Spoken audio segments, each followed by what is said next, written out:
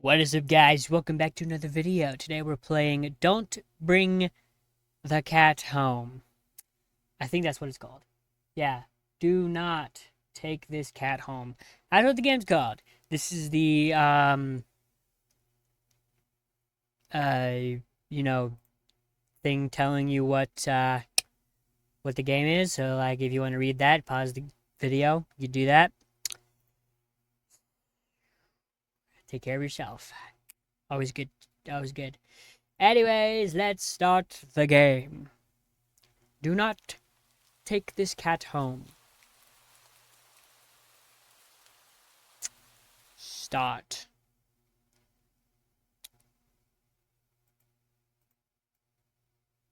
This mollify me. You're not having a great day as usual.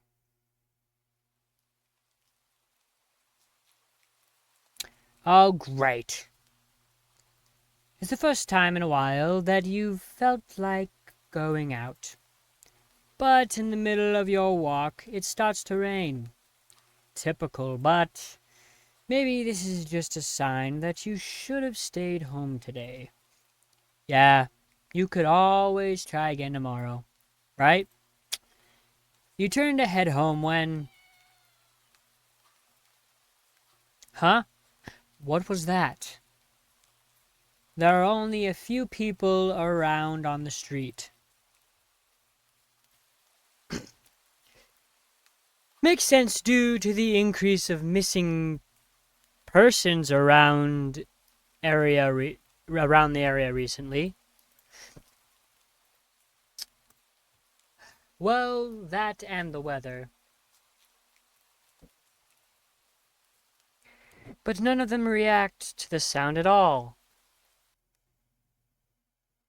Curiosity guiding your steps, you follow the sound of the entrance of a dark, dingy alley. Dingy? Dingy. Okay. You timidly enter the alley and walk forward. The ground, dampened by the rain, makes your steps sound louder and more confident than you actually feel. Meow meow. Finally, the sound source comes into view in the cold, dim light of the alley. At the end of the alley, in a big cardboard box, is a cat. Guess that should have been obvious. It's an interesting looking cat. Its pretty yellow eyes shine like gold among the dark sea of its black fur. It puts its front paws up on the edge of the box and looks up at you. Meow. So cute. Okay. And it definitely knows it. You've never had much of an opinion on or one way or another about cats before, but if they're all like this one, it's a shock they haven't already found a way to rule the world. You don't think you'd mind bowing down to a feline overlord. You look around the alley with a small frown. Who leaves cats in cardboard boxes these days anyway? Wouldn't they just jump out and leave the box eventually?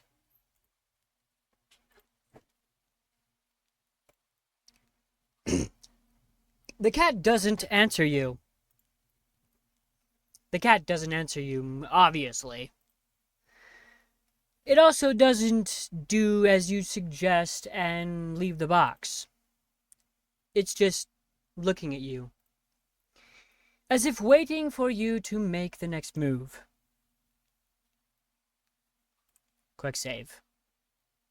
Do I take... sure, why not? Let's take the cat home. You know what? You reach into the box and pick up the cat. Pick the cat up, holding it out in front of you. Why not?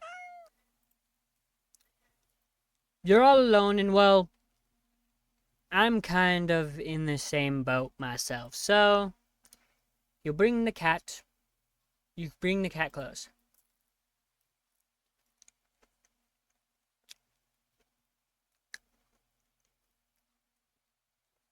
You didn't realize it was shivering until just then, but it slowly breathes easier as it presses into your chest.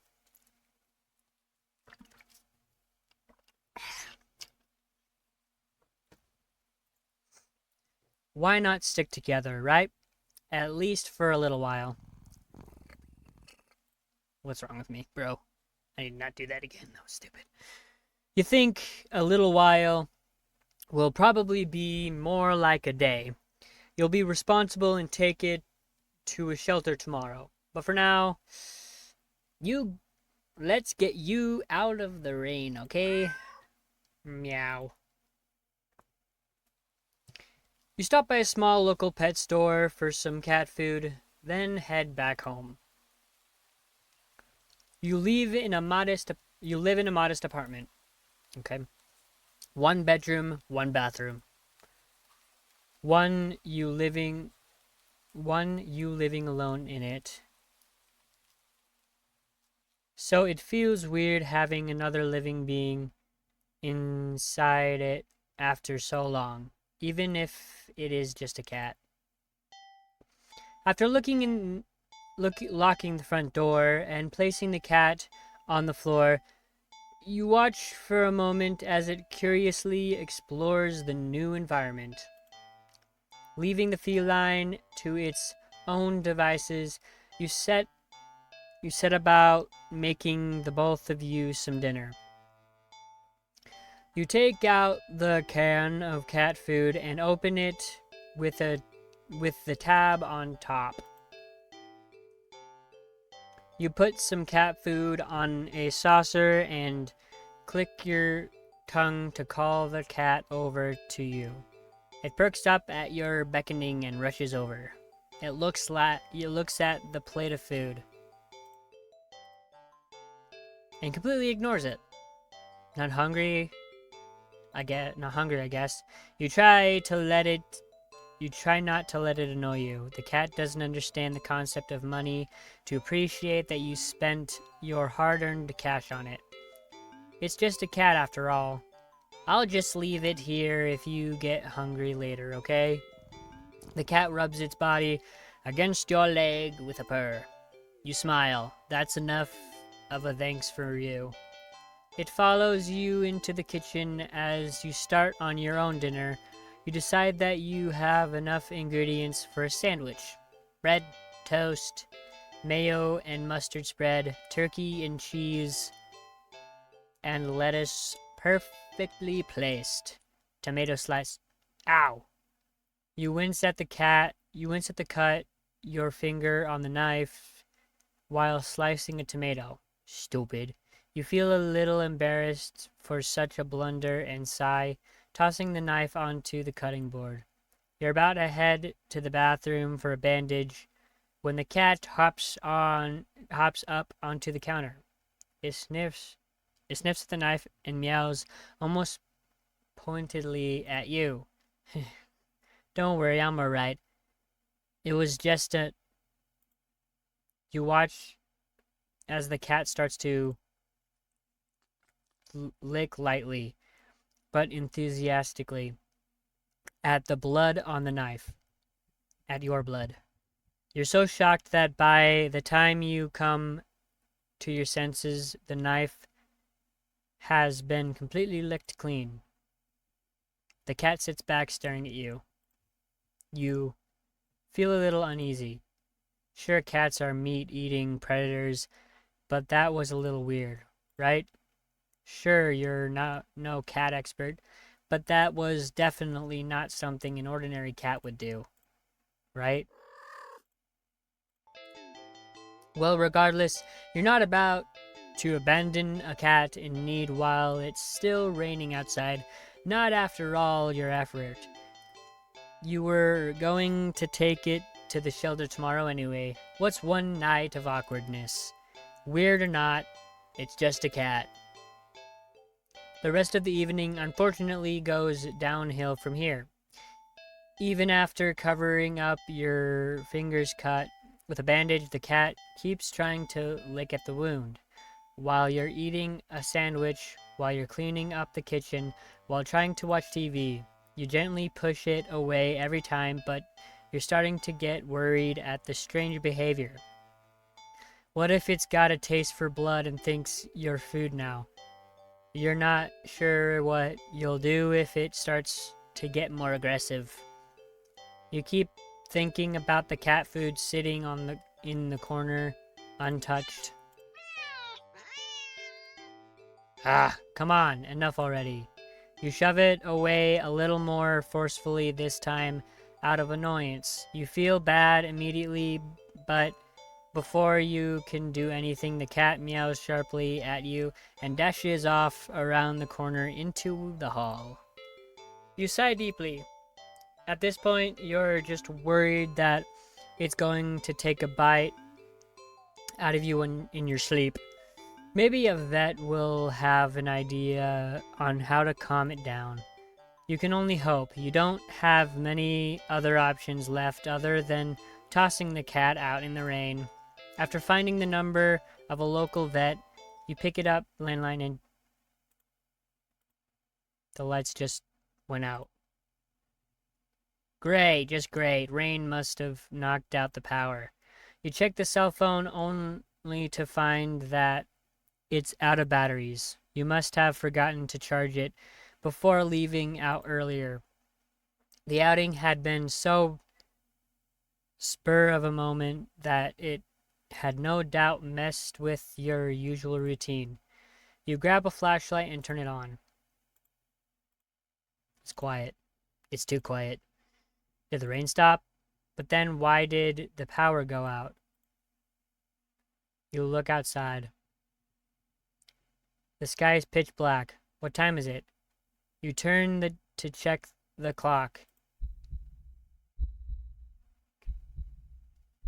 The cat sits on top of the digital clock staring at you. Thinking now, you realize the clock shouldn't be working at all with the power outage, but the numbers are lit up. Kill. Did it say kill? And going completely haywire. The cat stares at you.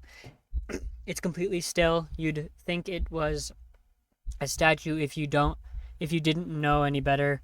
It's not giving off any indication that it's alive. It's not blinking, it's not even breathing, but its eyes. This isn't normal. You're afraid. You want to run, but you're afraid of letting the cat out of your sight.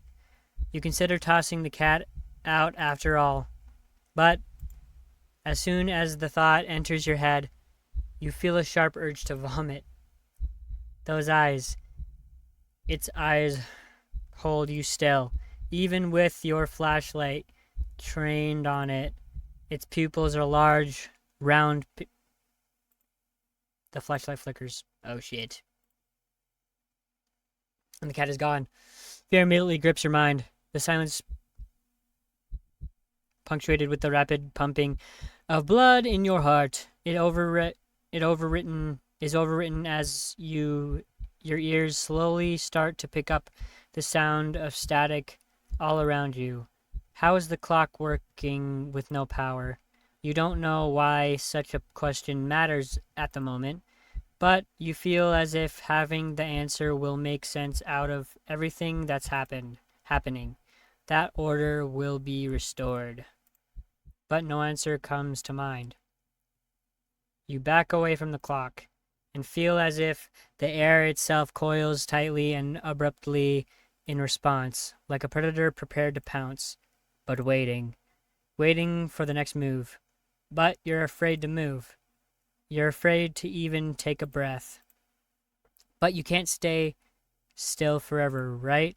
Whatever is watching you, you can already feel its impatience. It's too eager. You don't know how you know this, but you can sense it as clearly as if it had whispered. Right into your ear, right into your soul. It won't let you wait it out. Not that you could wait, you could even if it did. You can't stay here. You have to run. With this thought, a sudden primal instinct awakens within you, making you tear yourself into a hasty burst of movement, of action. But you're still weak from the fear's grip on your mind. Your legs tangle together under you in your haste and you fall to the ground. Oh shit. A sharp pain explodes in the center of your foot. At first you think you've broken your ankle, but something warm and wet tickles down the length of your foot, pooling underneath it. You hear the sound of metal scraping on tiles after skidding across the floor as if it had been kicked. Winded from your fall, you look up in a daze and see the object glinting in a strange light coming in from outside. The light pouring in from your now open front door. Thoughts of how, when, who, what in regards to your inexplicably open door screech to a halt as your brain finally identifies the metallic object you've been staring at. It's the kitchen knife, and still tinted red from your earlier blunder, but that's not right. Wasn't it completely licked clean by the gulp dryly? You gulp dryly at the pain of your foot. You barely have time to wonder how the knife ended up on your living room floor to be stepped on, instead of resting on your cutting board in the kitchen where you left it, of course. When you spy something in the darkness just beyond the knife, it spies right back at you. A pair of glowing golden eyes come forward as the cat emerges from the shadows into the light from your doorway. Oh god. It pads lightly over to the knife as it's skipping in delight, and bends down to lap at the blood dripping from the blade. Ah! Your senses slowly begin to overwhelm you. The chill of the air as it starts to suffocate you under the weight. The sound of your shaky breaths discordant against the static now piercing your skull. The dryness on your tongue spreading to your throat. The incomprehensible sight of the stray you'd taken in, licking away at your kitchen knife, once again completely clean. The scent of blood from the fresh wound on your foot. Blood? Oh shit. Golden eyes slide up to you as if in response to your sudden realization. Blood. You're hurt. Your foot is bleeding. You're bleeding. You're bleeding. The cat barely moves, shoulders twitching as if just considering the act of pouncing forward. But you're already on your feet and out the door. You run, or rather limp, down the empty street. The sky is black and bleeding red, but there's a strange light emitting from nowhere that casts everything else in white. The houses, the trees, the road, even you, everything, except your blood. You can just barely glimpse the bloody imprints your injured foot leaves in your wake with every impact it makes with the ground. It hurts. It hurts. But you can't stop. You don't stop. Not when the shadows grow around you. Not when you feel the gaze of eyes all over you. Now, not when the road ahead of you is darkened by a long shadow of something behind you. Even then, you don't stop running, because if that's the cat right there ahead of you, then what in the world is behind you? Quick save. Look behind you. That's a bad idea. Huh? Interesting. How very, very interesting. Ending 0. It begins. Excuse me.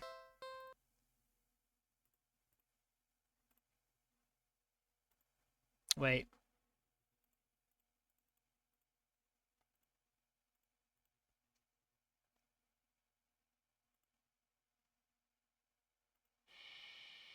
Okay.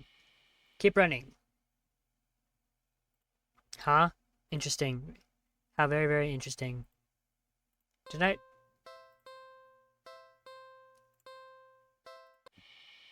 Oh, keep running. Does it just say the same thing each time?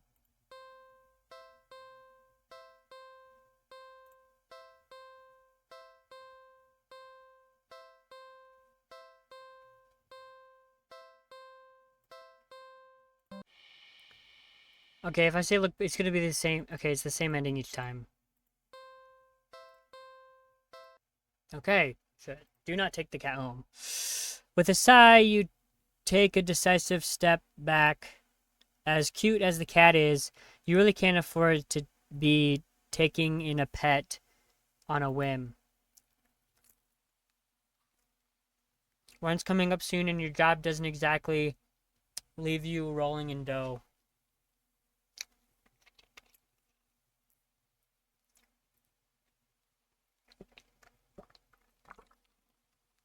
Rolling in dough. You give the cat a sad nod. Sorry, good luck out here, okay? You turn around and leave the cat in the alley behind. Rain's picking up. Time to head home. Ending. Nyat. Nyat a fool. Okay. Let's take the cat home, I guess.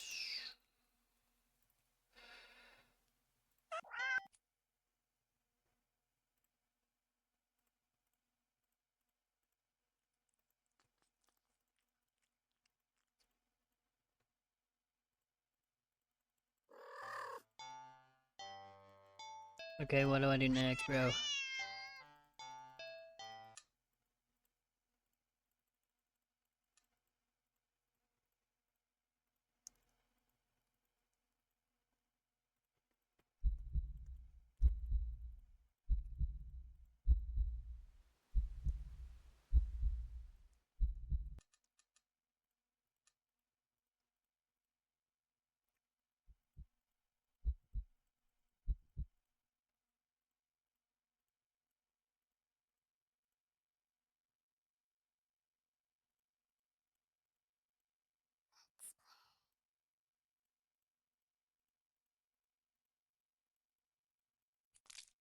Oh no.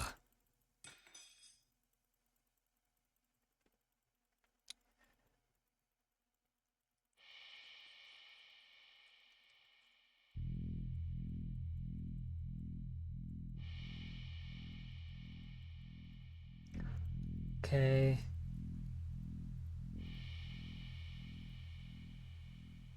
Keep running.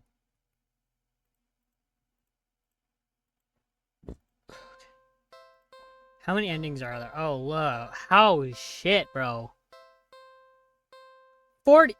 There's 40 endings.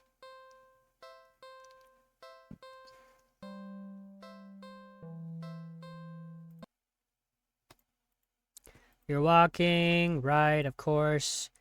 It's the first time in a while you felt like going out. Blah, blah, blah. And you're actually glad that you did. The weather is absolutely perfect today. That's a good sign, right? Maybe your luck is finally starting to turn around. Okay, so I just had to press continue to go to the next one. You tentatively allow yourself to feel excited for the possibilities of where you could go, or what you could do, maybe even who you could meet. You're so deep in thought that you almost miss it. Huh? What was that? Curiosity guiding your step, you follow the sound of the entrance of a lonely alleyway. The sunlight only just manages to reach down in between the tall buildings on either side. You timidly enter the alley and walk forward. The loose gravel and scattered debris of the ground softening your step. Finally, the sound source comes into view in the warm, almost ethereal light of the alley. At the end of the alley, in a big cardboard box, is a cat. Huh, guess it should have been obvious. Meow. It's an interesting looking cat. It's pretty yellow eyes and blah blah blah blah, black fur. Okay, so it puts front paws. Meow. So cute. You look so familiar, right? Then again, it is a cat. Not many different ways for a standard black cat to look, after all. This one sure is a cutie, though. Just look. It's not glaring at you or hissing at you for getting this close like other stray cats have in the past. It's just sitting there patiently, waiting for you to do something. Quick save. Take the cat home.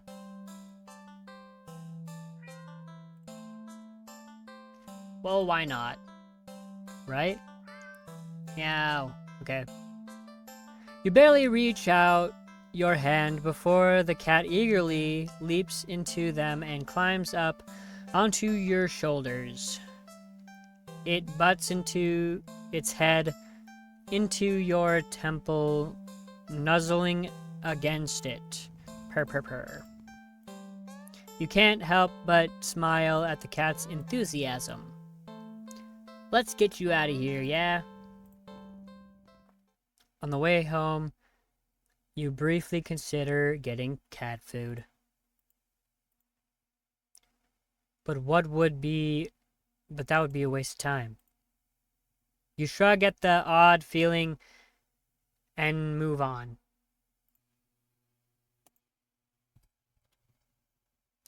You shrug at the odd feeling and move on. You live in a modest apartment, 1 bedroom, 1 bathroom, one you living alone in it. So it feels weird having another living being inside it after so long, even if it's just a cat. After locking the front door and placing the cat on the floor, you explore the new environment. But it simply sits and looks at you expectantly. Quick save. Do something with the cat. Like what? Pet the cat. It's not every day you have access to a cute, fluffy animal. What else is there to do but pet it to your heart's content? You sit on the floor in your living room and click your tongue to call the cat over. The cat dashes over to you, immediately climbing into your lap. Poor thing, you just want some attention, don't you? Alright. You carefully pet the cat. A rub behind the ears. A scratch under the chin. A smooth sweep along the back. Good. You keep petting the cat in your lap, enjoying this bonding time together. But the cat starts to get restless after a while. Quick save. Keep petting. You're not quite ready to stop. You feel so calm, the repetition action soothing your usual overworking mind. You keep petting. The cat leans away from the next head pat. It's trying to get out of your lap. Keep petting. When you scratch under the chin, it bites at your fingers. You might be bleeding, but really it barely hurts. More of a warning than anything. The cat struggles in your hold. It's watching you closely. Keep petting. Keep petting. You keep petting the cat. Oh shit. Chomp. The cat bites off your finger. It hurts. You're definitely bleeding now, but for some reason, you just can't stop. You don't know what it is. Its fur is so much softer than you realized. You'd think that it would be shining in the faint light of your living room, but it's as if the darkness of the cat's black coat is sucking in all the illumination around it, rendering it completely null. You're drawn to it, like you're somehow holding a deep dark abyss right in your lap. It seems calmer now, munching on your severed finger. The stump between your thumb and middle finger is leaking, but you'll keep petting. You fret that your blood will ruin its fur, but the cat no longer seems to mind. Time passes. It's dark out now. Soft as the fur is, your palm is starting to feel raw and damp under the constant friction from your petting. You think faintly that maybe you've had enough. You start to lift your hand from the cat when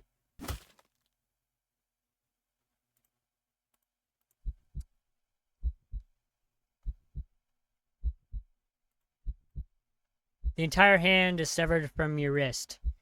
It flops onto your lap beside the cat. The cat's claw on its front right paw glistening with crimson liquid. You don't feel it for a moment, but your body tenses, anticipating the pain as you blankly watch the cat lick at the bloody palm of your severed hand. It hurts. It really, really hurts. Then the cat looks up at you and you feel compelled to keep petting. You're reluctant, but you're also afraid of what will happen if you don't heed the call. What will you lose next if you try to resist again? You were hurt for your insistence petting earlier, yet now you've been hurt for trying to stop. It defies all logic, but that's what scares you. There's no reasoning with such fickle whims. You feebly try to raise your injured hand to pet the cat, but it stiffens, golden eyes glinting dangerously. Well, all right then. You raise your bleeding stump and resume your petting to the best of your ability. You pet. And you bleed. You pet. And you bleed. You pet. And you bleed. You pet. And you. Ending 7, personal boundaries. So 1, 7. So we got, wait. Ending 0. Ending 7. There's another ending. Didn't I get another ending? Okay, well, apparently I didn't.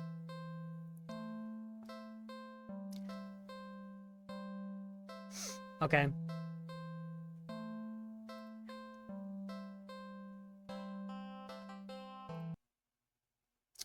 Let's do something else. Pet cat, feed cat, play with cat, feed cat. The cat looks hungry, so you decide to feed it. You're regretting not stopping for food earlier, as you don't have much left. Grocery shopping day is tomorrow, after all. You head to the kitchen and click your tongue, ensuring the cat follows after you. It leaps nimbly onto the kitchen counter and watches as you search for meal options. Let's see. You find some things you expect. A can of tuna in the pantry, some leftover meatloaf in the fridge, and... Huh? What's that? You realize there's a tightly sealed Tupperware on the bottom shelf of the fridge. You don't recognize it. A foul odor is leaking from the container. Whatever is inside can't be safe for human consumption. But the cat seems excited about it, particularly salivating over it. Still, you're the caretaker here. You're the one who needs to decide what's best to feed a hungry cat. So you'll feed it. Quick save. Obviously the mystery food. Is this really a good idea? Yes. Fine. I guess if this is what you want, you open the container and... Ugh. You just barely manage to keep from throwing up. But just barely. The stench is overwhelming. Yeah, give me a minute. You hazard a look at the contents of the container, but you honestly can't understand what you're supposed to be looking at.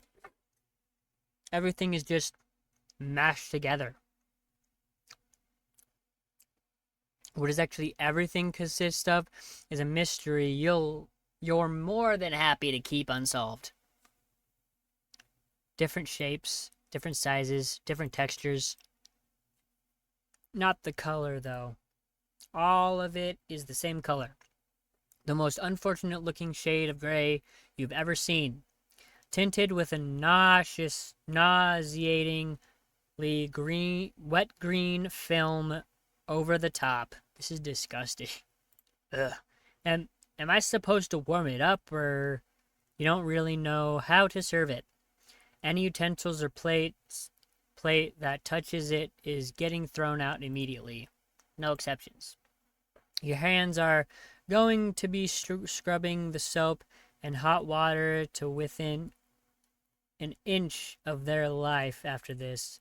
You decide against putting this crap in your microwave. You doubt it would taste or smell any better warm.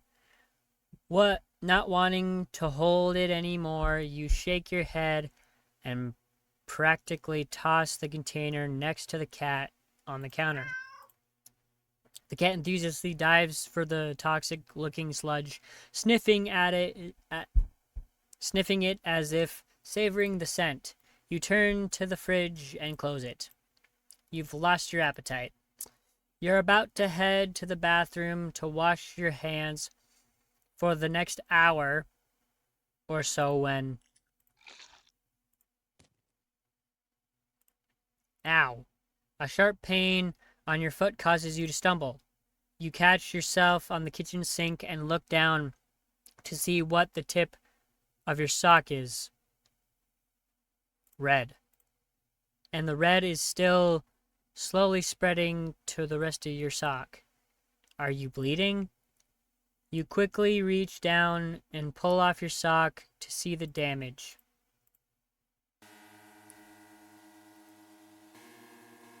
Your middle toe is gone. It's just gone. Just a stump is left in its place, steadily leaking blood onto the floor. The hell?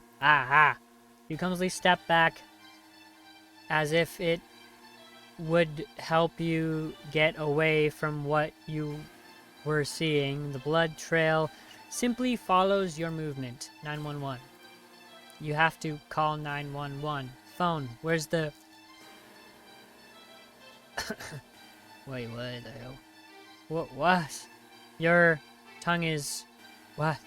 What's happening to me? Munch. You slowly look over to find the cat still eating, completely unbothered by your suffering. Not bothering to try to stop the bleeding from dribbling out of your mouth. You keep watching in a daze as the cat happily chews at a gross piece of... Wait, that's... You look more closely at the mystery food in the cat's jaw. It looks vaguely familiar. It looks like a tongue. Ah! Before you can even think to do anything to stop it, the cat dives into the container again and bites into a piece that makes you collapse to the floor, clutching your torso. You writhe around on the blood-streaked tiles, crying. Something inside you just... Ugh. Blood pours out from deep within you. Whatever that was felt important. And now it's probably gone too. It hurts. It hurts too much. Stop, please. You weakly try to reach up to the cat on the counter above you. Your vision blurs from the effort, from the pain, from your tears, from... your eyes. Your eyes! You fall limply back to the floor. You're leaking blood from all over. Your foot, your mouth, your insides, your eye sockets. You can feel your life fading away too. That's fine. If it means not feeling the pain of losing another part of you, then hopefully the cat will take its time eating your eyeballs and give you time to just... Ending 10. You are what you eat. Frickin' psychotic.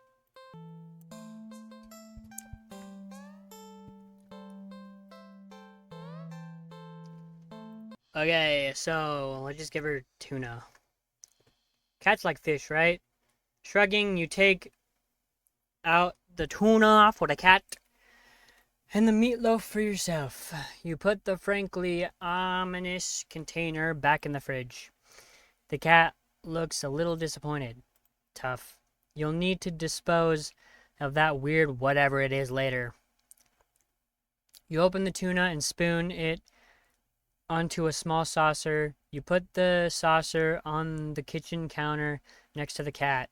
You don't think you should be encouraging it to eat up there, but you figure it'll make up for electing not to feed it the toxic goop it wanted. The cat looks like it found the tuna acceptable. You'll take it. Get up, kitty. As the cat digs into its meal, you go about heating up the meatloaf in the microwave. While setting the time, you hear, You turn and see that the plate is completely empty. Well, that was quick. You need to pace yourself. What the? You watch baffled as the cat continues to hiccup, causing little bubbles to float out of its mouth. Okay, that's okay. You can process this. It's not completely out of the realm of what's possible, right? Right? Best not to think too hard about it. Soon enough, the room is full of the floating bubbles. The cat releases a final tiny bubble before yawning and laying down right there on the counter. Well, glad you enjoyed it. The bubbles haven't left the room or popped. They seem to be pretty resilient. Wait, what? What's that? As one of the bubbles floats closer to you, you see that there's actually something inside it. A tiny furry fish. This is just getting weirder and weirder. Still, you can't help but marvel at the impossible wonder in front of you. You lift your hand. You intend a finger toward a bubble. Extend the finger towards a bubble. Carefully press it against the surface. The little fish inside lashes out viciously, sinking tiny fangs into your finger. It doesn't really hurt that much at first, but then... Ow, what? Pain starts to climb from your finger to the rest of your body, past your wrist. Could it be some kind of a venom? You fling your arm around in an attempt to dislodge the fish, but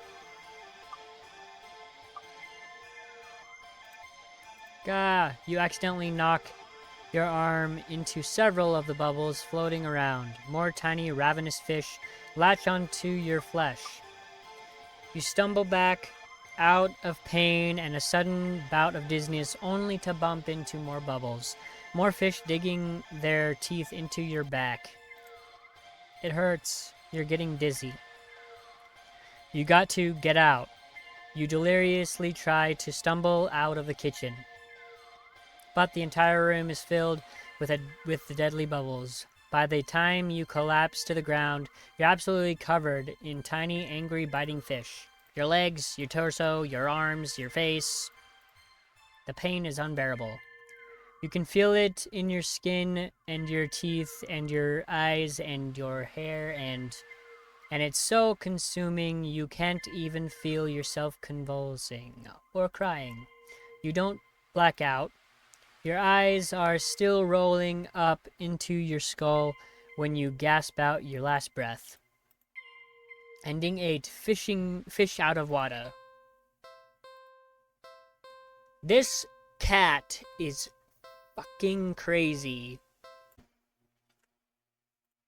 Okay, so just looking at what endings I've gotten so far. We got the ending, it begins, which is something happened, you think, anyway. You can't really remember what.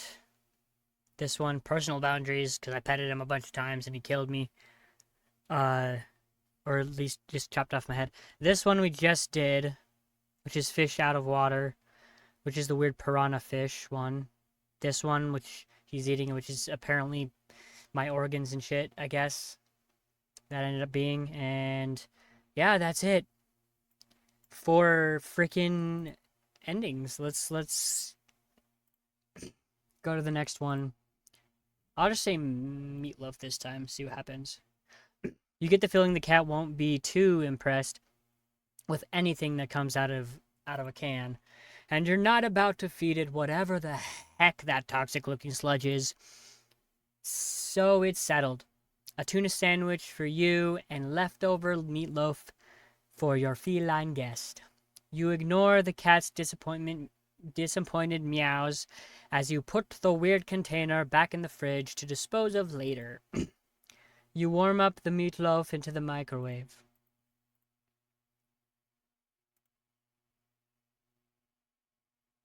You place the now warm meatloaf on a saucer next to the cat on the counter. You don't think you should be encouraging it to eat up there, but you figured it'll make up for electing not to feed him that toxic goop we wanted. The cat looks like it finds the meatloaf interesting. Works for you. Eat up, kitty. As the cat digs into its meal, you go about searching for some bread for your tuna sandwich. You're so distracted by the search that you dang it. You turn around and see that the meatloaf has only 1, maybe 2 bites taken out of it. But more alarmingly, there seems to be a red trail of something leading away from where the cat had been sitting. And off the edge of the counter towards the living room is that blood? You jump at the strange sound coming from around the corner, further into your apartment. You attempt to steel your nerves. Taking a breath, you walk around the counter to head into the living room. You stepped in something warm and wet, and bread. You resist the urge to vomit and step away from the trail of... You follow the trail into the living room and see that it leads into the hall. It's getting louder. It's definitely in the hall. You feel like you can hear your heartbeat. You hope whatever is in the hall can't. Your body shakes as you feel yourself step forward. And forward. And forward. And forward. You peek. Around the corner. What? Is there no game sound? Are you fucking kidding me?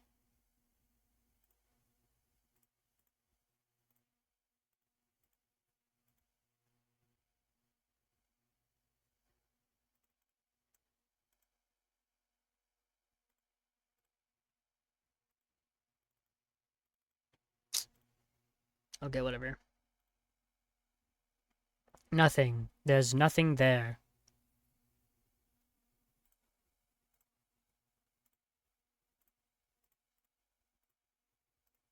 What? You walk further into the hall and see that the trail leads all the way down the end of it. But there's nothing there. You don't quite feel relief, but at least... Blop, plop. You feel something wet and warm drip onto your cheek. Something very warm. You swipe your shaking hand across it and pull it back to see your fingers covered in something. You look up and see what you can only be described as meat. The entire ceiling of the hallway is covered in thick, undulating, writhing layer of pulsing meat.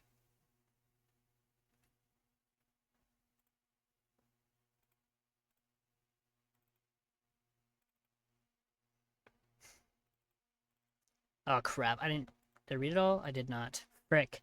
Until it lands squarely on you. You try to take a step back, desperate to escape the hallway, to escape this thing. But before you can even scream, meaty tendrils shoot out and grab you. No, let me go. They pull you up and up into a pair of slowly opening eyes. And then... chomp. Ending leftovers. Great. So now we got 5. What number was that one? 9. Okay. Let's go to load, and let's go back to here. Let's do something with cat. Like what? Play with cat, clean cat. On second thought. Play with cat. Poor thing was probably bored stiff sitting in that old box all day.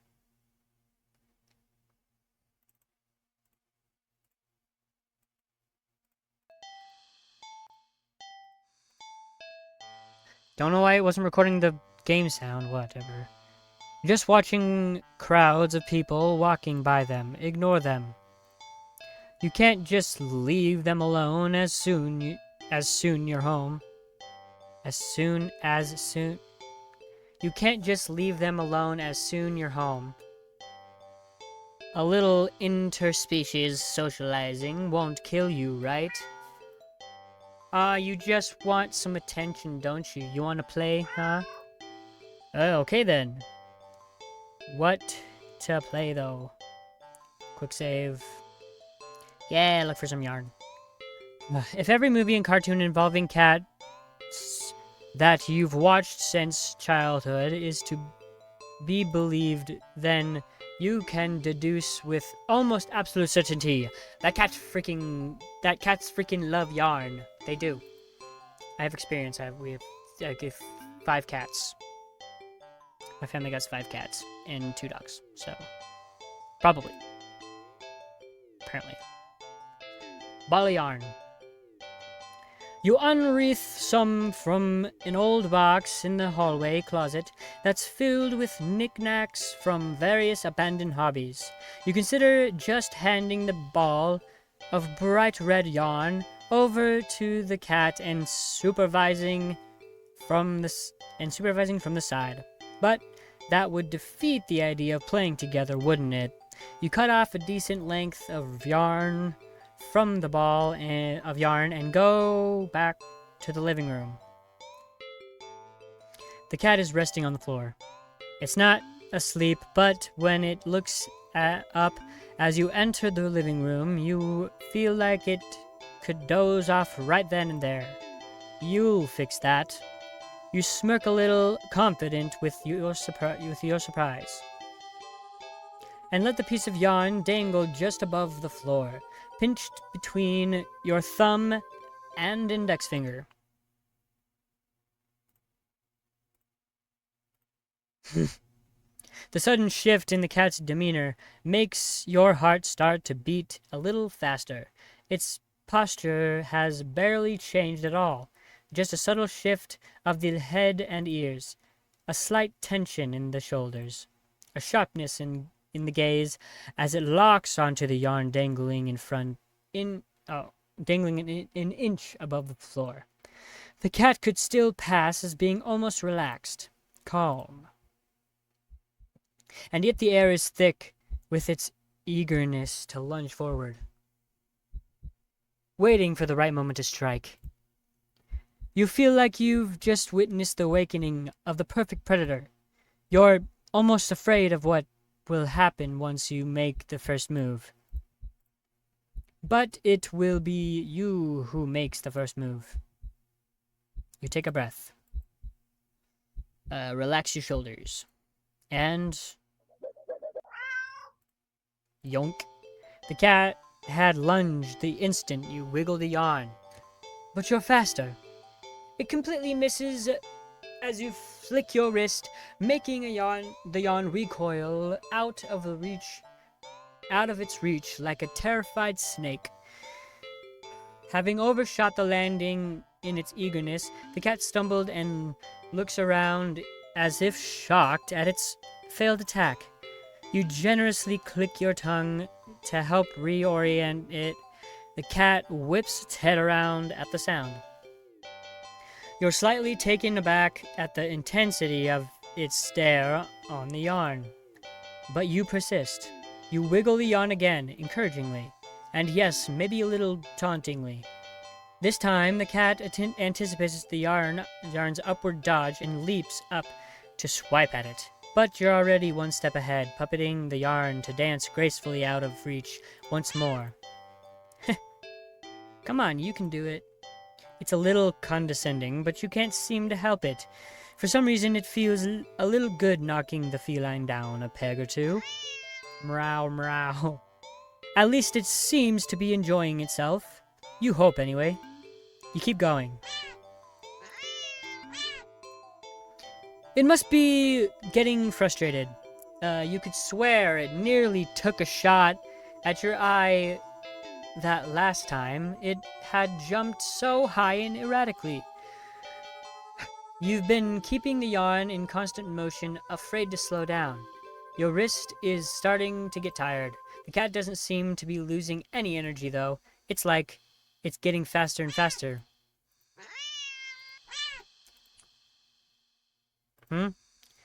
Your wrist finally cramps sharply, making you lose control of the yarn motion as the tip of it brushes lightly against your stomach. Holy shit! Pain rips low across your torso, into your torso. Blood starts pouring out of your mouth. In a daze, you look down and see red blooming slowly along the bottom of your shirt, around the tears of the fabric. Cough, cough, cough, plop. You watch as long, thick ropes of something pour out from under your shirt into a bloody heap on the floor at your feet. A single red streak roping still hangs from you, connecting you to all that mess. Are those your... You crumble to the ground and topple over onto your side. Your vision has gone blurry, but you can just make out the shape and something small and a deep inky black as it walks over and inspects your... Oh god, that's your intestines. Before it starts to giddily roll around in the mass of your bloody inside next to you. Darkness falls over you. The cat sounds happy. Nonsensically, you wonder where the yarn has gone, but there's really no need to worry about it. The cat seems content with the next best thing. At the end of your rope. Pretty good, pretty good, pretty good.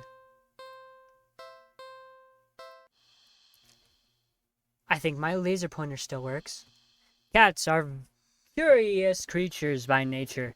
They're also natural hunters, sort of. Why not pass the time by letting the cat hunt after something it'll never quite understand? That sounds a little mean when you think of it like that, but it's not like the cat will know anyway. Ignorance is bliss, or so they say. So you dig out your old laser pointer from your long-gone, dreaded days of group presentations in school. You flip it on and see that even after all this time, the batteries still work. You get a little kick out of aiming it at a mirror hanging in the living room, so it reflects off the glass, making a red dot appear on your knee. The cat cautiously walks over, stopping every few steps to cast a look of suspicion at you. When it finally reaches it, it slightly presses its paw on your knee, like it's trying to catch the dot of red light as casual as possible. You manage to hold back a knuckle, not that it really matters. The cat isn't paying attention to you at all, entirely focused on the light now resting on top of its paw. You move the light a little higher above your knee. The cat reacts immediately, trying to pin the light down, but in the next second, you've already moved it to the floor. The cat jerkingly follows, attempting a more energetic pounce when you shift the red dot. Over here. Over there. And over there. By the couch. On the couch. The cat might be ignoring you, but you're certainly enjoying yourself. It's been a while since you've laughed this much. Your laughing is so much, in fact, that you accidentally shift the dot into a lamp inside the couch. In its haste to get to the light, the cat leaps onto the lamp, sending them both to the ground. Oh my gosh. The cat is sitting in the middle of the former lamp's broken shards, back hunched, its head whipping around, back and forth as if in a panic. You quickly turn off the laser pointer and rush over. I'm so sorry. Are you okay? Are you hurt? You reach down to pick up the cat and check it for any injuries when... Great. Ow, hey! The cat swipes at you, claws extended. It backs up and twitches away, making frantic half-turns in various directions, as if looking for something, or waiting for something to appear. Oh geez, that really hurt, you know. You hold the hand with the scratch across to your chest. It's bleeding, but it's not too big. You're more annoyed than anything, but immediately your annoyance starts to bleed into concern. You watch in shock as the cat starts to run around, tearing at the carpet, the sofa, your armchair. You want to stop it, but you're afraid of getting in the middle of its rampage. You consider calling a vet for advice on how to calm it down, but for some reason, you feel like that wouldn't be a good idea. What happened to you? Is it an idea comes to you, or rather a realization. You grasp the laser pointer, aiming it safely away towards the floor in the middle of the living room, thinking, hoping, that the cat would calm down if it found what it was looking for. You turn on the laser pointer. The cat reaction is immediate. You screwed up. In the span of mere seconds, you watch as the cat spies the red dot from its perch on the shredded armchair. Leaps high into the air. Changes in the air. And slams down upon the dot on the floor with a weight and force that shakes the whole apartment, maybe even the whole building. You wonder dazedly how none of the other attendants have rushed over to complain about the noise. Yet, as you stare at the sight in front of you, the cat has somehow grown in size. Eyes bulging and glowing, tail thrashing, teeth enlarging. Bared and covered, alarming in a bubbling froth. Its giant claws rip and shred through the carpet, through the floor tiles, and even below them, ravenously trying to get at the red dot. Your hands are shaking. You don't know what to do. You feel trapped. You have to get away. Get it away from you. You slowly back up towards the door. The light moves with you.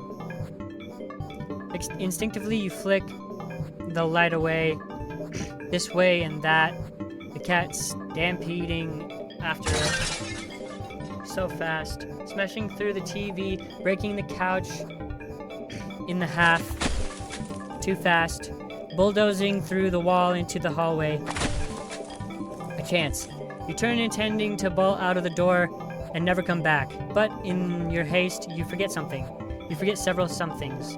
You forgot the laser pointer gripping like a lifeline in your hands.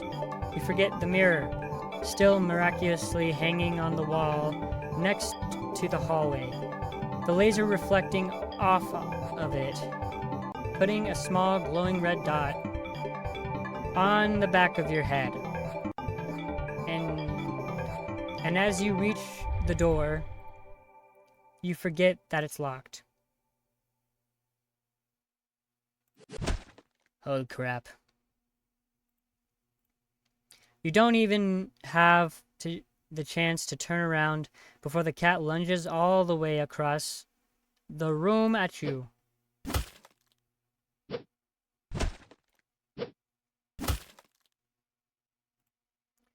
You're torn to shreds before you can even blink. Ending 12 targeted. Sweet. Hide and seek, a classic. Sure, why not? What about hide and seek? You're not quite sure how this is going to work. Can a cat even understand the concept of a game? Let alone one with rules like hide and seek? Here, just... You pick up the cat and turn them away from you before hiding behind the armchair. You're almost certain that the cat must have turned and looked while you were hiding. Out of confusion, at least, if nothing else. Regardless, a few moments later, the cat cautiously peeks around the armchair at you, eyes curious. You smile and scoop it up, holding it out in front of you. You found me, you win! The cat looks confused, but pleased at your praise. This time you put it on the armchair so it can't see your hiding spot as easily. You dash over to the kitchen, hiding behind the counter. It takes a little longer this time for the cat to find you. This time, when it does, it startles you by hopping down into your lap from the counter above. Whoa! You found me again! Okay, you win. You reward it with a little scratch behind the ear and under the chin when it leans into your touch. Okay, why don't you give it a try? You go and stand in the middle of the living room. A cat following you. You take a show of covering your eyes. You make a show of covering your eyes and turning around. Okay, 5, 4, 3, 2, 1, go! You turn around and see that the cat has gone. You sure catch on quick. There aren't that many places available in your apartment, so someone your size, for someone your size to hide, but without opposable thumbs needed to open the closet doors in the hall, the cat will have its limits too. Fair game. Okay, now where to look? Quick save. Living room. You look behind the couch, in the armchair, then under the coffee table. Nothing. The living room is pretty sparse when it comes to furniture, after all. Kitchen. You peek around the counter, grab a chair, and check out on top of the fridge. You even open the cupboards along the floor, just in case the cat managed to squeeze inside. Nothing. You decide that's for the best. The kitchen is for making food, not playing games. Hallway. You peek around the corner into the hall. Nothing. You're not sure what you were expecting. With all the doors closed, there's nowhere in the hall for a cat to hide. You couldn't find the cat anywhere. You start to get a little worried when you hear a soft sound coming from the hall. You head to the hall and listen again. That sounded like it was coming from your bedroom, but you walk down the hall to your room and gingerly open the door. Gah! The cat trots out and runs around your legs and meowing insistently. It looks disappointed somehow. Perhaps in your apparent subpar seeking skills, but you lift the cat into the arms and look at your bedroom door. How did you get in my room? You know the door was closed, right? The cat wiggles out of your hold and runs out of the hall. You follow to see it sitting in the middle of the living room. Upon seeing you, the cat promptly turns around. Guess it wants to take its turn seeking. You're about to indulge it by hiding around the counter again when... The lights... Did the power go out? Darn it. As you wait for your eyes to adjust to the darkness, you notice that the cat hasn't moved an inch. Was it scared? Hey, are you... What? For some reason, your heart starts beating faster. You consider going over to the cat. But when you do...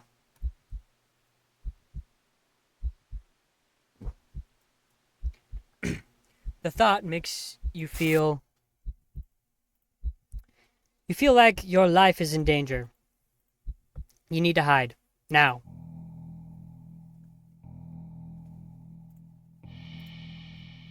No, that's too close. It would find me immediately.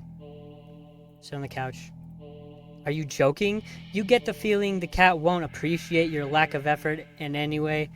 Like hell are you getting any closer to it? Stop messing around and find a place to hide. You quietly rush into the bedroom, carefully closing the door behind you. The only place to hide, in your bedroom is your closet. You lock the door as quietly as you can before lunging into the closet and sliding the door shut. As soon as you've secured yourself inside the closet, there's a sudden shift throughout the entire apartment, as if something can sense that you're as ready as you'll ever be. As if it can sense that you're ready to be hunted. A horrible chill runs down your spine as you realize that what this game has become isn't a simple game of hide and seek anymore. This is being hunted by a predator as prey. It never really mattered where you choose to hide, did it? As if in answer to your question, you hear a loud slamming on the bedroom door. You just manage to hold back from making a startled noise at the sound. Your heart rate kicks up again, making it feel hard to breathe quietly, hard to breathe in general. Tears fill your eyes as you cover your panting mouth with your shaking hands. It knows. It knows. Crying with your hands over your mouth, trying to smother the choked sound leaking out of you. You slide down the hall at the back of the closet into the heap on the floor. Crack. You flinch harshly at the sound of the door being ripped off its hinges. That's glass. What do you mean? Whatever.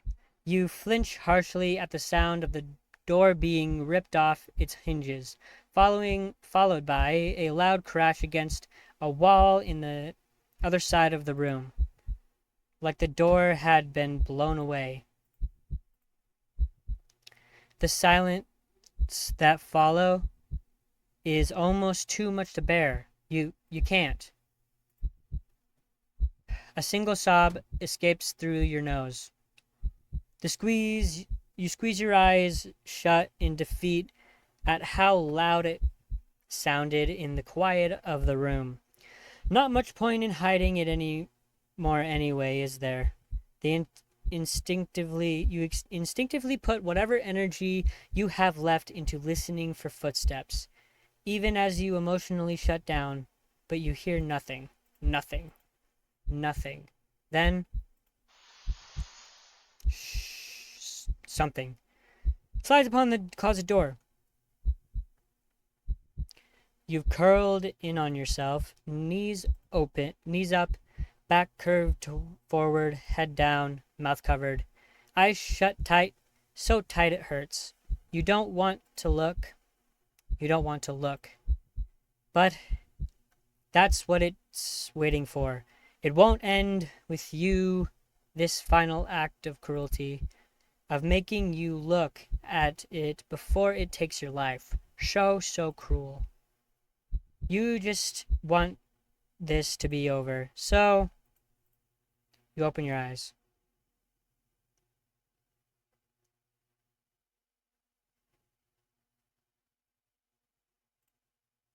You see something glaring at you from the darkness beyond the closet door. It looks disappointed. In the moment before you draw your last breath, you almost consider apologizing for such unworthy prey.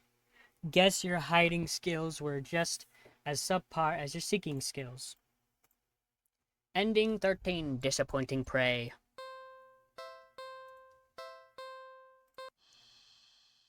Wait.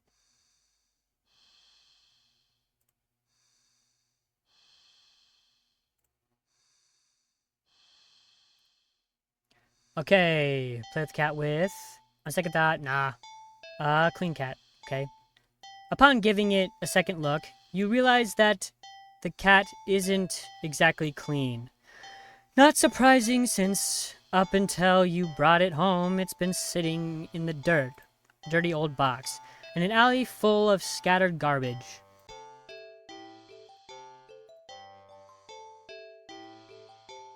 For who knows how long. You've heard that cats can keep themselves clean, but maybe this is one of those times that a little human help couldn't hurt. You head into the bathroom and set things up, trying to remember how to wash a cat.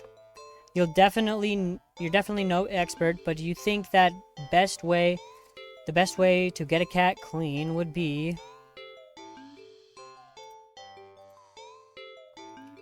quickly. Cats don't like water, you think? So a quick wash would be the way to go, right? We decided to do everything at once, filling the tub deep with soapy, bubbly, warm water.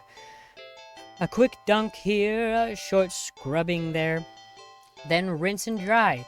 The cat won't even know what hit it before everything's over. You open the door and click your tongue, beckoning the cat inside. It quickly scampers in, curious of the newly available setting. You close the door so it won't be able to run out and make a mess of the apartment. Steeling yourself, you roll up your sleeves. You lift up the cat and carry it over to the tub. Your plan's already compromised as the cat starts to struggle in your hold. You probably should have held it so it couldn't see the water. Ow, ow, hey! It scratches at your arm. You knew it wouldn't be happy about the water, but you didn't think it'd be this irate. Still, as mad as it will be at you for a little while. You know this is for the best. A deep scratch to your bicep startles you, making you drop the cat into the tub. Shoot, kitty. The cat doesn't reemerge, hissing and yowling like you thought it would. You rush over and dunk your hand beneath the soapy surface, searching for the cat. But if it bumped its head, and blacked out? It would drown. But you didn't find the cat. Instead, what the? You watch as the water starts to darken. At first, you think it's just dirt from the cat and feel a little vindicated about your decision, but the water darkens further and further until it looks like you've filled your tub with black ink rather than water. Even the soapy bubbles are a translucent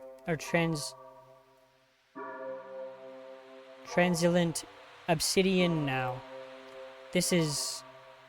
Something's not right. But as soon as you have this thought, whoa, you just felt something tugging you from under the water. You try to pull away, but your arm won't budge. Whatever it is, it pulls you closer towards the water. You try to use your free hand to release the drain plug, but when you dunk your other hand in the water without thinking, it grabs too. Both hands are strained. You can't get any leverage to force yourself free. You're dragged into the murky waters of the tub. You're dragged down, and down, and down further still. Much farther than it should have been possible for a bathtub. You can't breathe. You think you can't see either, but as you draw your final breath, you think you see what has been pulling you down. Something resting deep, deep down below. Something waiting for you. Bath hater.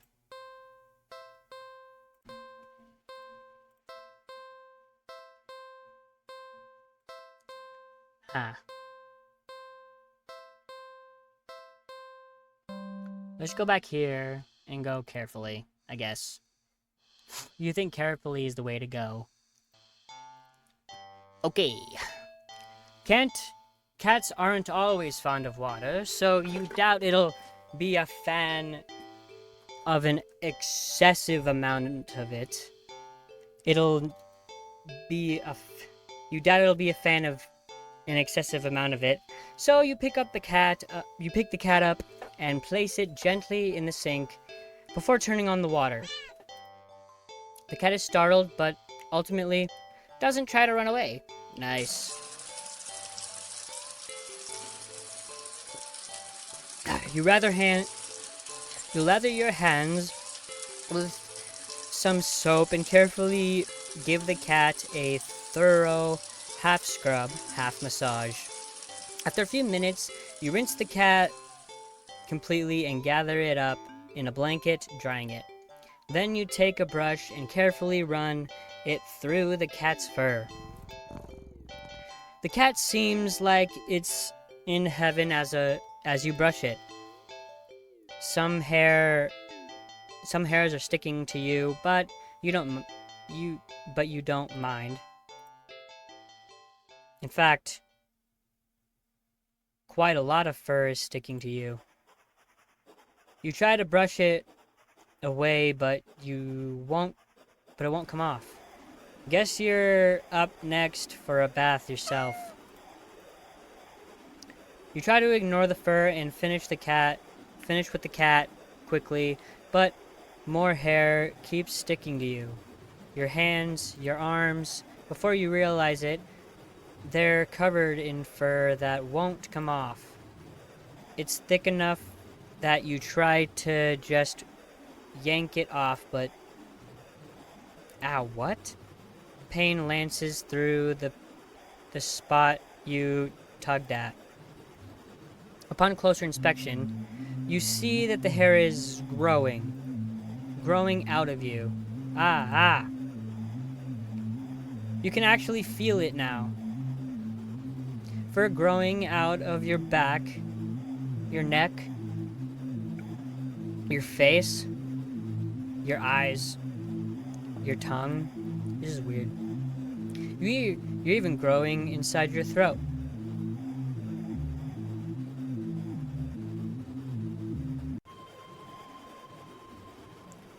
As you collapse and start to choke on the thickening fur in your esophagus, the cat leans up to lap at the fur growing on your forehead, looming your hair as thoroughly as you did for it earlier. You think it to be sweet, if you weren't currently losing air. Still, feels nice at least, to be looked after and cared for in some way, even if it's just a little while longer. The cat's careful grooming is the last thing you feel before you're no longer able to breathe. Self-care buddies. Cool. So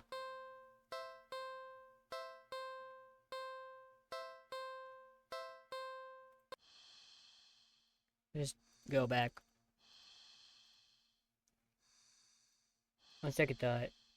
Do something alone. Like what? Clean apartment. Watch a movie. Take a nap. You're a little tired from the events of the day.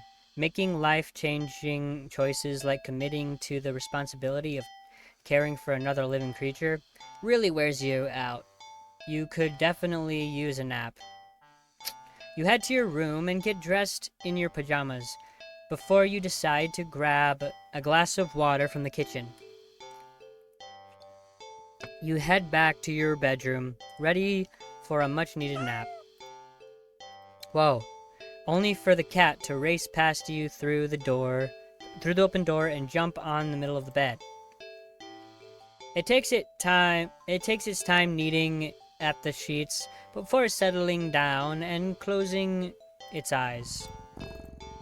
Well, that was fast. You frown thoughtfully. Now that your mind's on it, you find yourself really craving a nap in your own bed. There's no way they're settling for sleeping on the couch, certainly not the armchair, which means you should Move the cat. You tentatively nudge the cat in an attempt to make it move on its own. It doesn't budge in the slightest. Move the cat. You push a little more firmly this time. The cat sounds annoyed with you. Again, you will sleep on your own bed. The cat opens one yellow eye and slides it up to look at you. Is its voice a little deeper than before? Move the cat. Yes. Move. You move forward, ready to shove the cat with all... You're thrown back by some invisible force and crash into the dresser before falling to the ground. Wind knocked out of you. You look up in a daze. You don't quite comprehend what it is you're seeing. A strong swirly wind has picked up, throwing items all over the place, as if a miniature hurricane had just taken form in your room. And right there in the center of it all is the cat, hovering in the air above the bed, its eyes opening, glowing like molten lava. You watch as the vortex rips open in the center of the bed and panic as the swirling wind turns into a vacuum, dragging you towards the bed. Your nails catch and tear as you desperately try to cling to the carpet, the floorboards, any and every piece of furniture within your reach, bloody fingers slipping clumsily on every surface. But there's nothing you can do. As you touch the vortex, your body starts to disintegrate. Tiny particles of your body separate and floating into nothing. Separating and floating into nothing. The last thing you see is the cat landing nimbly on the bed and kneading at your sheets before it curls up and falls back asleep. Ending no nyat, do not disturb. Okay.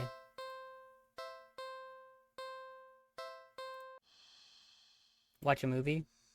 You're not tired enough for a nap, but you're too lazy to get started on any of your chores. So you decide to watch a movie. You get dressed in your favorite pajamas, make some popcorn with an obscene amount of butter, and head over to your armchair, only to discover that the cat is already napping in it. You frown a little in thought. Your couch isn't at the best angle for optimal TV viewing pleasure, and you don't feel like pushing it around and having to put it back later. The only option you have left is to sit on the floor, or move the cat and reclaim your throne. Reclaim your throne. You square your shoulders. Sorry, kitty, but that's my spot. You pick up the cat and place it on the floor. It's clearly upset at you. When you try to pet it as an apology, it dodges your hand and scampers away. You shrug and put on a random movie before nestling into your chair. It's some horror film that you love to heckle from beginning to end. Nothing but an endless string of pointless jump scares. Did the writers not know the meaning of the word subtle? What was that?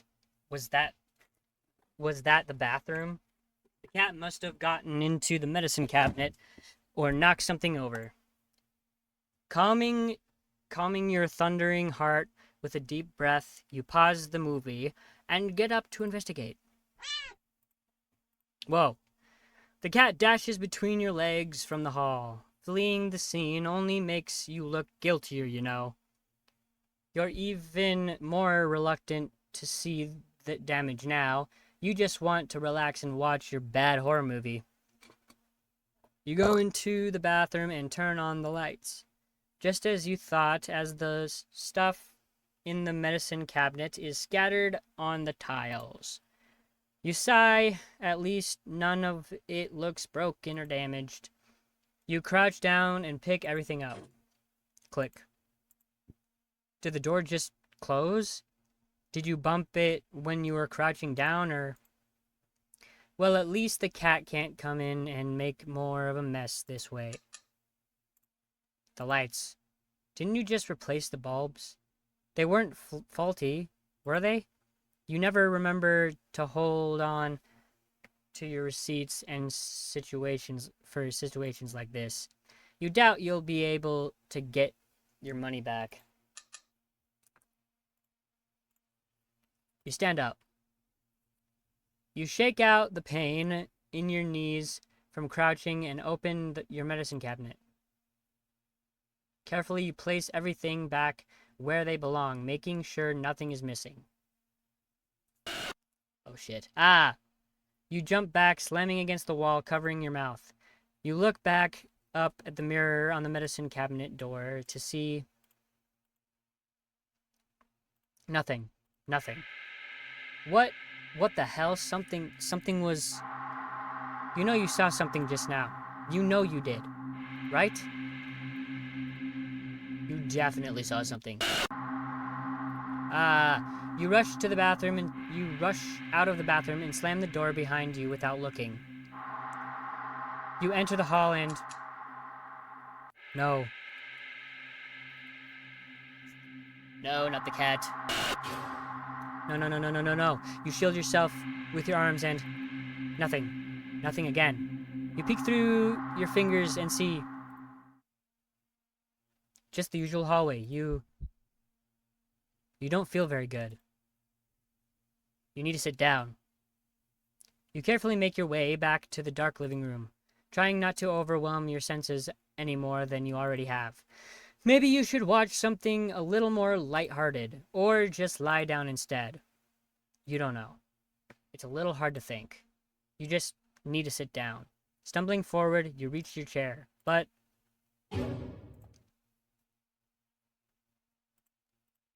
It's nothing. It's nothing at all. Just the cat sitting back in your chair again, looking up at you curiously.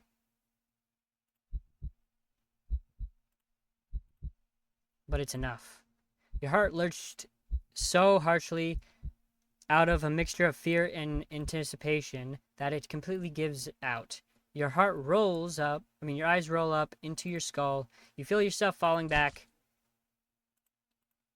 You're dead before you even hit the ground. Ending 4. Wait. Real subtle. Okay, that's funny.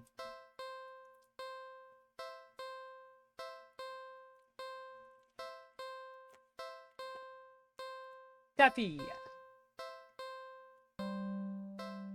Delicious. Wait.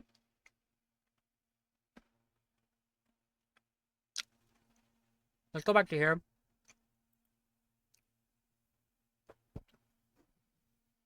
That is not what I meant to do. I keep forgetting I have to do...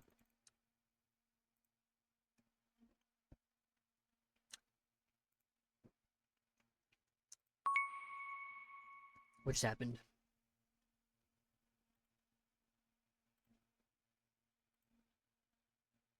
Ah, okay. I don't know what the hell just happened.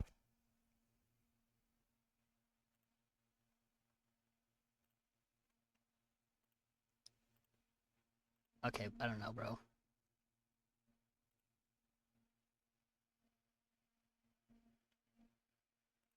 What? Look at my menu real quick. Load. What?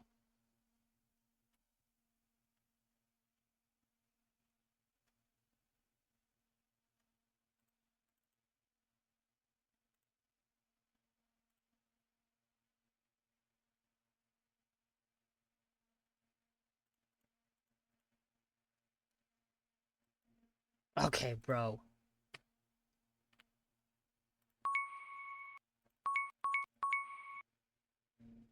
I don't even know, bro. I'm sorry. I'm so sorry. I was just so tired and everything. Not you, never you. But I couldn't be the person you deserve, couldn't ever hope to be. You were so amazing, smart and talented and independent. You shined. But in comparison, damn it, so stupid, so worthless. But when it approached me, it didn't tell me that. It wanted me. It needed me. Maybe that's what I wanted all along. Wanting could be so fleeting, but to be needed. There was nothing I wouldn't give to have someone tell me that I mattered to them, that they needed me.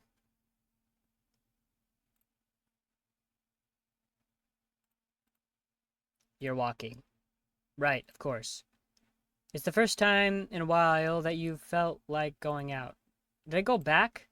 Okay. And you're actually glad you did. The weather is absolutely perfect today. That's a good sign, right? Maybe your luck is starting to turn around. You change to believe, blah, blah, blah, blah. Maybe even who you can meet, blah, blah, blah, blah. What?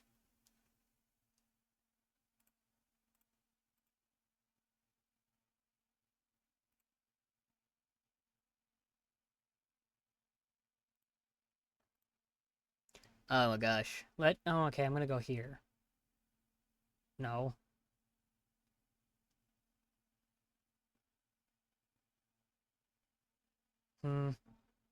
Here. Loading, yes. Okay. You saw nothing. You rush out to the bathroom and slam the door behind you without looking. Enter the hall and... No. Blah, blah, blah, you shield, blah, blah, blah, blah, okay. You don't feel very good. You need to sit down. Blah, blah, blah.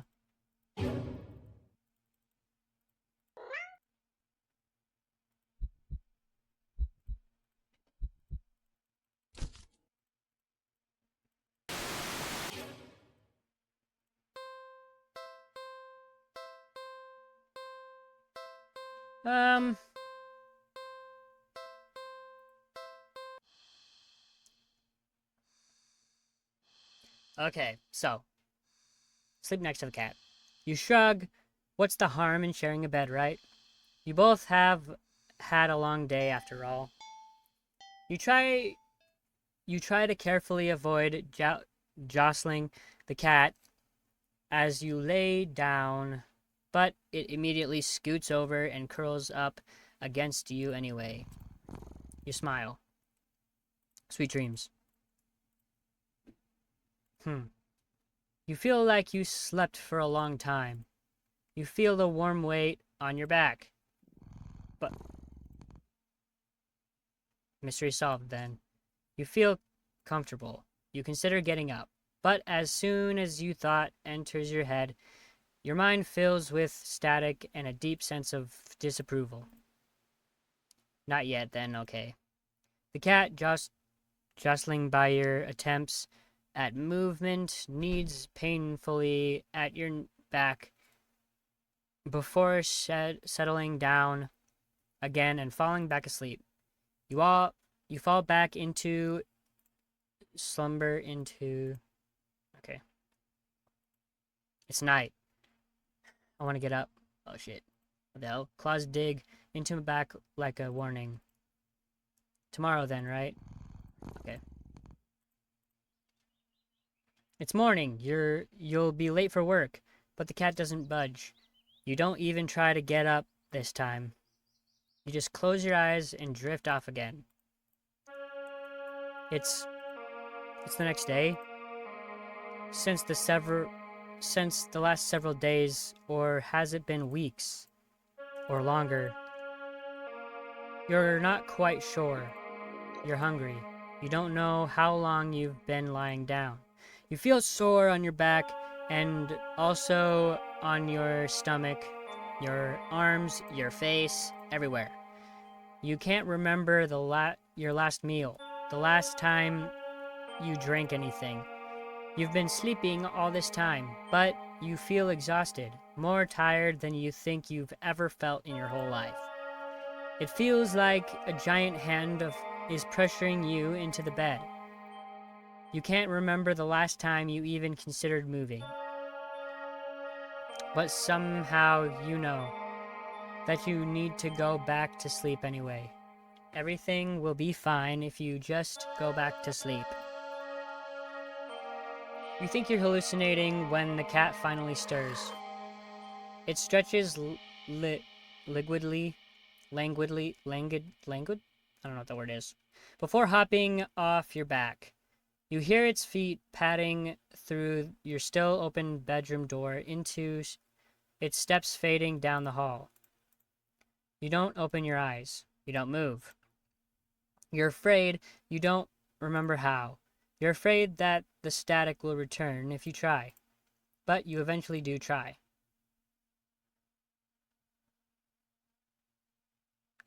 You try to prop yourself up on your arm. It's thinner than you've ever seen it. Thinner than you think should be possible. Crack. The arm snaps under the weight of your body and crumbles to dust on the bedsheets. What the fuck? It doesn't hurt in the slightest. As if even your nerves have dried up and become as useless as you feel in general. Just how long have I been laying in bed? You don't have much time to think about it. Your failed attempt at sitting up sends you trembling over the side of the bed like a rag doll. Oh shit. But you think you're probably closer to being a ceramic doll as your body shatters instantly upon impact with the floor. Holy crap. Your head rolls towards the door, letting you watch as the rest of your strewn body parts crack and crumble, and turn to broken ruin as your consciousness begins to fade. The cat strolls into view then, poking and prodding at the remains of your brittle limbs. Bad kitty, you try to say, but you think your jaw might have snapped off earlier as well. Almost as if sensing your attention, the cat walks over to you. Well, your head at least, and you watch with your final conscious seconds as it lays down, curling its body around you. Great. It feels warm. Well, maybe another nap couldn't hurt. Ending just a cat nap. That's cool. We go back to here. Do something else. Maybe you can try napping later. You decide to do something else with your time. Okay, so I'll clean the apartment, I guess. Get that. Taffy. Clean the apartment.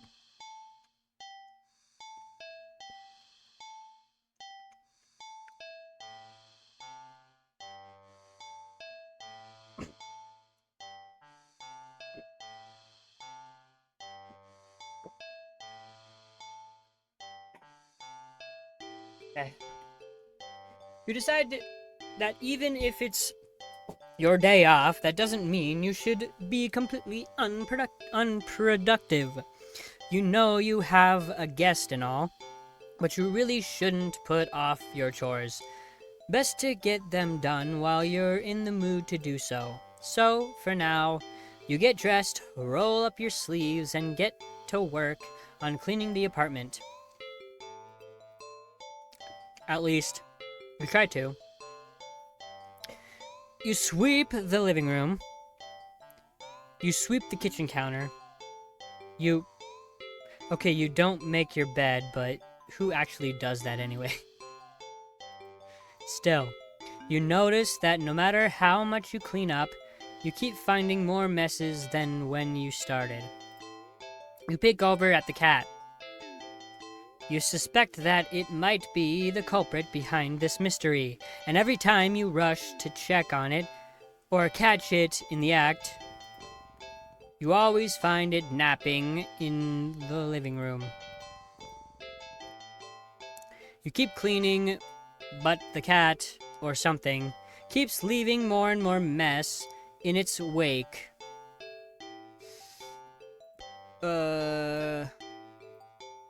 Keep cleaning. You keep cleaning, but there's just more mess. And more. And more. When you finally stop and look around you,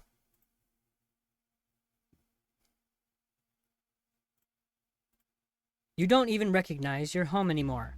There's piles of junk everywhere. Do you even know this much? Do you even own this much stuff? You don't remember ever buying or receiving most of it. The piles tower over you. You feel claustrophobic. The stench of garbage is overwhelming despite your hands feeling raw from all the cleaning fluid you've been using. Your eyes still burn from the bleach. You need some air. You need to get out of here. You hear a crash and see a teacup you're certain you don't own smashed onto the floor. You look up and see the cat perched on the teetering pile of china and kitchen appliances. It carefully nudges over teacups from the pile, sending it careening to the ground. But you don't even flinch as it shatters. Instead, you start to chuckle. Suddenly, you're laughing. It's so hilarious. That tears start running down your face. I knew it was you. You did this, didn't you? You pick up the large pieces of ceramic from the broken teacups, didn't you? And throw it at the cat. Oh man. The cat dodges by leaping off of the pile. The pile sways. It sways. It's falling. It's falling towards you. Oh crap. I'm dead. You can't move. You're buried. The pile fell on top of you. Broken shards of fine china and sharp utensils are piercing your skin, your organs. Your bones feel loose and limp, crushing under the heavy appliances. Warm liquid pools under you. With the last of your strength, you listen as the cat pads over to you before laying down and purring sleepily. Yeah, a nap sounds pretty good. Not so clean getaway.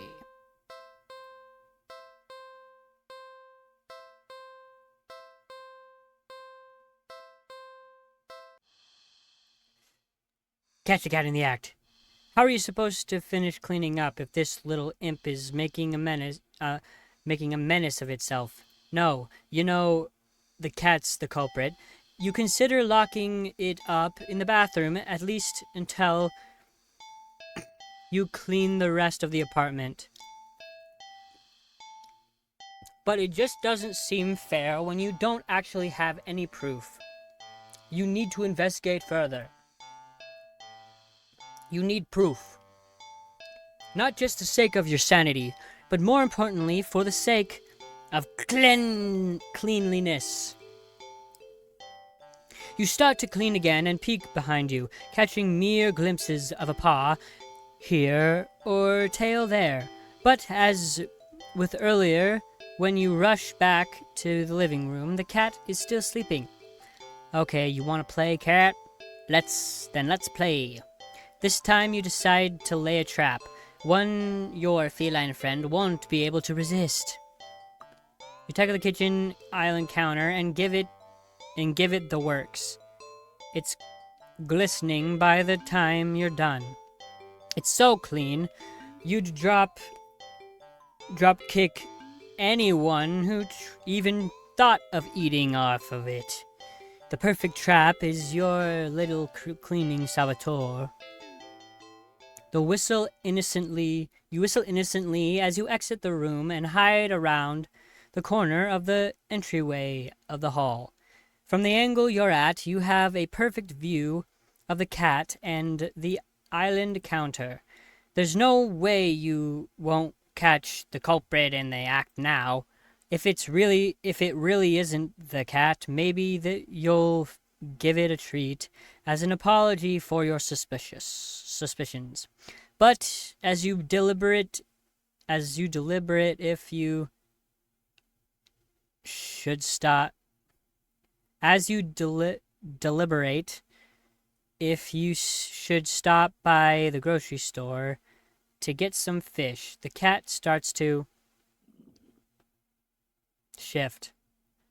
Its back that was rising and falling evenly moments ago is now rippling in small tremors like an agitated wave on a black sea.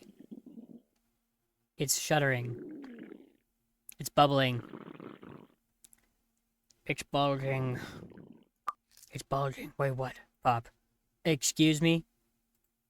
What the hell?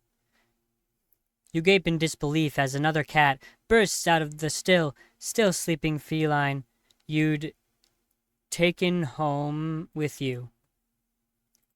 You're fairly certain that's not how cats give birth.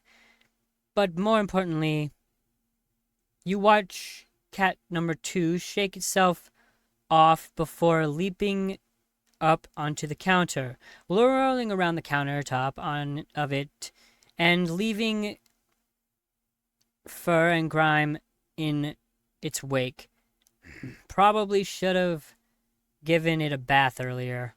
You feel like your mind is lagging before the reality of the discovery you've just made, but you don't seem capable of thinking beyond smaller observations.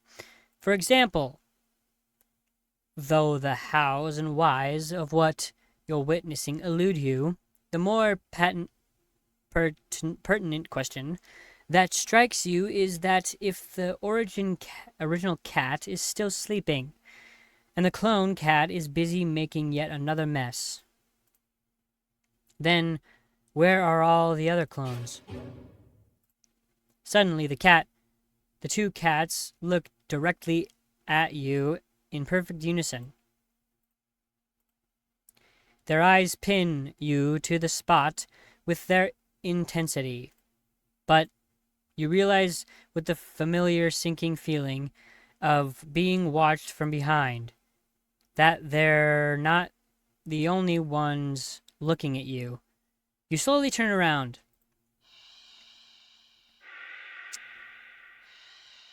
Holy shit. Packed in the hall behind you, from the floor to the ceiling, is a living, breathing, writhing wall of cats, of clones, all piled on top of each other.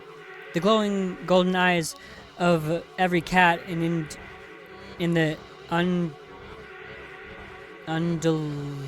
undulating wall of pure black fur, every single eye is trained on you. Out of fear and sheer desperate need to distance yourself from this blight on reality and order, you take a single step back. And in response, the wall just breaks. The cats all stampeding over you. It'd be kind of cute if their soft paws weren't hiding claws as sharp as knives. You try to protect yourself, but there's just too many of them. Blood leaks steadily from your scratches.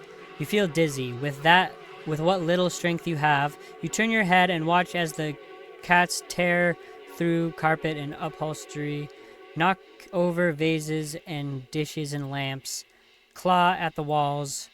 It's going to take forever to clean this up, you think? Maybe you'll tackle it all again later, right after you take a short nap. With an annoying sigh, you breathe your last breath. Double trouble. 15. I'm making good headway, I think. Do I got all from... Okay, so... Do I got all the way up? Cool. Sweet, we got all the way up to 15. Okay, so we got more than half more. But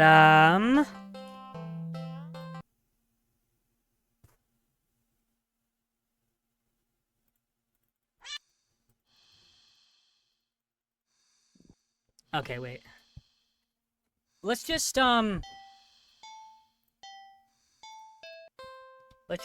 let's just restart again.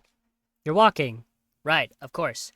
It's the first time in a while you've been to go blah blah blah blah, and you're actually glad that you did. It's very nice, blah blah blah blah blah. You tentatively allow yourself to excite blah blah blah blah. Curiosity guiding your step. You follow the sound, blah blah blah blah blah. We just read this all a little while ago. Da da da da da.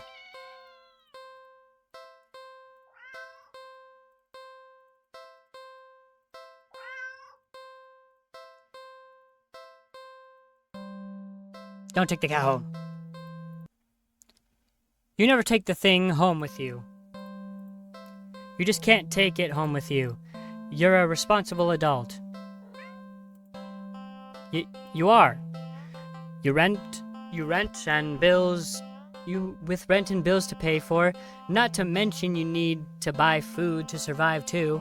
There's no way you could care for a cat long term, right? You can barely afford this little outing on your day off. What to do? Quick save. Leave cat. You don't think it's a good idea to get the cat's hopes up of having someone look after it if you're not willing to commit? What if it's getting attached and somehow tracks you down back to your home? Sorry, see you around, I guess. You stand up, the cat watching your every move. You make it halfway out of the alley when the cat meows almost pitifully at you. Oh my gosh, bro. Ignore. No, you need to nip this in the bud and get on with your life. It's what's best for the both of you. You leave the alley and continue on your way. Wait, what was I doing? In all the excitement of dealing with a furry dilemma, you've forgotten that you still hadn't decided on what you were going to do for your day off. Movie! It's been a while since a film came out that looked interesting enough for you to drag yourself to the movie theater, but there's a showing of one such film at the old theater. The movie was a little too niche to be picked up by the new cinema that opened right across the street. That's okay though. You're not exactly a fan of the crowds. And nothing ruins the experience of watching a new movie for more than a noisy audience. For you, more than a noisy audience. Old cinema. You eagerly buy your ticket from the kind old man in the booth and head inside. It's barren of any trace of other people, and the decor looks like it hasn't changed since the 80s, maybe even the 70s, but it's what you were counting on. You consider buying some popcorn, but can't help but be concerned for everything at the concession stand might be expired. It's popcorn. What? You move on and walk through the halls, finally locating the theater designated on your ticket stub. As expected, the theater your movie will be playing in is completely empty. Perfect. You pick a spot right in the middle, even counting the seats and taking into consideration the gap of the staircase. As you settle in, the dim lights fade away, leaving the room pitch black for a few seconds before a screen flickers on. No commercials or trailers pop up. The movie just begins. Pleased, you shrug and let yourself get immersed in the opening scene. But just as you're getting into the premise, the door opens behind you, momentarily casting light into the room and ruining the atmosphere. You hold in a frustrated sigh. It's a public establishment after all. The place can't exactly afford to stay open if you're the only customer. You try to refocus on the movie, but you sense the new presence slowly shifting around the theater before heading in your general direction. What?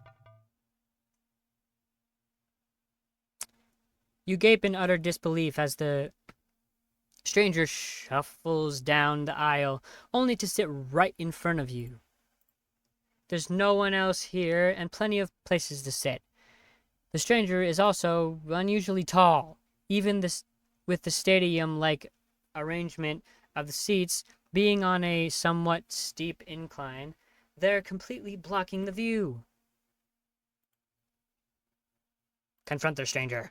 You hate confrontation. You can already feel your palms starting to sweat at the idea of it.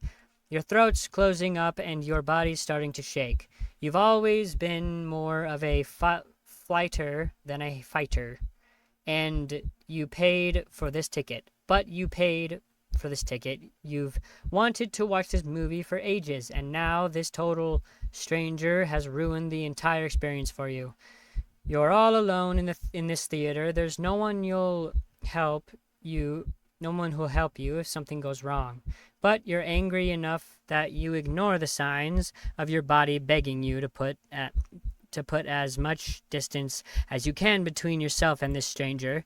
You stand up, even standing and higher up on the incline. The stranger is still at least a head taller than you. The movie continues to play in the background, but you feel as if a hush immediately falls heavily over the theater at your movement, as if you can the sense of stranger anticipating what you plan to do next. You square your shoulders and force a little bass into your voice. Hey!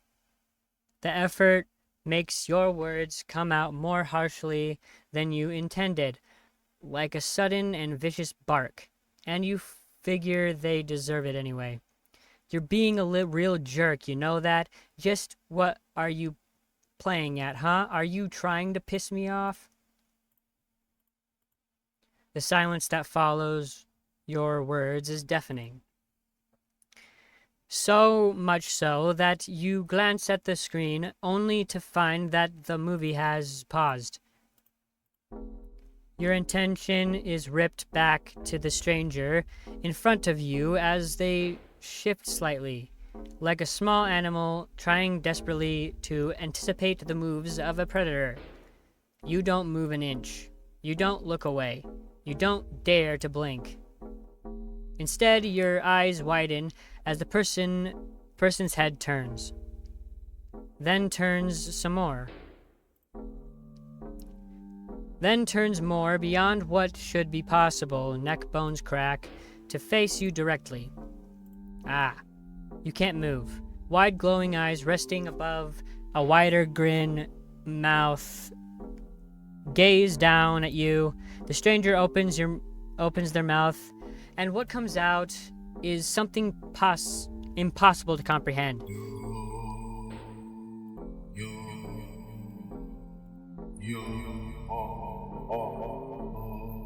The voice is endlessly deep and creaks like a weighty door, foreboding and oddly melodic, alluring. But it also snaps you out of your terrified trance, and before you know it, you're already out the door. Okay. You run through the halls of the empty theater, heading for the exit. You feel something watching you from behind, but you're too scared to look. The exit now is in sight. You sprint forward and burst through the door. You look around frantically and spot the crowded cinema across the street. People, that's what I need. Safety in numbers and all that. Without thinking, you rush into the street when a sinking sensation crawls down your spine, compelling you to look behind you. Quick save. Look behind you. I'm fucked. Despite your resistance, you feel your head turning to look back of its own accord. While in the middle of the street, you catch a glimpse of a grotesque-looking person standing behind the glass doors of an old theater, watching you intensely, grappling something in their arms. Something familiar. But... oh, crud. I just got killed. Just got hit by a semi-truck. A glimpse is all you get, as a truck speeds forward and crashes into your body. Great. You're killed on impact, your body splattered across the road and crushed further under the heavy tires. Ending 16. Poor screening arrangements.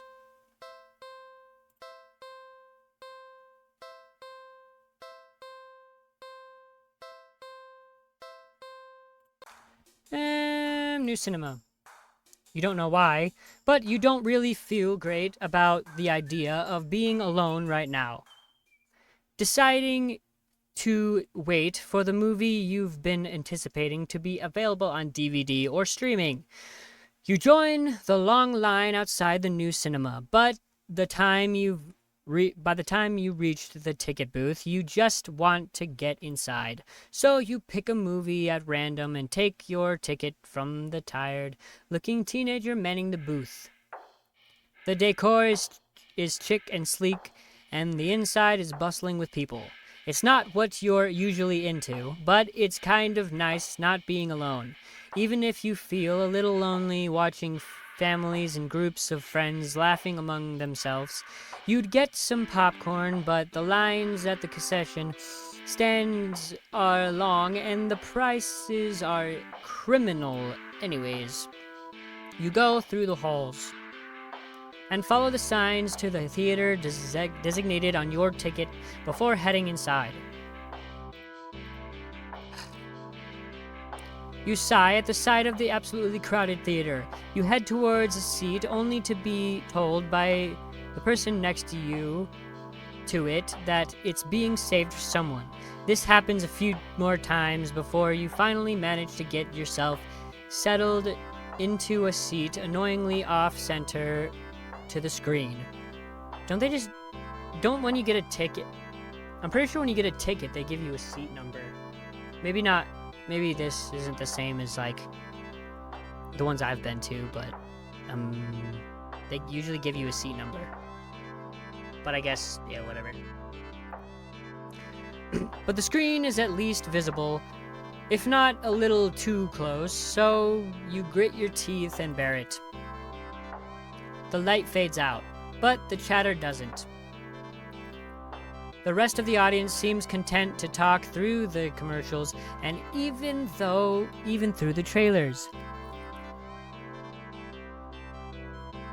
You figure the chatting will stop when the movie actually begins. But it doesn't. But it doesn't get even slightly quieter as the opening scene starts to play out. You sigh out loud, not thinking anyone would hear you anyway. This is why you avoid movie theaters like the plague. Hello, cat. Suddenly, the screen changes, showing a face of a black cat. A familiar black cat. Confusing murmurs fill the room, but then the cat on the screen meows. The sound is strange and not at all like any cat should sound. Haunting, almost melodic. Layered as if made of multiple voices of different creatures. Creatures that would probably never say. You sit in confusion, wondering why you haven't already gotten up and left to complain to the cinema staff. But then you hear it. It's scattered and dissonant at first, but among the crowd, people start to chant along with the cat on the screen. Soon the entire room is chanting in perfect unison. Everyone's staring intently at the cat on the screen. You're feeling strangely drawn to the screen yourself, but the compulsion to stare blankly like the others isn't that strong for now. Also, you start to notice out of the corner of your eye that some of the people in your immediate vicinity are looking at you. No, they're outright staring holes into you, even as they continue chatting. They don't miss a beat as they slowly begin to frown at you in blatant disapproval. Their scrawls deepen as time goes on, as if they're impatient. Try to blend in. Thinking fast, you look at the screen and begin to chant the tandem with the crowd.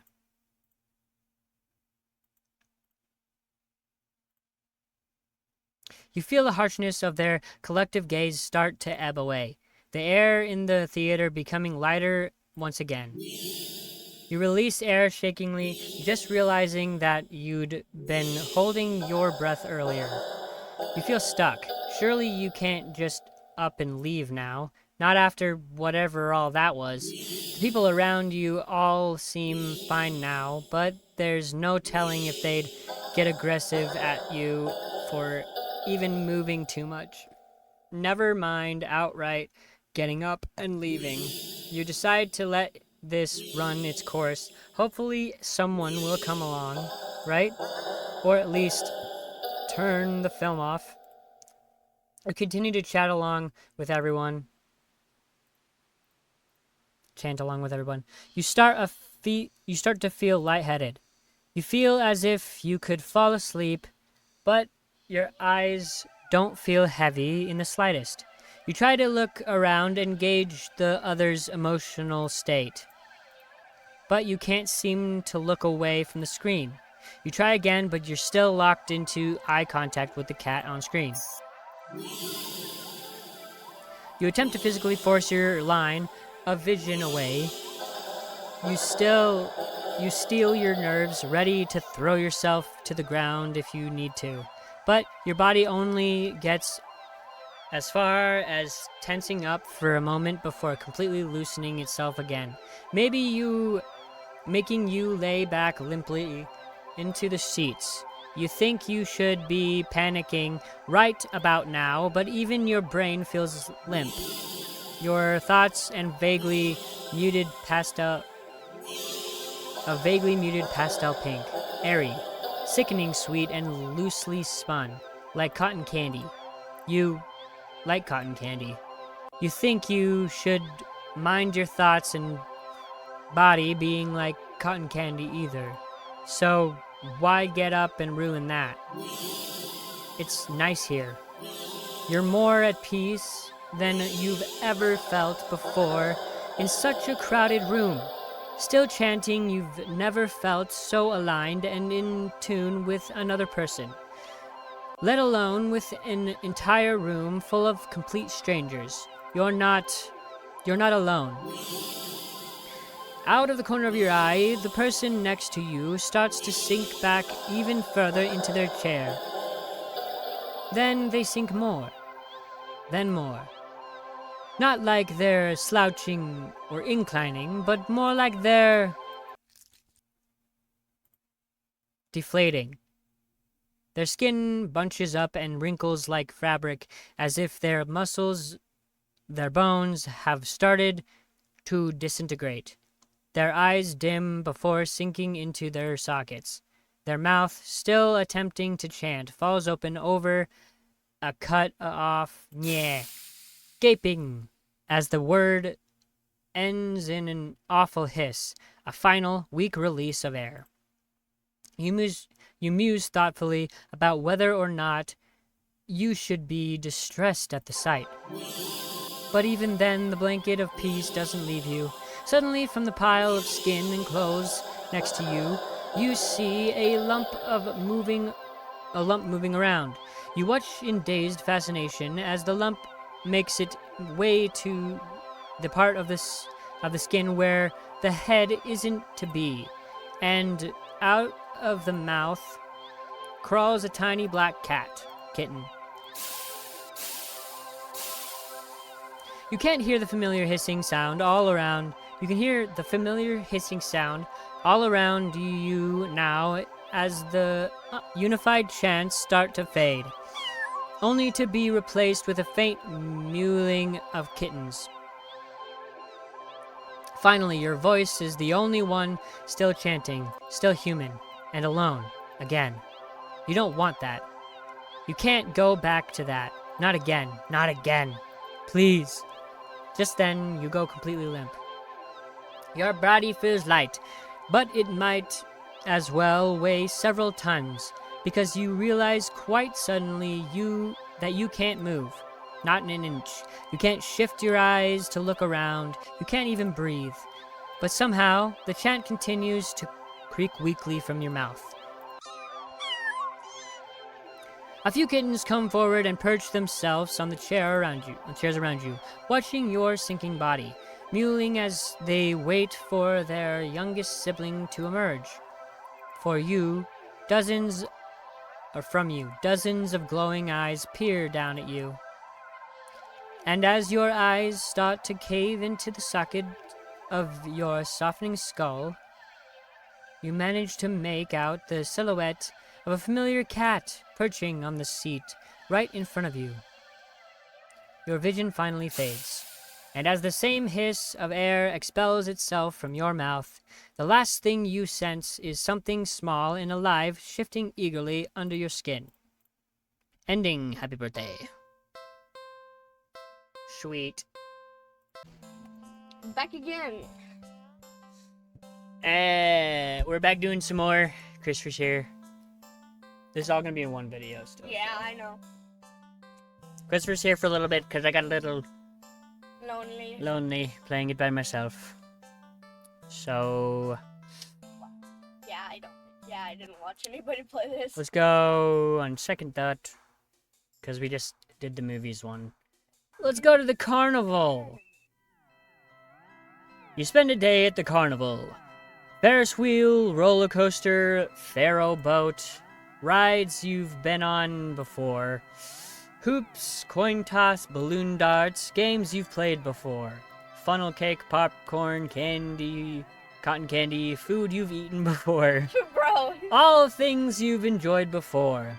You're surrounded by groups of people all having fun together. Laughing, playing, eating, taking pictures, making memories. And then there's you. The sun hasn't started to set yet, still high in the sky, but it will soon. You start to wonder if maybe you should just go home for the day. When you stop in your tracks, you see something new. An attraction you've never seen before. A maze of funhouse mirrors, because that's just how it is. Okay. It sounds kind of lame, honestly. There isn't even a line to get in. But then, what else is there to do? Quick save. Ready? Enter the maze. Into the maze. You know how I said I watched somebody play this? I lied. I have no idea. Okay. You enter the maze. Yeah, I thought I saw one. Well, this isn't the beginning. I know, but like, So. I don't know anything. A few rooms and you notice that the mirrors aren't all weird. Some just show you looking back at yourself. A little bored, a little tired, and so very, very, I don't care. I don't know, I'm sorry, my bad. Why you just... Maybe this was a mistake. Why did you think going into a maze of mirrors was a good idea? Even if it was something new to experience, I can't do this today. You turn around and head back the way you came, only to bump into a mirror. Oh, what's the exit? Or where's the exit? You try again, only to find another mirror blocking your way. By the time you're all turned around, you've realized that the way you came is completely gone. Okay, don't panic. It just I just have to keep going forward, right? You step through the only room you can find and nearly trip over something on the ground. You bend down and pick it up. What's this doing here? In your hand rests a worn-looking flashlight. Curious, you flick it on. Huh? The light doesn't look very... Crap, the lights. Did the power go out, or did the attraction operator forget where we're in here? How long have you been here, actually? You pull out your phone to check the time and or maybe call the police. Your phone is dead. You grip the flashlight in the hand. So this is like right after I leave the cat. So this is I'm doing stuff by myself. Just so you know. The light it admitted earlier was dim enough for you to know there's probably not that much juice left. Best to reserve it for a worst case scenario and feel your way around. Yeah, you could do this. You take a calming breath. Well, forward we go. Hello, daring adventurer. Welcome to the Mirror Maze. Would you like to know how to navigate the maze? Yes, I need help. Once again, welcome to the Mirror Maze. You're in a bit of a jam, but don't worry. You're in good hands. Or rather, good paws. See these little cuties here? They'll be doing their best to guide you through the maze. Aren't they generous? When you enter a room, the emergency light will flash, letting you see the path before you for a second, and also what lies beyond them. Whenever you see these kind kitties, just go where they are and you'll reach the next room. Unfortunately, they're not the only things in there. It is highly suggested that you refrain from following any of our other guests. They can be sneaky and distracting, but they're always hostile. So please take caution when advancing to the next door. Of course, this couldn't be much of a mirror maze without mirrors. Can they hurt you? No, they're just mirrors, silly. They don't do anything at all. And you can't do anything to them either. They're just an obstacle you can't pass through. Go left, go center, or go right. The choice is yours. Though, if you find a room with no helpful kitties in sight, and all the paths lead to a mirror or something else, it's recommended to stay put. And just maybe it will work itself out.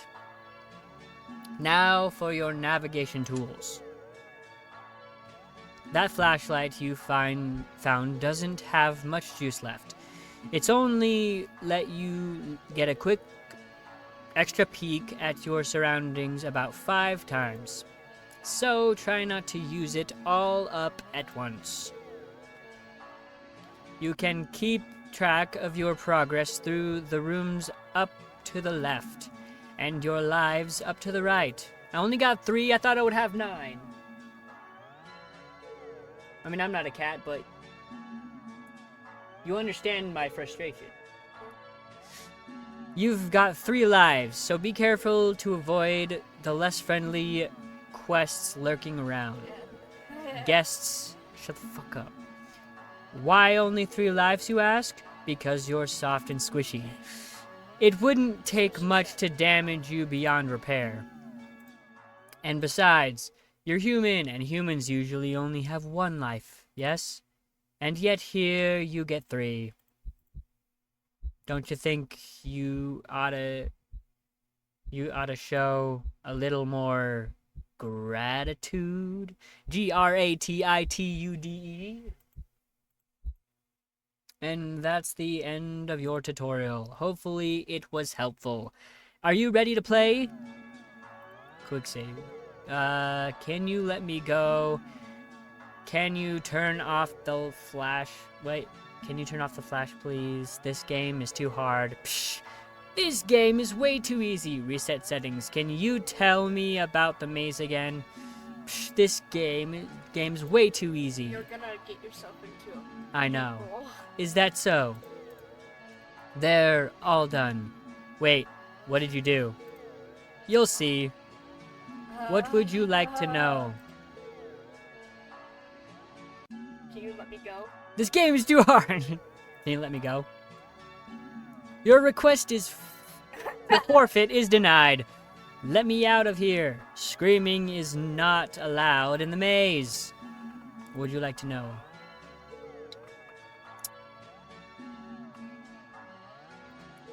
Of course. Flash off. What would you like to know?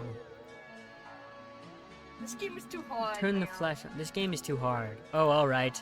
Your flashlight will give you 7 seconds. Second chances now. And the flash will last longer. Is that better? This game is too hard. What would you like to know, bro?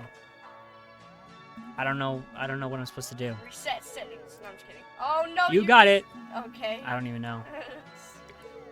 Oh. I didn't even see that. It looks like okay, whatever. Yeah, I know it. What would you like to know? I'm ready to play. Okay. It's not 3, really something 2, 1, go!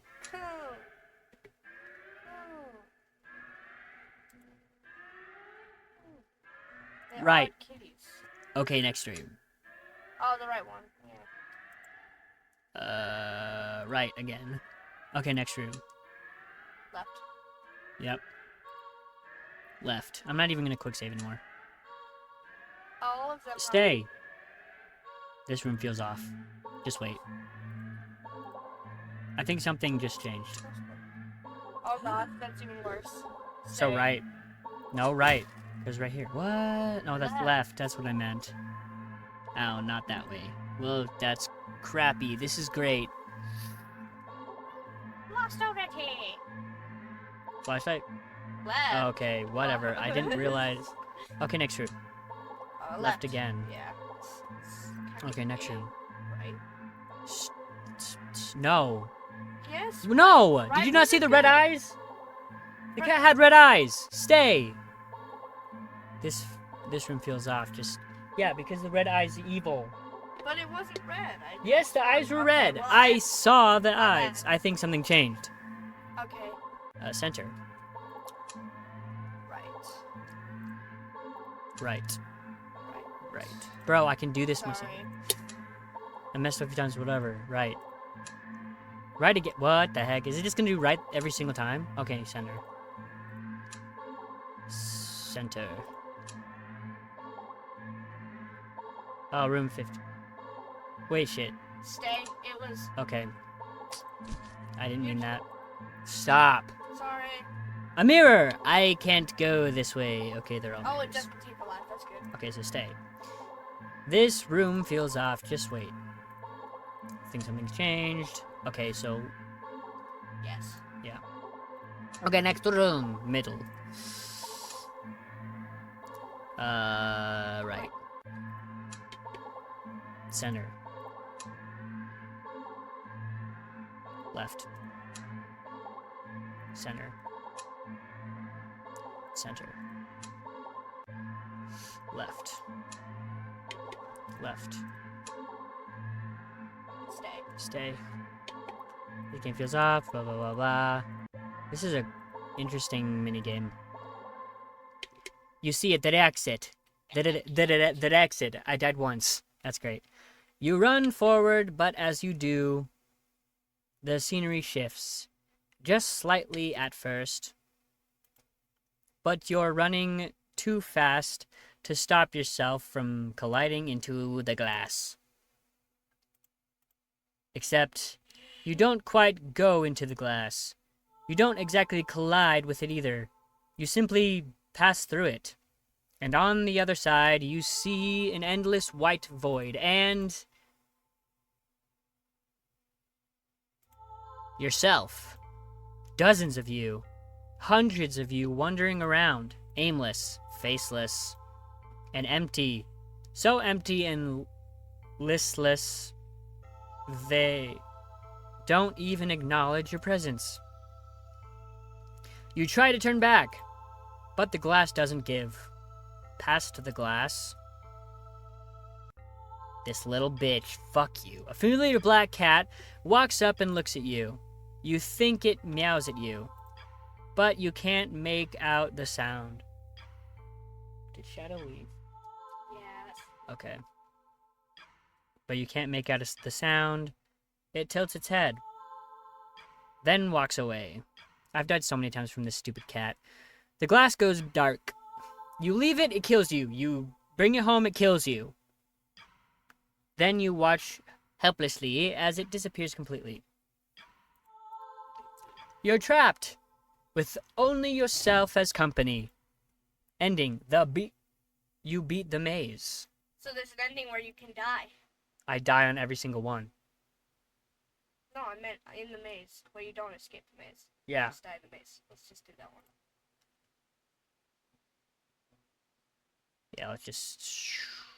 Let's go to here.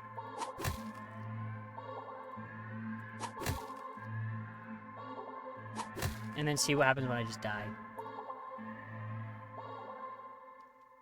I don't know what ending this one is. Suddenly, the light turns on. Your eyes burn from the sudden brightness. As your vision adjusts, you see that you're completely surrounded by mirrors. The reflections all grotesque and unique ways. Now this is a mirror, a funhouse of mirrors. Look at that. That's what I want to see when I go into a funhouse of mirrors. So does everybody else. Look nothing like you. I mean, it all looks like me. But they do look hungry. I'm hungry too. You back up. You don't know where to go. Was there even a way out to begin with? You bump back into a mirror.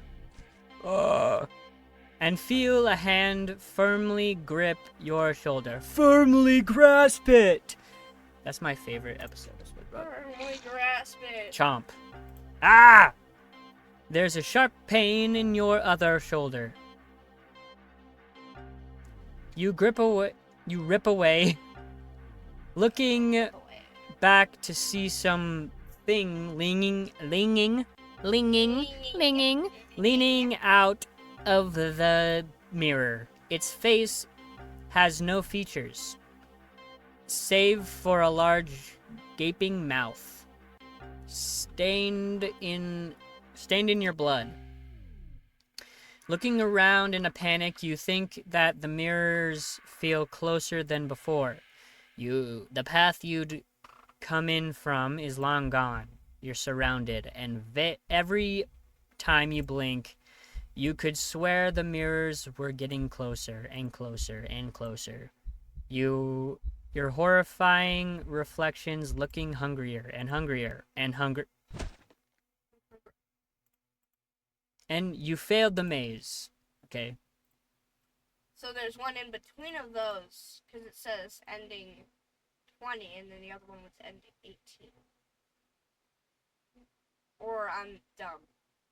It won't. It's not these same ones. So if I go back, go back more. How far can I go back? This is a bad idea, bro.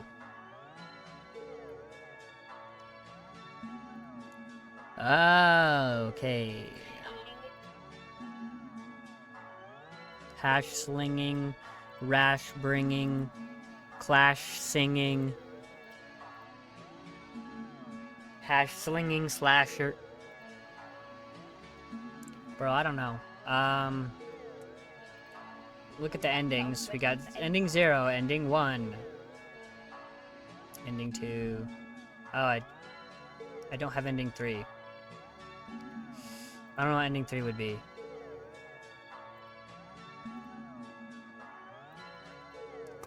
Go all the way back.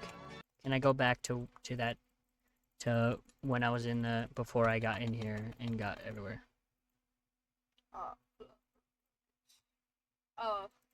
Okay. No, I can't go back. This is as far as I can go.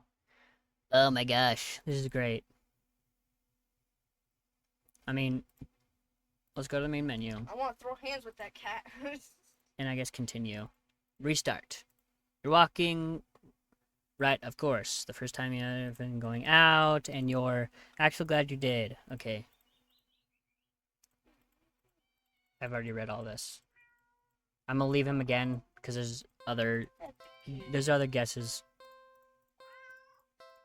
Kind of looks like Shadow, but without gray stripes. Just a black cat. And looks nothing like her. Don't take the cat home.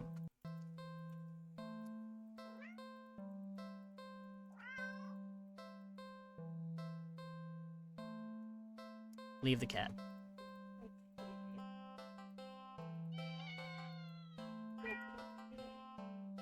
Buddy, stop. Ignore.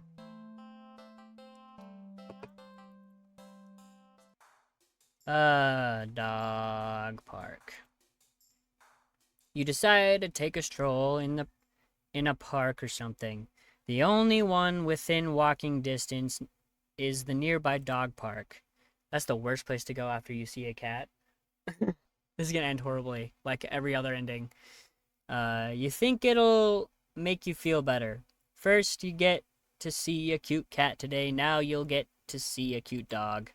Several of them, in fact. Why are we hearing mechanic cat noises? Cat noises. Yeah. The park is bustling with owners and their canine companions. Canine companions. Playing frisbee, fetch, running, jumping, even napping. Namping. Whatever. Like you'd want anything to do with these mangy mutts. Wait, what? What's wrong? You didn't think that. You decide to move on. The dogs are all so adorable. You want to pet every single one you come across. But you know not all owners are cool with strangers just walking up and manhandling their pets. What are you planning on Not doing all with the dogs pets? appreciate it either. What? Petting them. I know, but like, Stop. manhandling is a big word. Anyway. It means fucking... So you stroll around the path trying to exude a welcoming aura that will beckon one of these cute doggies to you. You don't have to wait very long. Oh, look at that dog.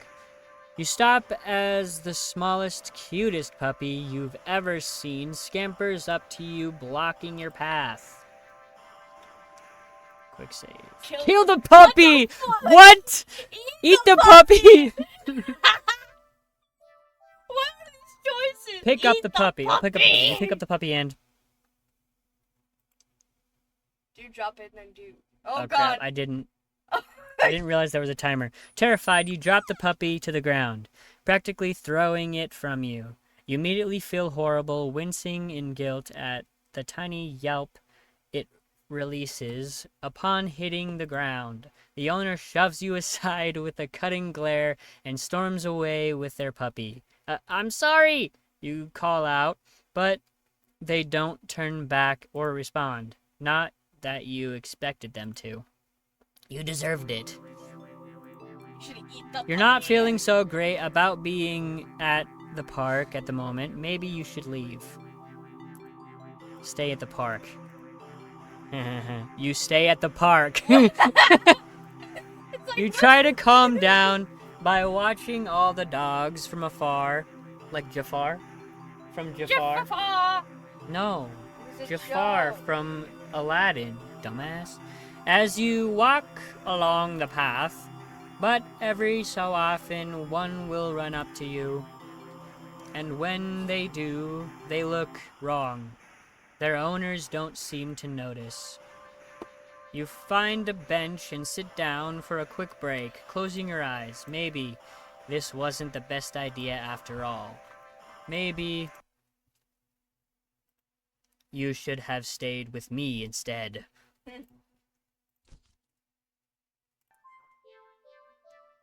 You're broken out of your thoughts when something lands gently on your lap.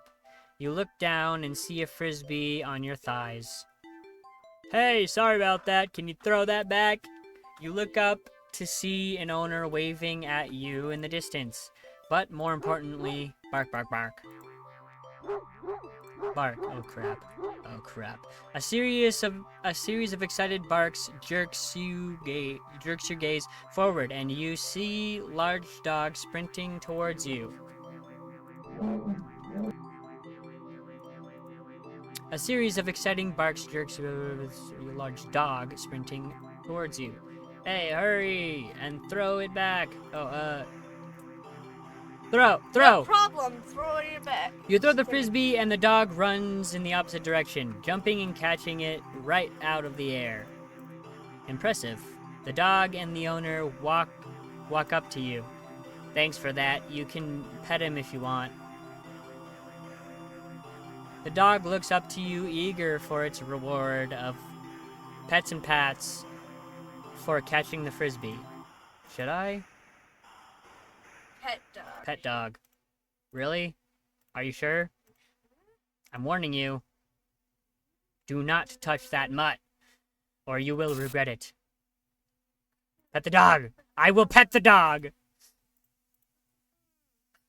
You reach out your hand, and you pet the dog. The OG.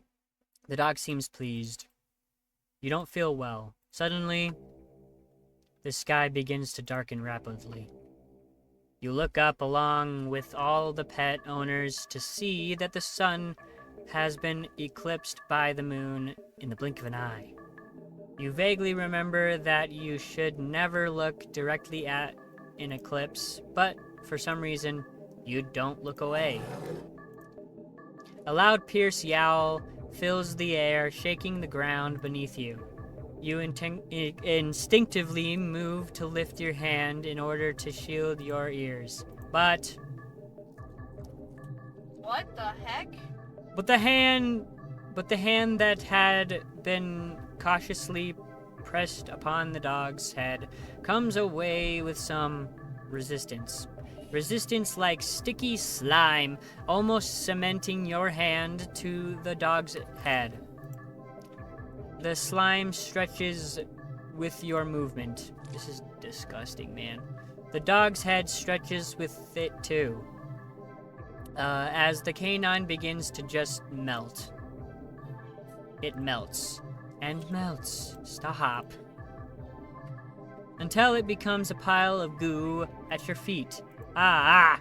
You dazedly look around for the dog's owner, only to find an empty pile of familiar clothes where they once stood. You see similar piles of clothes next to piles of goo scattered all across the park's open field. All the dogs, all their owners. The melted goo of the dog is in front of you, then starts to move with a shudder. Oh crap. Oh no. It slithers across the grass toward the field in the center of the park. All the other piles of goo follow after it. This isn't even the worst ending. This isn't even the worst. The mix of meld together into a single entity that shifts undulates and bulges and grows. You watch in dazed horror as it then fills out and shapes itself. Of course, giant dog. Into a behemoth of a dog, snarling and frothing at the mouth, red eyes frantic and searching. Before the glowing orbs land directly on you, the rumbling growl it emits is so low and deep, you can feel the sound of it crashing into you. Leave the park. No, you had your chance. Better start running. You try to run, but you're not fast enough. The behemoth barely takes a few leaps before it's already towering over you.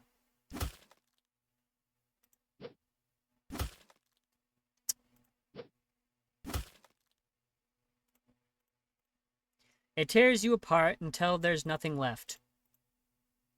Dog person. Dog. No, D-O-G person. You're the D-O-G. Okay, so Chris had to go to bed, so yeah, he was here with us for a little bit. It's almost nighttime, so I'm gonna do a few more endings before I go to bed, and then hopefully we can get some more done tomorrow. But this is obviously gonna be all in one video, so you can but yeah, we need to get a few more endings. Okay, so where were we? So we just did this weird one. Show here. Oh wait, I don't want to do this.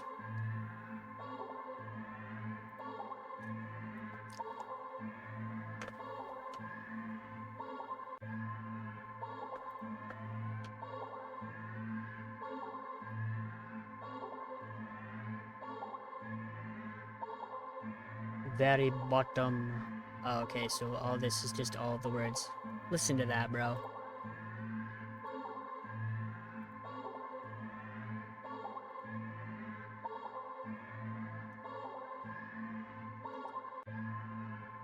Okay, so if I go here and press back before I go back to over here. Here, quick save. So I went to the carnival. That ended badly. Okay, so I did all of these. Maybe there's another ending I can get. Here, let's try the carnival again. Carnival, Pharaoh boat, blah, blah, blah, blah. Things already done. Okay, so I'm just gonna click through this because I already read this.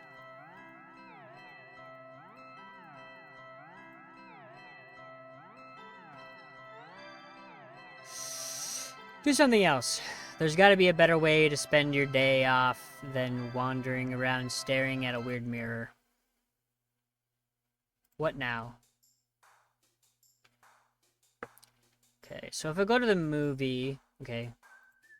Let's go to the movies, because there's a few things that I could do in the other one. It's been a while since this film came out, blah, blah, blah, blah. Old theater. Okay, so go to the old theater. We're here. Not a lot of people, 80s, blah, blah, blah, 70s. Blah, blah, blah. Popcorn, you don't want popcorn because it might be expired. Going through the hall, finally locating the ticket on the ticket stub. As expected, the theater is empty. Perfect. Pick a spot. Settle in. Before the screen flickers, no commercials pop up. The movie just begins. Please use shrug let. Moving in. Main premise. Behind the doors, behind you, momentarily casting light. Blah blah blah blah blah. Frustrating sigh. The savage after all. Blah blah blah blah blah. Place can't exactly afford to stay open if you're the only one customer. Blah blah blah blah. What? He sits right there. You get mad. There's no place to sit. The stranger is also unusually tall. Blah, blah, blah, blah. What I do? Move to another spot. Blah, blah, blah. I should have read that. Let's go back. So they move to another spot. It says, you don't want to risk escalating the situation further. This whole thing is already making you uneasy. Why would they choose to sit right in front of you? Surely they know you wouldn't be able to see past them. Shaking your head with a aggressive scoff on the stranger's direction, you reluctantly pick another, less perfect seat in the theater. But as you settle down, you see the stranger person get up, only to once again sit down in the seat directly in front of you. You look around somewhat helplessly as if waiting for someone to silently agree with you about how odd all of this is, or to at least inform you that It's all an elaborate prank. But there's no one else here with you. Somehow that's how you've always liked it. But you can't help but think that maybe it would be nice to have someone else here if it meant not being alone with this weird jerk. Move to another spot. You move again. And again, they sit right in front of you. Imagine having someone like that.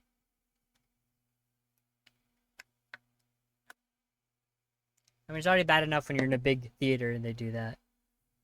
Is this on?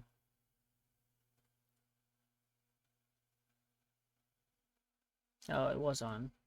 Give me a minute.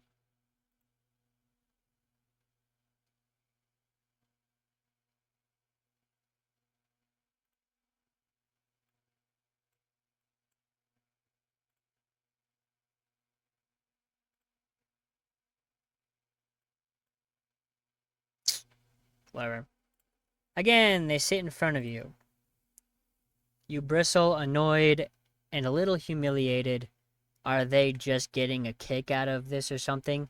You're wasting enough time with this jerk that you don't even know what's going on in the movie anymore. Leave the theater. Fuck the theater. This is too weird.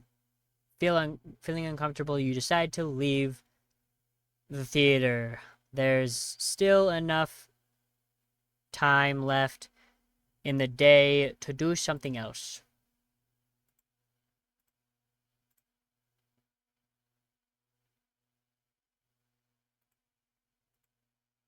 Now what?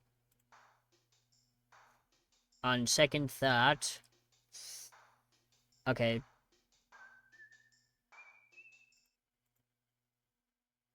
I did not mean to click it. Damn it. I just clicked on my editing software by accident. Frackin' frack.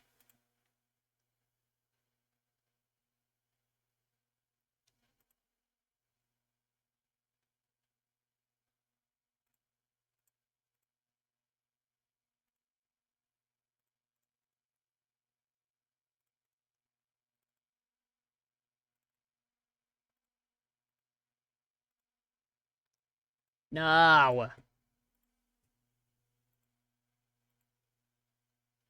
Oh.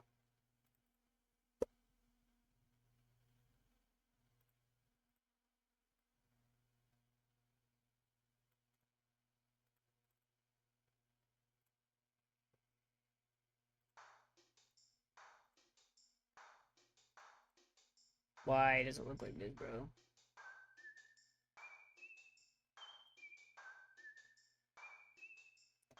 Whatever.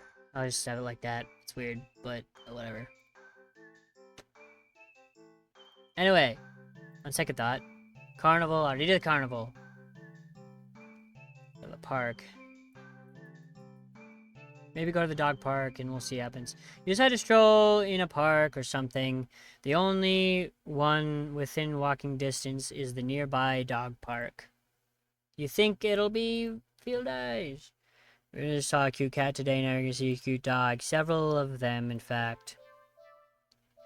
The park is bustling with owners and canine companions, blah, blah, blah, blah. Cute. Whatever.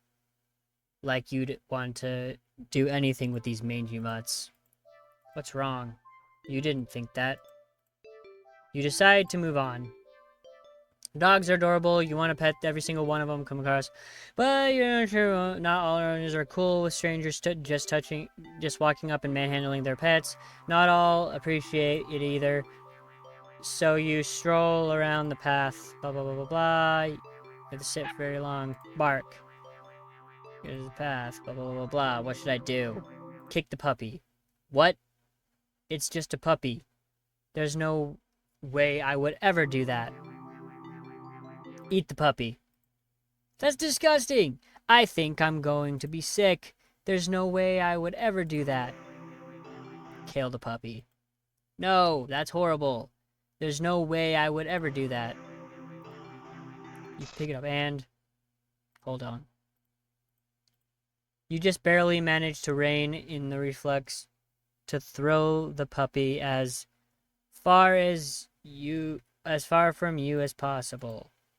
With shaking hands, you quickly place the puppy on the grass take several jerky steps back. The owner seems confused by your reaction to their puppy, but you just wave at them in a daze before hastily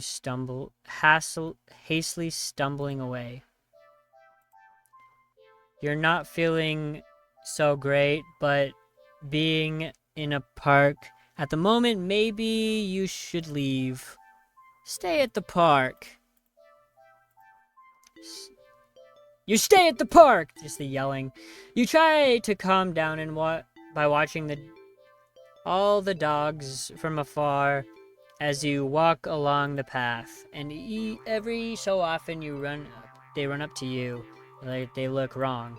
Their owners have noticed. You find a bench. You sit down for a quick break, closing your eyes. Maybe this wasn't the best idea after all. Maybe. You should have stayed with me instead. Okay. You're broken out of the thought when it is gently in your lap, blah, blah, blah, blah. You look, blah, blah, blah. You read this all, okay. Bark.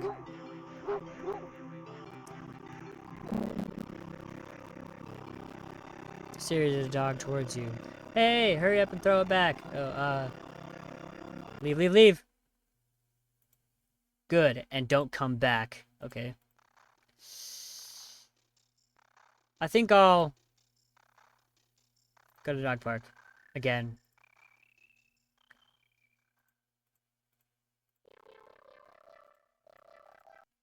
Whatever. Not like you ever made you much. You didn't think that. What's wrong? You didn't think that? Blah, blah, blah. So let's pick up the puppy. Drop it. Terrifying, you drop the puppy into the ground, practically throwing it from you. You immediately feel horrible, wincing, guilt, tiny, blah, blah, blah, blah, blah. Their puppy. I'm sorry. Blah, blah, they call out. Not expecting them to, blah, blah, blah. You deserved it. Leave the park. Good.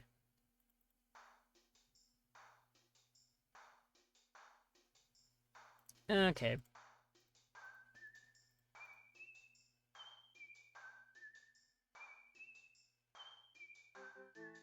Wait. So,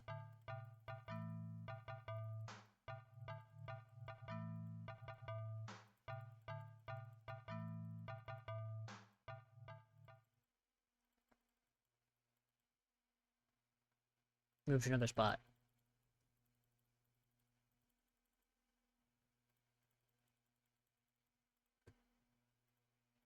You can be closing in fighter, play, blah, blah, blah, blah. Take it, take it, take it, take it. Is this gonna be the same thing? Hey!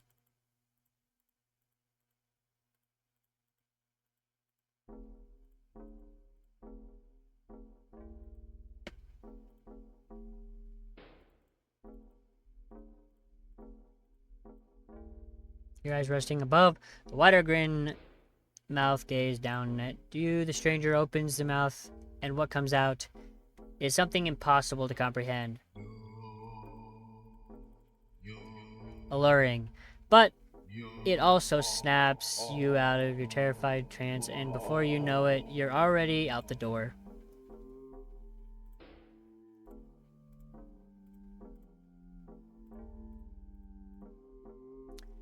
Don't go to the new cinema. Refusing to blah blah blah blah until you suddenly blah blah blah blah blah.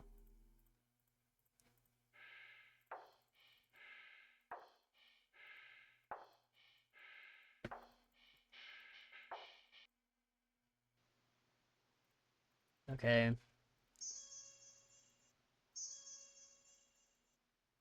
The audience are doing it.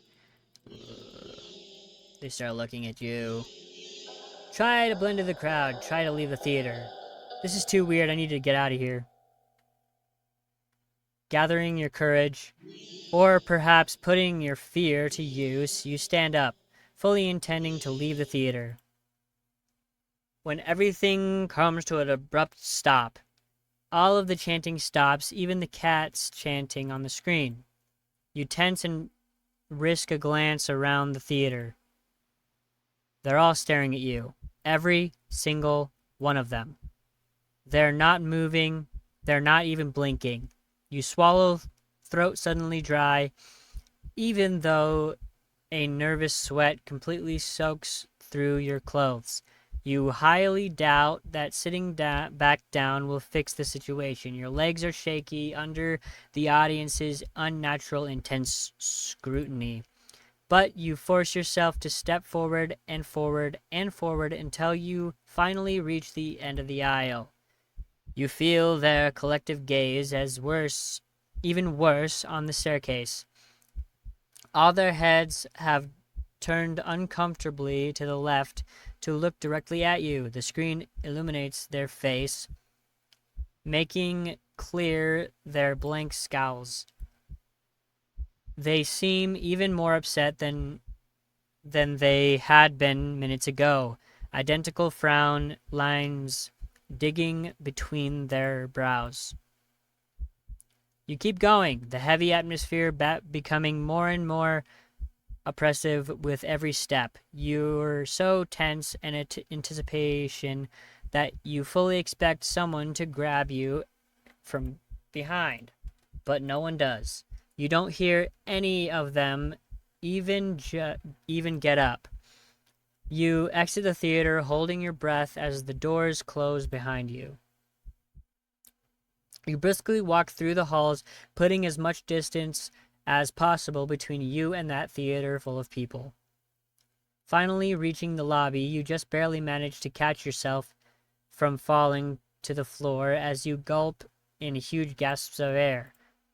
You expect to feel relief as you're breathing calm, but you feel a lingering sense of dread that only spikes once you finally notice it, as well as its source. You look up and your stomach sinks.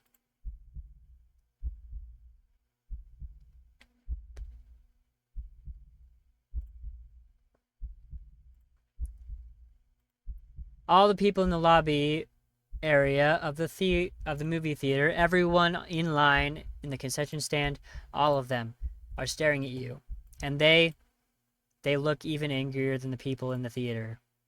You don't hesitate this time. You duck your head, avoid eye contact, and leave the theater, says Cinema. You ignore the glares of everyone in the ticket booths and lines leading to them. You make your way home. Whenever you dare to look up at someone on the way, you flinch at the blatant anger, fury, and disgust on their face. You think you start to hear a faint sound of a cat meowing behind you, or maybe a kitten's. Doesn't matter, you just want to go home. You reach your front door and fumble with the keys, cowering from the look of pure hatred on your neighbor's face as he stares at you from his door. Finally, you get inside your apartment, lock all the locks on the door, and sliding down with your back against it till you're sitting on the floor. You allow yourself a moment to breathe. Now home, your heartbeat calms and your fear slowly bleeds from you, leaving you feeling strangely empty. You you pass the kitchen, head to your room, and slip under the covers of your bed, trying to fall asleep. Maybe it's all just a bad dream. As you fall into a fitful sleep, sure to be full of nightmares of glaring eyes, you try to ignore the ever-increasing sounds of cat meowing and yowling in the distance outside your apartment. Ending 17, Black Sheep. Okay, let's go to the endings. What ones have we done? 6, wait, did we do 3? No, we still haven't done 3. What would 3 be? You found one's responsible for making a mess of your apartment. Haha, those little pranksters. Um, we'll try to get 3. Let's try to get 3. Let's go back home.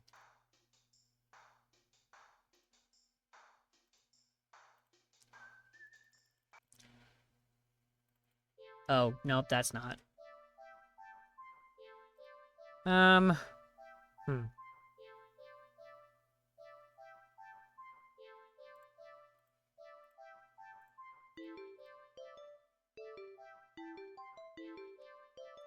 You know what? Main menu, yes. We'll just restart. Continue. It's fine.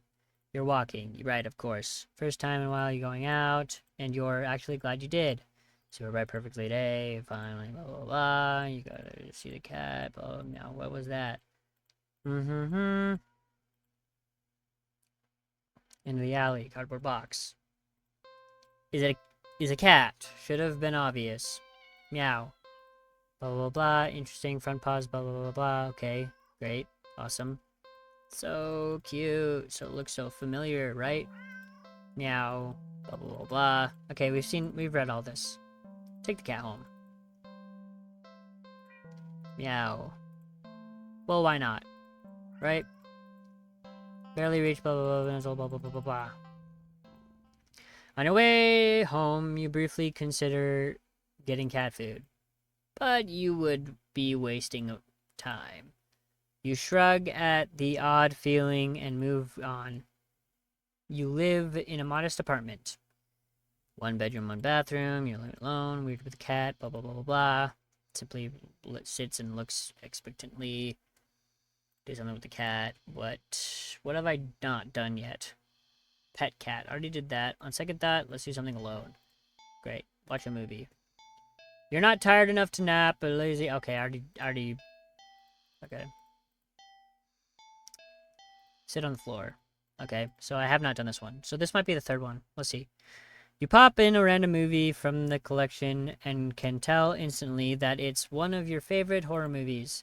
You've seen it a few times already, but it never fails to get your blood pumping. A few minutes in, and you're already invested, getting reacquainted with the story and character.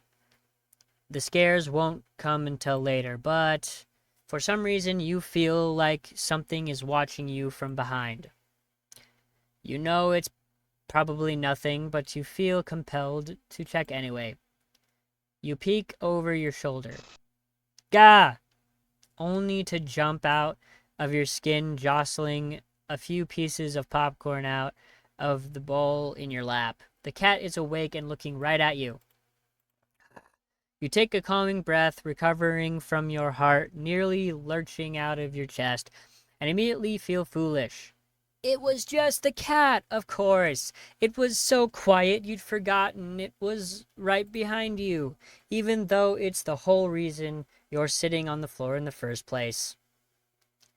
You shakingly pick up the remote, intending to rewind some of the parts you missed. However, as soon as you press the rewind button, the TV shuts off. You blink, confusing. Nothing else turned off. The kitchen's dimmed lights was still on. The digital clock was still glowing, and the movie player was still rewinding. The power clearly didn't go out, so why? You feel a chill run down your spine as you catch the cat reflecting in the dark TV screen. It's still looking at you.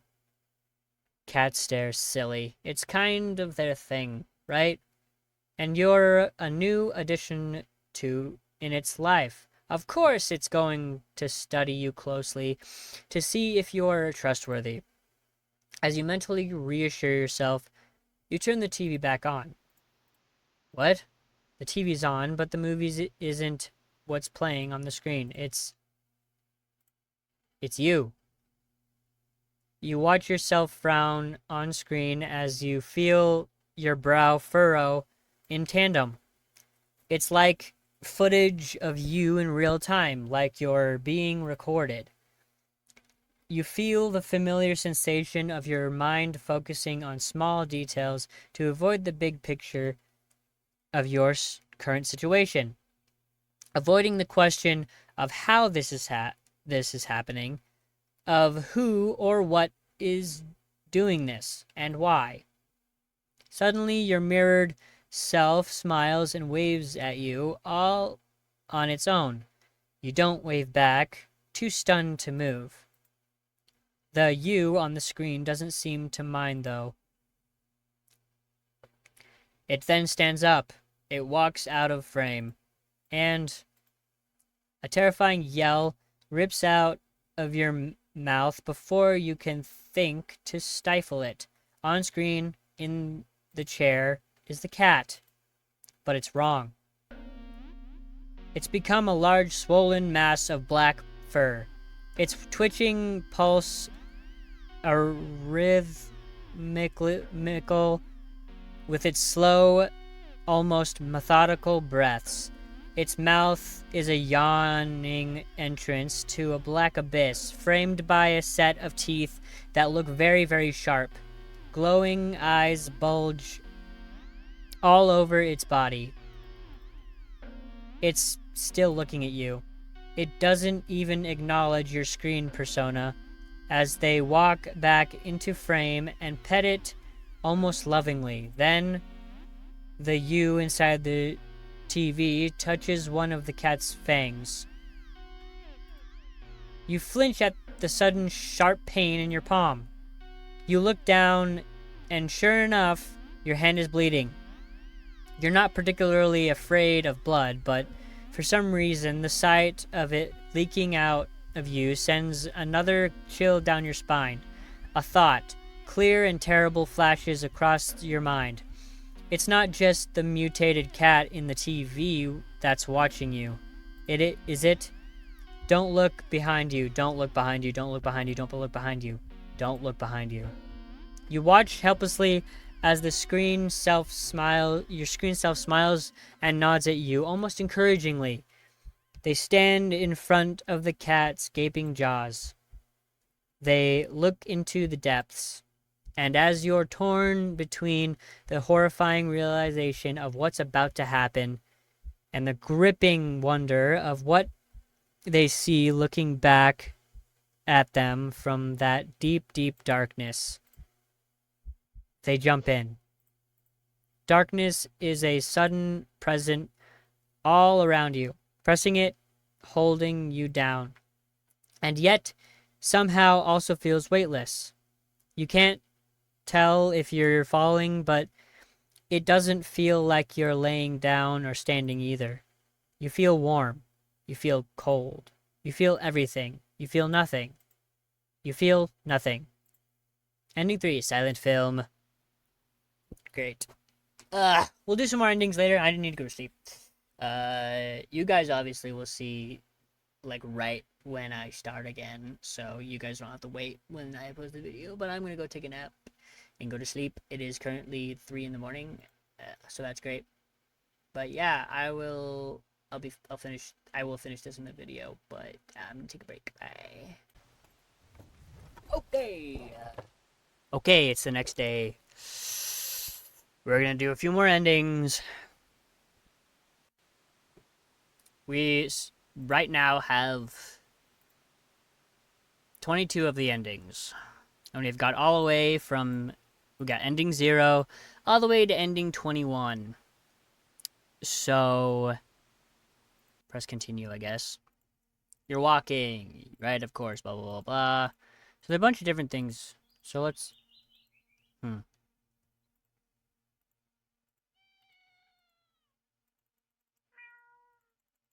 You see the cat? Or that a cat? Should have been obvious. Kitty, kitty, kitty. Hi, cat.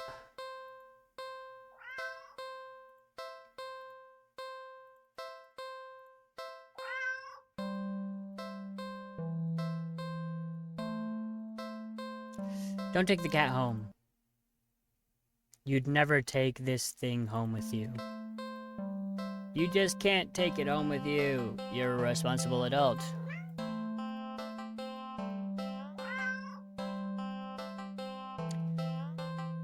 Play with cat.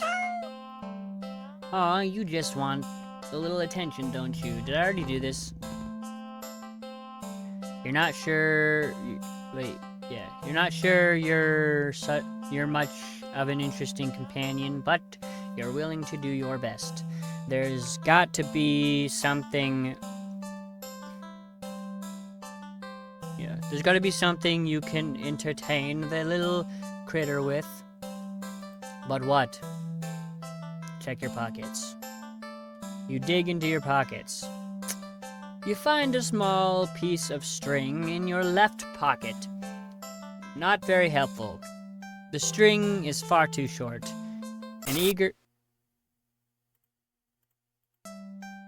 In your right pocket is a bar of chocolate. Not too helpful either right now. The only other thing you've got on you is your phone.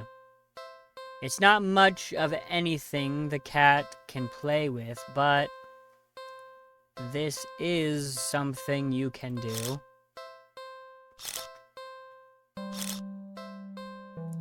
Photo montage. Okay. Well, that was fun, right? Well, you enjoyed yourself. With nothing else to do and no intention of taking the cat home, you decide it's probably best to just leave. You don't want the cat to get too attached after all. At least you'll have some memories to take with you. Okay, see you around, I guess. Good luck. Okay. You turn around to walk. Your phone just got a message. You open it and... What? Aren't you cute?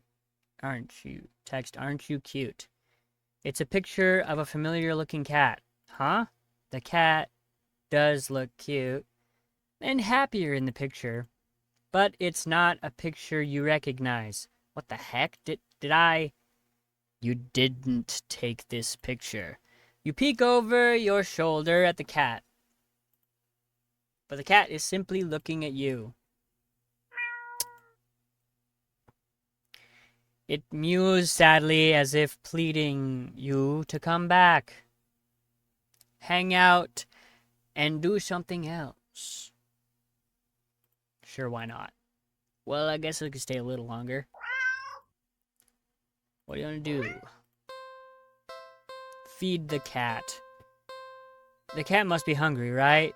You can't imagine that it's had much to eat if it's so attached to that box it's inside, though it doesn't seem malnourished either. Surely it must have left the box to search for food then. For some reason, something in the back of your mind tells you that's not the case, and not to think on it any further.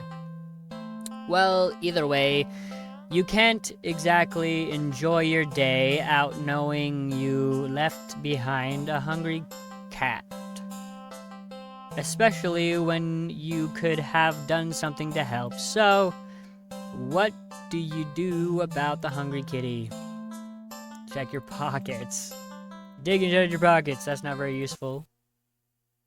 Ugh, crud. What? In your right pocket, chocolate bar. Is it? Nope, it's not even expired. Quite the find indeed. I don't think cats can have chocolate, but you're about to offer it to the cat when suddenly you're hit with guilt as you remember something gut-curdling. Chocolate's toxic to cats. Yes, it is. It's also toxic to dogs. Let me make myself smaller so I can see, so you guys can see the text, so it looks better. Oh my gosh, You resist the urge to vomit at your near mistake. You feel so guilty. You throw the chocolate bar away into a nearby trash bin. An almost cat killer doesn't deserve chocolate. You go back to the cat, barely able to stand its innocently oblivious expression. It doesn't even know that you almost... I'm sorry, I don't even know what to say. You're a horrible person. You know what? Stay there, I'll be right back. You leave the alley and return with a whole fish you bought at the nearby grocery shop. It was a bit pricey, but it was the least you could do. The cat eagerly accepts your offering, munching happily at the fish after you'd placed it in the box. So much for not getting the cat attached. She's definitely going to be attached now. Or he, I don't know. You want to smile at the sight, but you just feel so awful. Sorry again. The cat seemingly pays you no mind as you slip back out of the alley.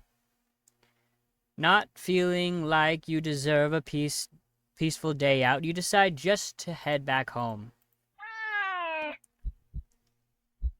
What the heck? On the way home, you notice more cats than usual watching you from their hiding spots, but you try not to think about it.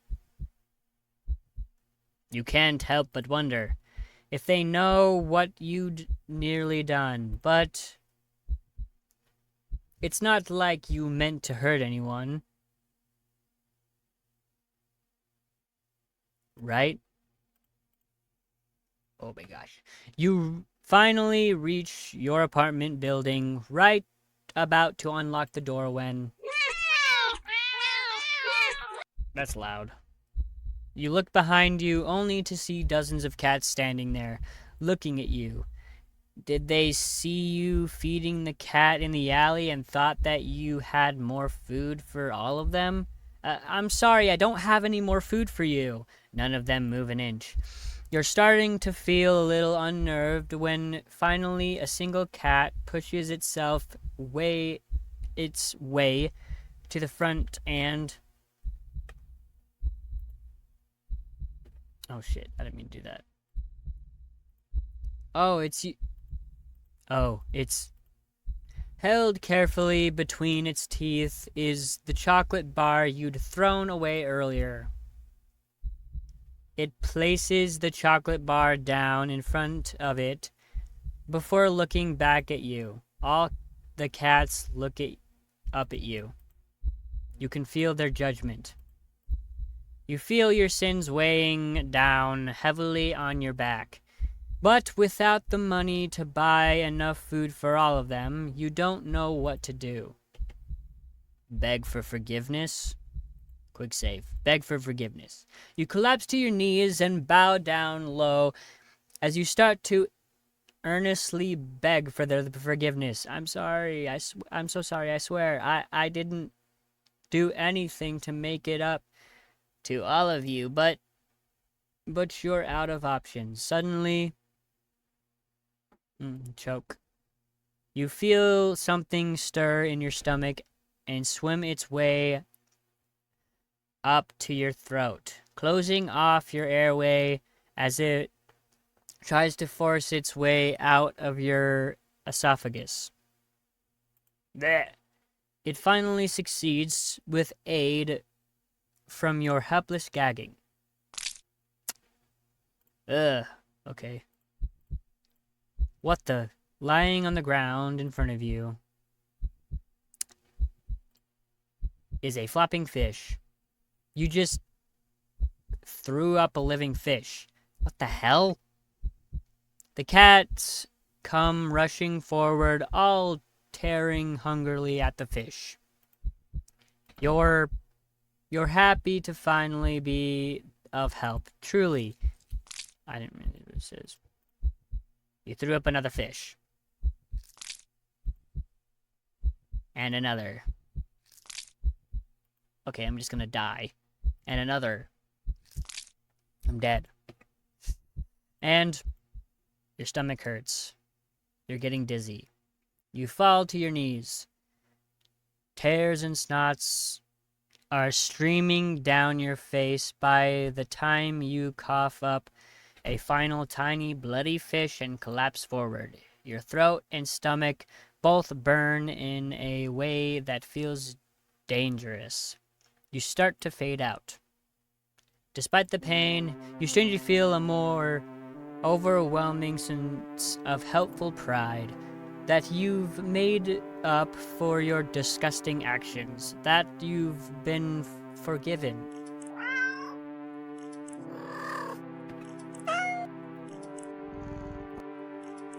The sound of happy cats munching away at their fish fills your ears. Then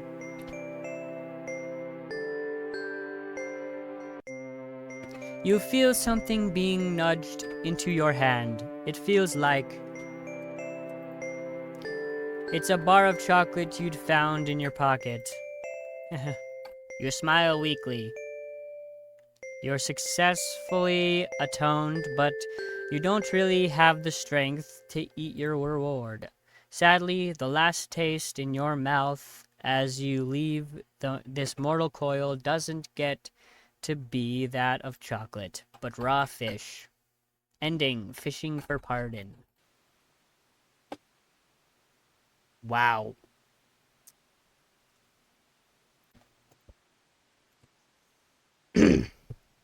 Okay, so let's do another ending. If we go back to load, and let me go to this one.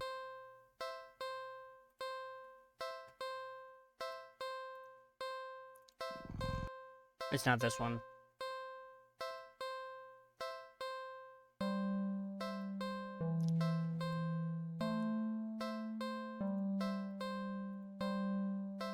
Okay, so we're here. Look around the area. You glance around the dark, dingy alley and only see garbage bags, trash bins, empty cardboard boxes, and scattered litter here and there. If there was something for a cat to... If there's something for a cat to eat, surely it would have found it by now, right? But you don't want to just give up so easily. You keep looking. You look and only see garbage. You sniff and only smell garbage. You listen. You just barely make out the sound of faint scurrying by a trash bin a few feet away. Quietly, oh so quietly, you creep over to the bin and you lunge. You weren't very graceful in your attempt. You stumbled and knocked over a stack of nearby boxes full of more trash. But as you stand up, grasped in your hand is a small mouse. The mouse squeaks and shrieks in distress, wiggling and struggling desperately in your grip. You're holding it too tightly and carefully for it to be able to bite or scratch you, though. It wears itself out eventually and looks up at you with black eyes. It's completely at your mercy. Save. Feed mouse to cat. The mouse looks scared, as if it can sense your intentions. It weakly starts to struggle again. The mouse is reluctant. Quick save. Feed mouse to cat. You feed the mouse to the cat. The cat tears it apart instantly. Imagine. That's great. That's awesome. The mouse's pained squeaks and squeals pierce through you until they're abruptly cut off. Satisfied, the cat mews happily at you, tinting its fangs. The cat curls up in its now blood-stained box and goes to sleep. You take the chance to leave. A well-fed cat will likely follow you home after all. And cute as the cat is, you really can't afford a pet right now. Still feeling a little guilty about the mouse, you decide to just go home.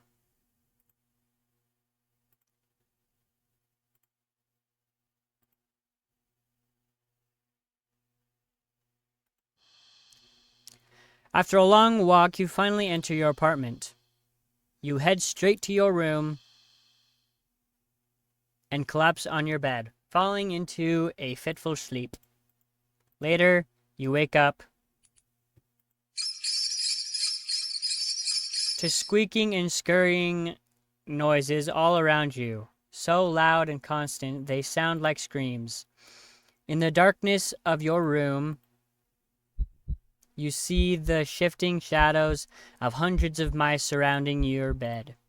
You try to run, but you cry out as twin lances of pain race up your legs. You fall off the bed in your attempt to escape, the hordes of mice dodging you as you crash to the ground. You can't stand up. Looking back and squinting in the dark, you just about make out the source of your pain. The flesh and tendons of your heels and ankles are mangled, bitten through your socks. No, no, no. Leave me alone. Desperate, you crawl with only your arms towards the door. The mice descend upon you, biting into your skin, gnawing away pieces of you. Great. This is crazy. You start to fade in and out of consciousness, but you still reach up for the doorknob. Your arms heavy, weighed down by the mice clinging to it with little claws and tiny teeth. You manage to jostle the door enough for the door to slowly swing open. Plop.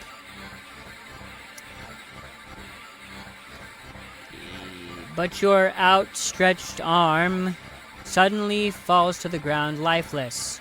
The mice manage to chew through the flesh and bone of your now dismembered arm. As a few mice creep forward to curiously inspect the arm, you stare blankly at it for a moment before sliding your gaze up. In the newly opened doorway sits a familiar-looking mouse. It stares at you. I love how he says familiar-looking mouse. All mice look the same. They're the same. All the mice look the exact same. What do you mean? The darkness in its beady black eyes. You can't begin to measure their depths.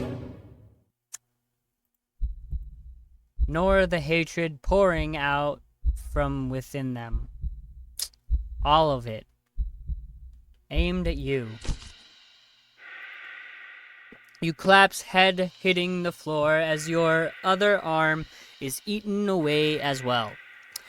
You're not sure how you're still conscious, but the pain should be indescribable, and yet you just feel a cold sense of loss. The mice have clustered all along your back now, gnawing and ripping their way between your shoulder blades, into your back, into your chest. You weakly cough up blood.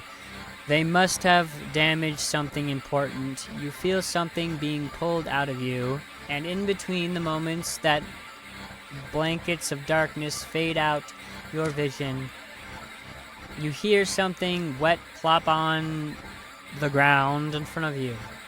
You pry your eyes open and see it in front of the mouse. Weirdly shaped, red with your blood and pulsing, and oh, that's your heart, isn't it? The other mice all descend upon it, abandoning your half-eaten body. You're losing a lot of blood. You feel sleepy, but you also feel anger. Yes, so much anger. How dare they? How dare they? The last thing you see before your vision fails you is a pair of glowing eyes leering in from the darkness beyond the doorway. You can hear squeaks and shrieks of terror all around you. Low yowls, deep snarls, gnashing teeth, tearing flesh. As your remaining senses leave you, you smile weakly with the last of your strength, with something with soft, slightly damp, and sticky fur nuzzling your cheeks. Good kitty. Ending. 27, well fed. Okay, so. No, what the fuck?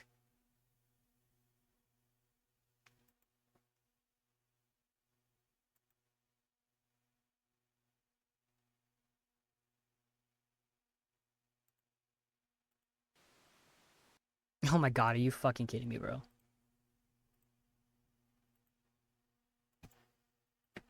Okay, let's go back to here. Spare the mouse. Meow. Are you sure? Spare the mouse. You can hear the cat's stomach growling. It must be so hungry. It must be starving. Okay. You know the cat is hungry. Why are you hesitating? You caught prey for the cat's sake, didn't you? Are you really going to value the life of a filthy rodent more than the cat's? Spare the mouse. You're mocking me, aren't you? Last chance. Hand over the prey. Now! Spare the mouse! You let the mouse go. It scurries away, squeezing into a tiny hole in the wall, but you don't pay it much mind. You don't flinch as a giant clawed paw slowly falls in front of you, blocking your path to the alley's entrance. Not that you had any delusions about escaping. The cat is hungry after all. You close your eyes in anticipance as the paw gently pulls you back and back and... Ending 26. A life spared. And then you got fucked.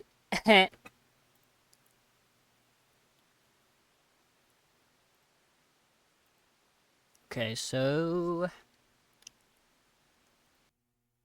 Curiosity guides your steps. Okay, why did I save right here? Why did I automatically save? The end of the alley. Cardboard box. Kitty.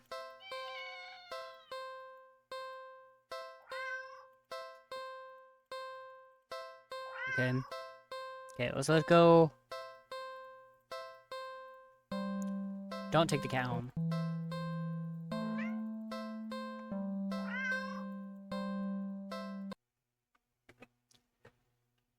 Are you not ready? Wait. Sorry, 1 second.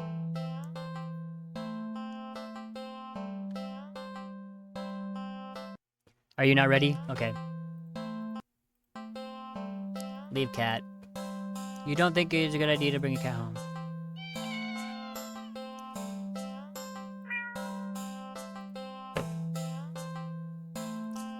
Aww. How are you supposed to walk away from that? What kind of monster would you be if you could? You sigh a little and walk back to the cat. It looks almost hopeful, its tail swishing faster as it leans up a little more towards you, as if eager for your next move. Leave. You really can't afford to take a cat home with you. Well, maybe it wouldn't be completely impossible. A few extra luxuries cut here and there, and you could see things working out, sure. But there's a slight problem that's been making you waver this whole time. One you simply can't ignore. That problem's being that you just can't trust this cat. It sounds ridiculous even in your head, Cats don't require trust to care for. There's in wait, they're incapable of betrayal and deception specifically because, like other animals, they only seek out the most basic essentials of living, procreation and comfort. Okay, no, but okay. Malice isn't something that could even ever logically be applied to them. And yet, you feel it. That behind that gut wrenching adorable face is something dangerous. And that something brought you here. It called you here. You're a curious person, but even you can't shake the deep instinctual desire to get away get away from it, get away from it, get away from it, get away from it. The cat's face looks blank. It's an expression you've seen on many cats before, but something about it feels sharper. Like it's aware of your thoughts and your intentions to leave. And it's daring you to try. You slowly stand up. The cat tracks your movement with its eyes, not bothering to move its head. You don't say a word. You try not to even think. Get away from it, get away from it, get away from it.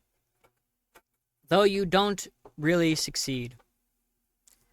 You turn around and quickly leave the alley, feeling those sharp eyes on you the whole time. When you get a good distance away, you finally take a deep gulp of air. You feel better now, and there's still plenty of time to enjoy the day off. As long as you forget everything that just happened. But what to do? Watch a movie. Whoa, okay. I think I'll quick save. Watch a movie. Okay, it's weird. Old theater, blah, blah, blah, blah. Go to old theater, go to new theater, old theater. Legally, blah, blah, blah, blah, blah. What the? How did I get back here? Get away from me, get away from me, get away from it! Oh no. You leave the alley quickly. What now? Carnival. You spend the day in the carnival. Because of the things you ever done. Darts, games you've played before, popcorn, candy, food before, enjoyed before, groups of people all having fun together, laughing, playing, blah, blah, blah, blah. And then there's you. The sun hasn't started to set yet, but it will soon, blah, blah, blah, blah. Tracks. Something new, attraction, fun house. It sounds kind of lame, honestly. Lame, good. But then, what else to do? Izam eat retni. Sure, why not? You enter the maze.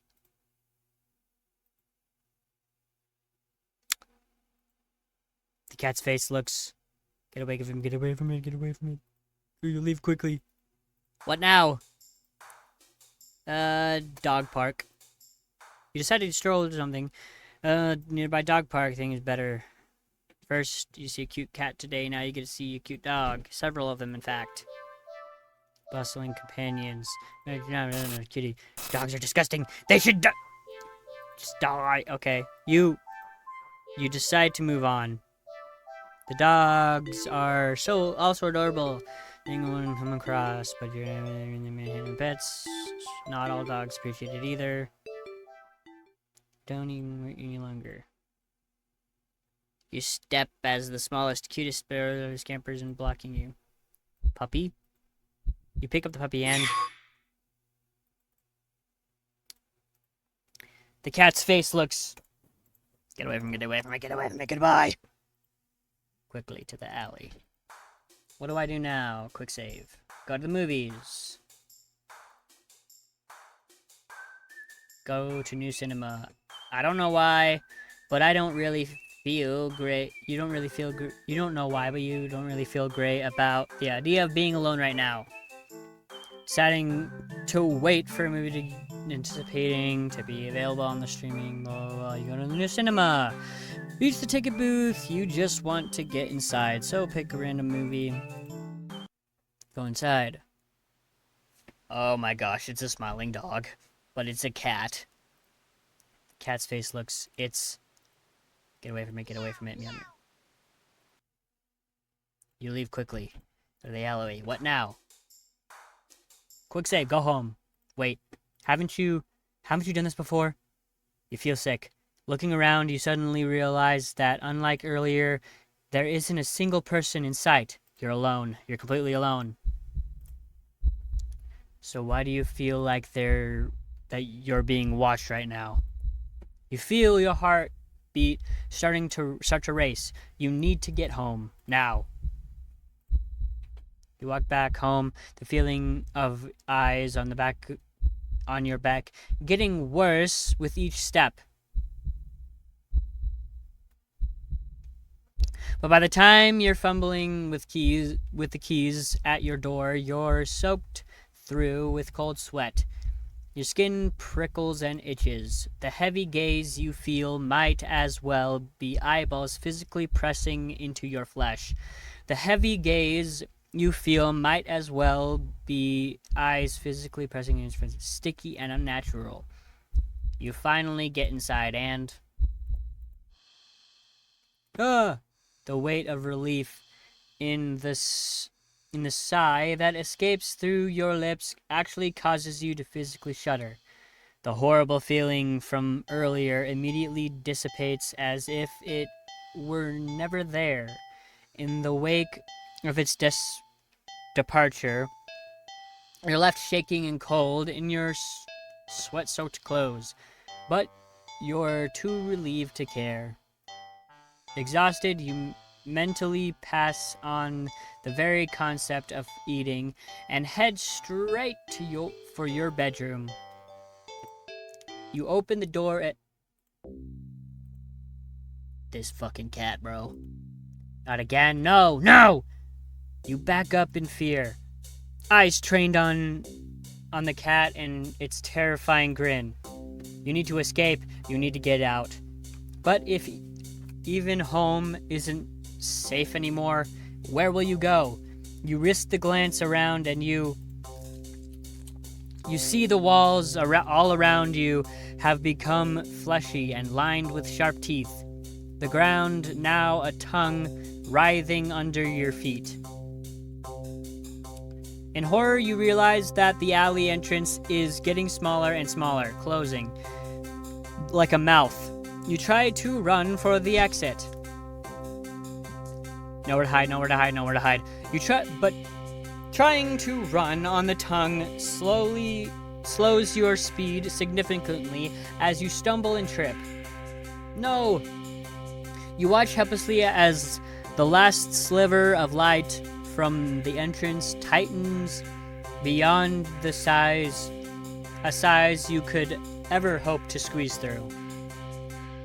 As darkness falls over you, you feel the damp humidity of the mouth all around you. The walls of teeth, fangs, take their time closing in, closer and closer, and ending 23 feedback loop.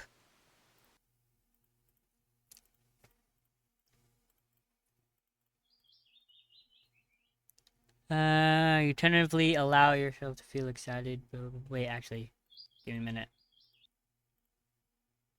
And you are actually glad you did. The weather is absolutely perfect today. Good sign.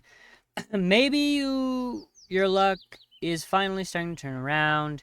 You tentatively allow yourself to feel excited to possibilities. Okay, so this is just the same thing. You're so deep in thought that you almost miss it. What was that? Steps, meow, cat, and the alley cardboard box. Is a cat. Guess you should have been obvious.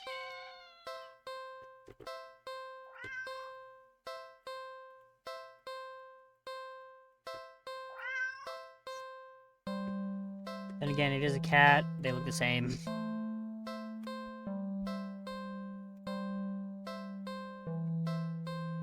you hissing, close,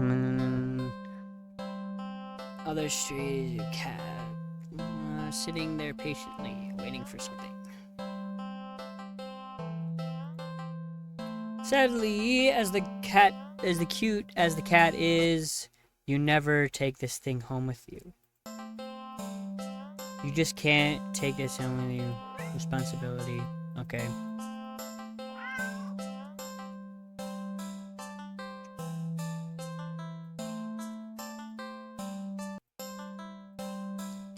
Okay. With rent bills, blah blah blah blah, there's no way you're gonna get a day up, blah blah blah blah blah.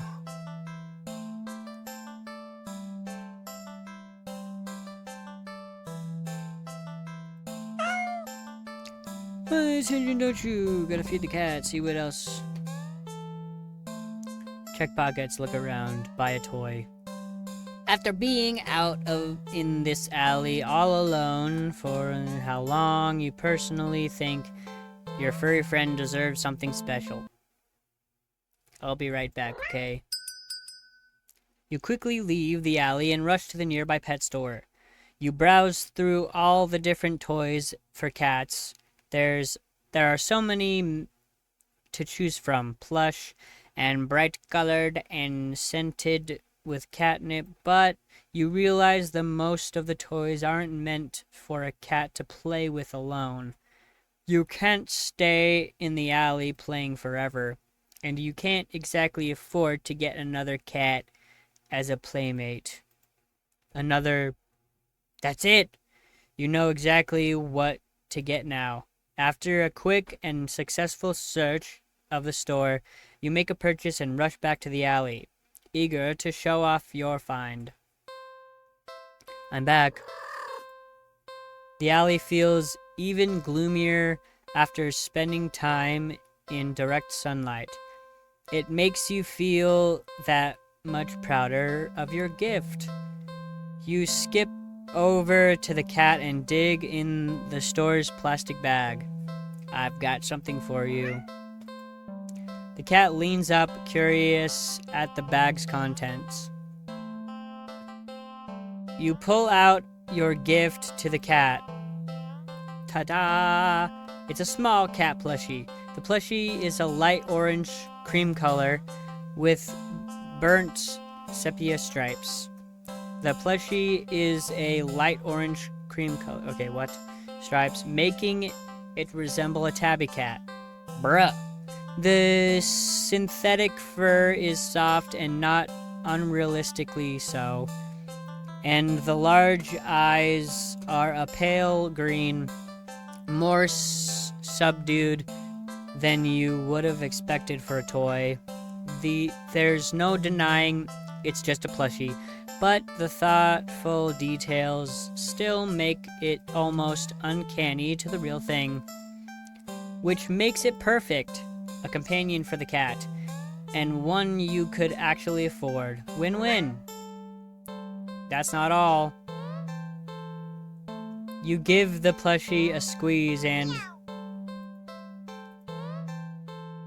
the cat looks unimpressed. Well, you think it's cute. Guess your purchase wasn't a success after all.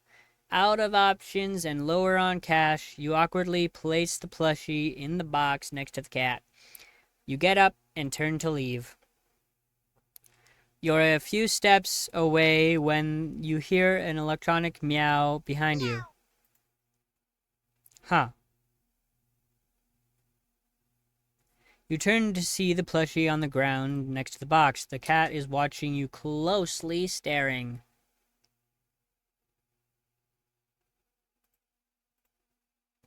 You sigh and go over to pick up the stuffed toy. You really do just want attention, don't you? You hold up the cat doll, examining it a little. It looks a little different. Did it just look at you?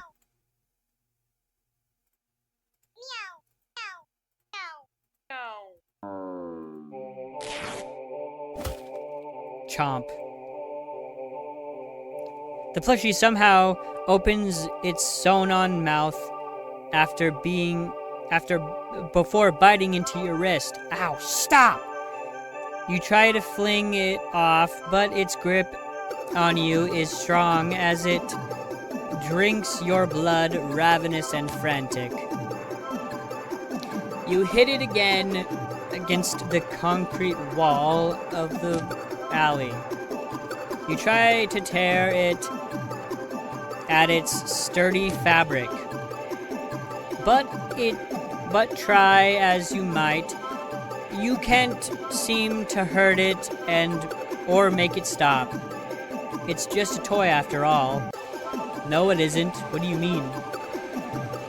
Eventually, you start to feel faint, enough to collapse to your knees in defeat.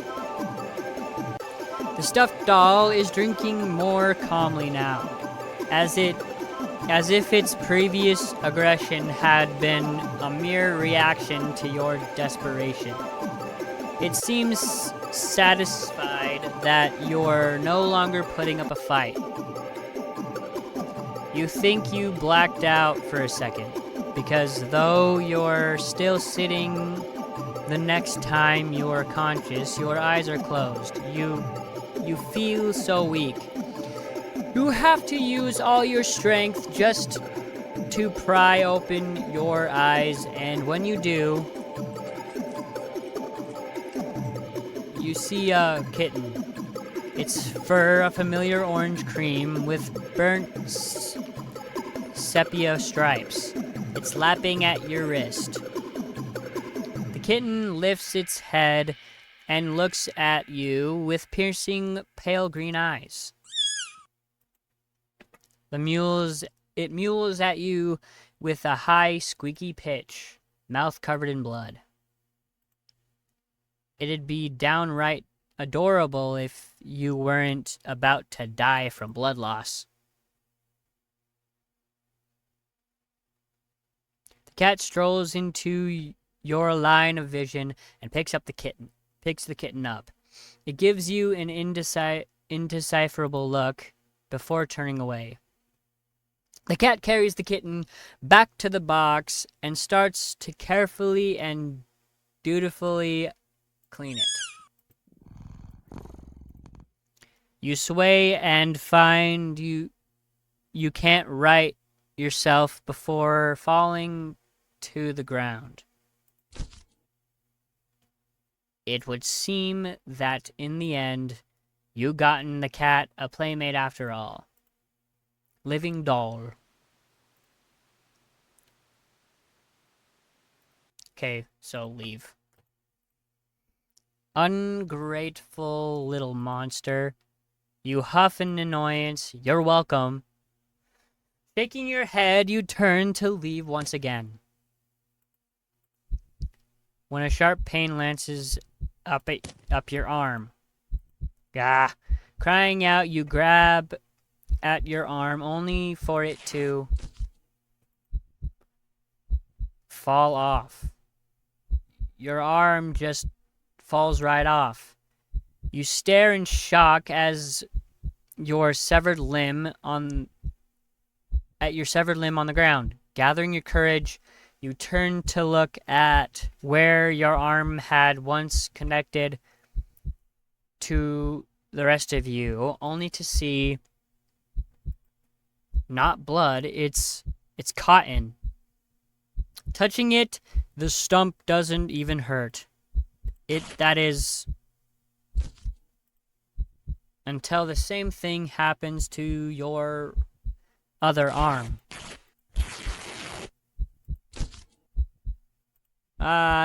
You fall when both your legs succumb to the same nonsensical fate, crying out at the agony that comes and goes like it's never happened, as if you're not currently laying on the dirt ground of an alley, limbless. What in the world is going on? You can't make sense of it. You can't think straight. The pain is receded, leaving you with a strangely empty pit in your stomach. considering you still have a stomach and it wasn't replaced with. As you lay back, helpless and still in shock, staring in the sky, the cat's face appears in your line of vision. That actually jump scared me. It lunges at your torso and starts biting and clawing into your chest like you're a chew toy. It doesn't hurt anymore. You feel like it should. You're not sure if you're glad that it doesn't. Eventually, you feel the cat pull something out of you. A small doll that looks very, very familiar. It's hard to tell, but that's you, isn't it? That's what I look like? That's weird. The cat hops off of you and heads back to the box with its prize. At least you think so. Everything's too dark to tell.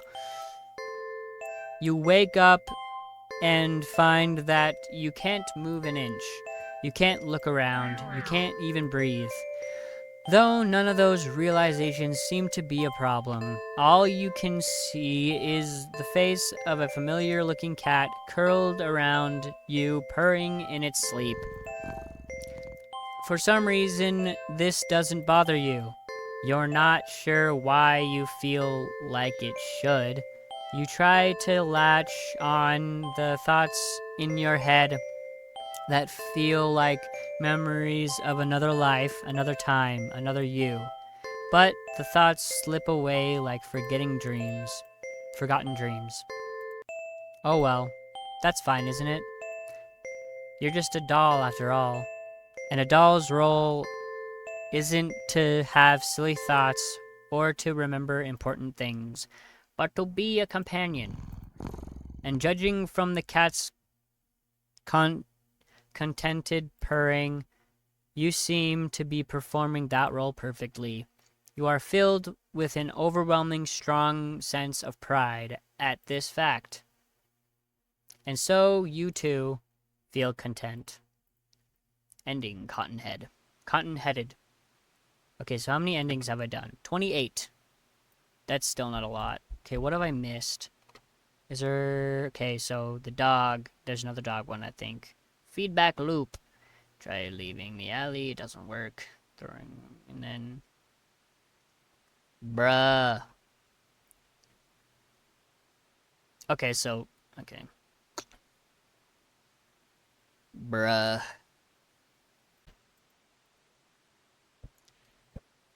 It has been a day. I recorded like 3 endings yesterday, I think. Maybe more than that. Anyways, it's been a little bit. We're going to do some more endings. Don't know if I'm going to get them all done in this one, but we'll try. If I go play with the cat,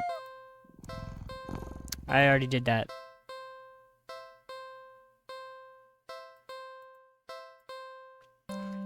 Check pockets, look around the area, buy a toy. Sure, look around the area. Did we try this already? But there's not really nothing in the alley that looks interesting to play with. So maybe, how about a game? You decide on a game you've known since childhood. Green light, red light, green light. A classic. Teaching a cat how to play might be a bit of a challenge, but you get the feeling the feline's natural hunting instinct will help it along. You walk to the entrance of the alley, the cat meowing at you. Don't worry, I'm not going anywhere. You exaggerate your movement, covering your eyes with your hands, and turn around. 1, 2, 3. Red light. You spin around. The cat hasn't left the box, tilting its head at you in curious confusion. keep playing. You try again. This time, you go a bit slower. 1, 2, 3. Red light. When you turn around this time, the cat is out of the box. The cat freezes under your stare as if it thinks you can't see it if it doesn't move. So cute. Satisfied that the cat is getting the hang of the game, you turn it again and spinning 1, 2, 3, red light. You turn around. The cat is a few steps away from the box now, peeking out from behind the dumpster. Its eyes trained rather intensely on you. Well, at least it's having fun. You turn around and feel a sudden chill run down your spine. You feel silly, but you can't help counting just a little faster this time. 1, 2, 3, red light. Whirling around after saying red light, you look at the cat. It's halfway down the alley, closer to you now, but it's as if the perspective of what you're seeing is off somehow. Does the cat look a little bigger? Its pupils are thin slits now. Something's not right. The cat meows at you again, but it sounds much deeper than earlier. It's crouched down as if poised to lunge forward. Your breath shudders a little as your heart starts to race.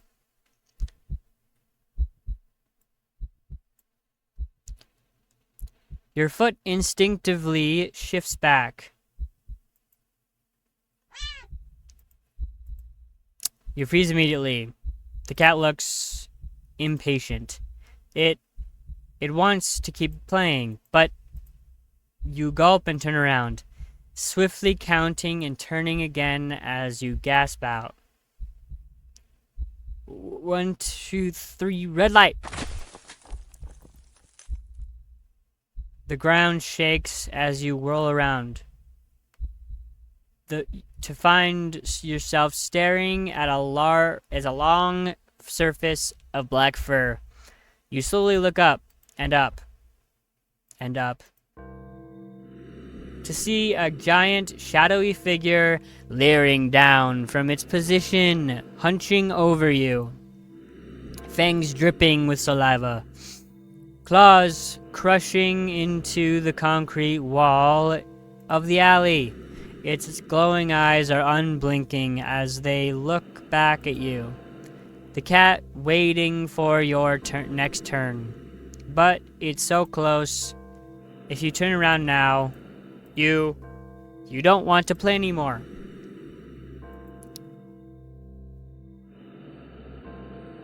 Run!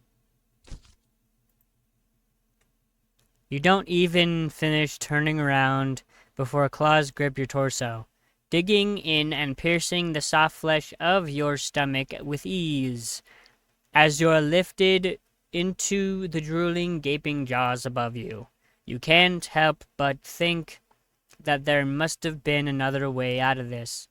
But pointless regrets are pretty typical for you, aren't they? Ending 32, Fear Quitter. Cool. I already pressed front. God damn it. Go back.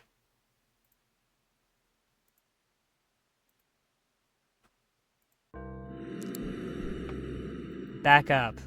Keeping your eyes trained on the giant looming over you, you take a step back. No, that's cheating.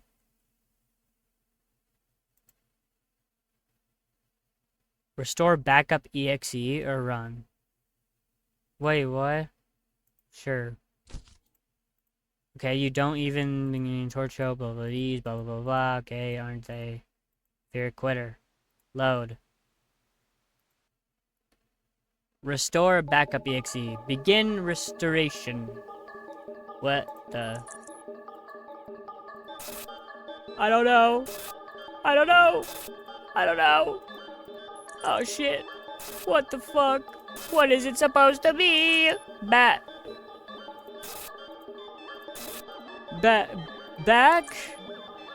Up.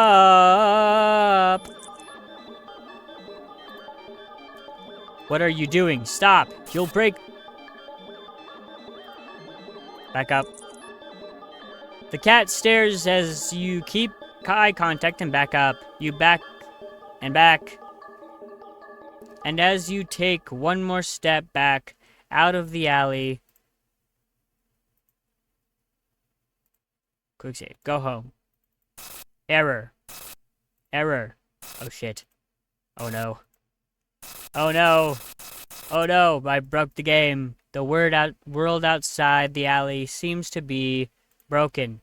What exactly do you do? Error found. Got it. Run! Okay, this is gonna be the same ending. It's gonna be the same ending. Cool. Great. Oh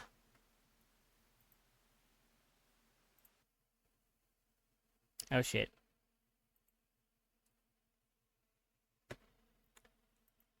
Load. What are we? We did that. That with that.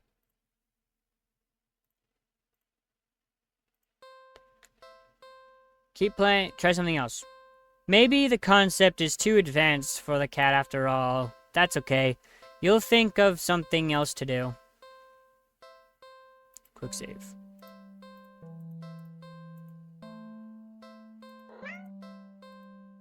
Where's that going? I already tried that. We already tried this, bro.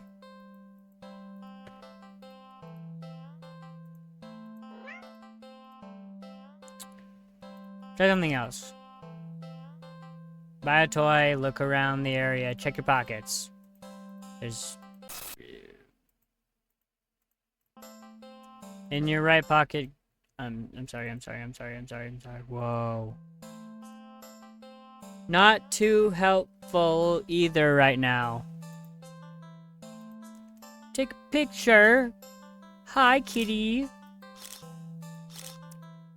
Photo montage. We did that. Well, you enjoyed yourself with nothing else to do and no intention of taking the cat home. You decide to it's probably best to leave. You don't want the cat to get too attached after all, blah, blah, blah, blah. I already did this.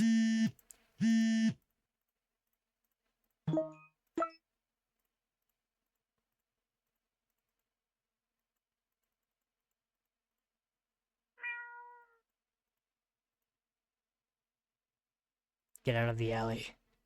You ignore the cat and briskly walk out of the alley without another look. Phew, that was weird. You're a good distance away when... Not again. You reluctantly look at the new message and... Don't ignore me. Creeped out, you decide to just go home. I know you're seeing these. Come back.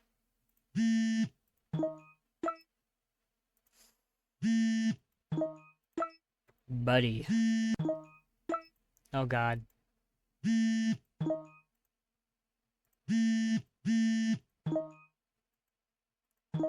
Oh my gosh, bro. Oh my god, are you fucking kidding me? Every single time!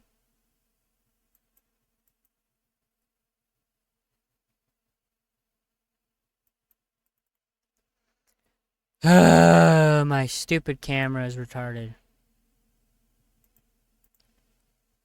Bzzzt. Bzzzt. Can see you. Can always see you. You can't hide. Oh my... I'm gonna fucking lose it, you piece of shit computer. Or freaking webcam. Just stay working. I'll always find you, ooh-woo. Really? The ooh-woo. Your eyes dart around nervously, certain that you're being followed. But there's nothing there.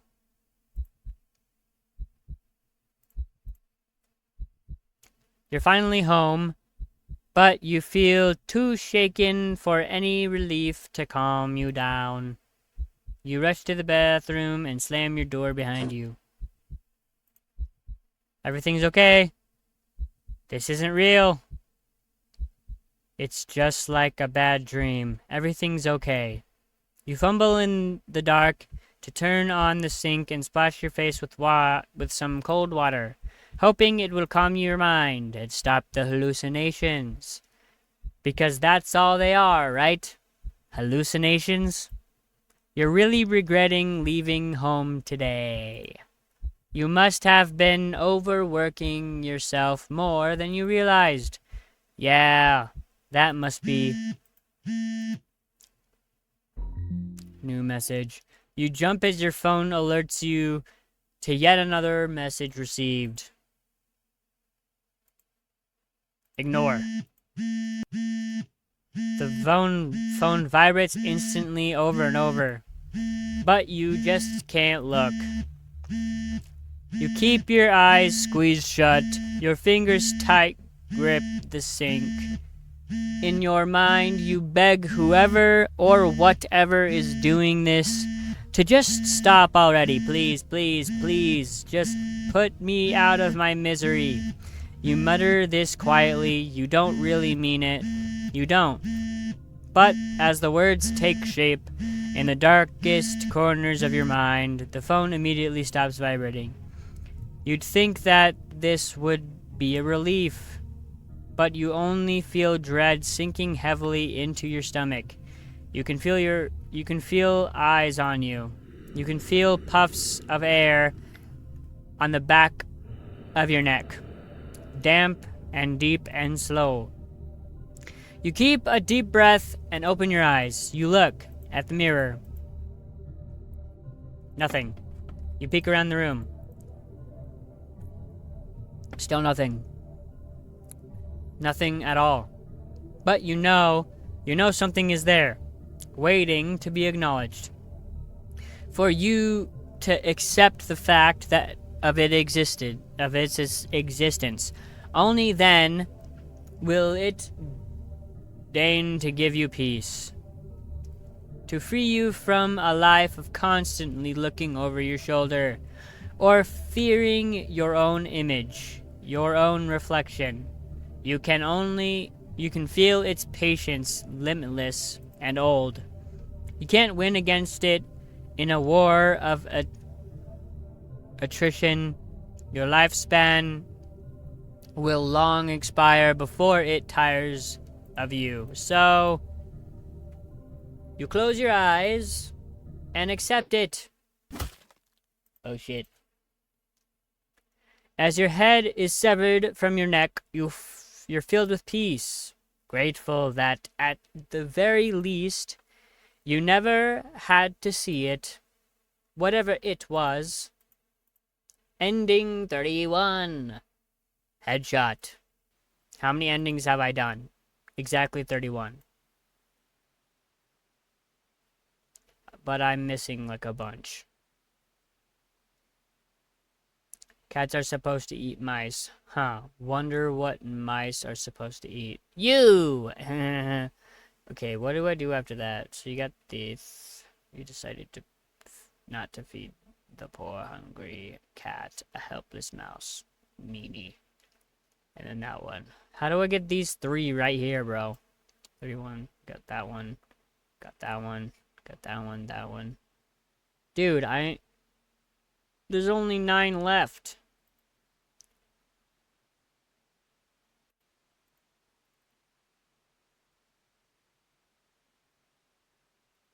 You know what? Check phone. With shaking hands, you look at your phone. Hi, friend. Oh, God.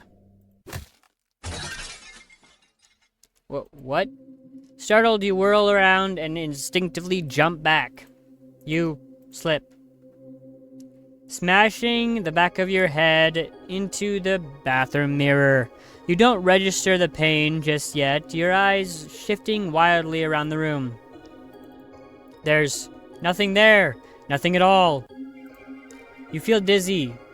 You dazedly feel the back of your head and examine your hand. You can't really see anything. but it feels warm and wet. The smell of copper fills the air. The dizziness overwhelms you and you collapse to the bathroom tiles. Help!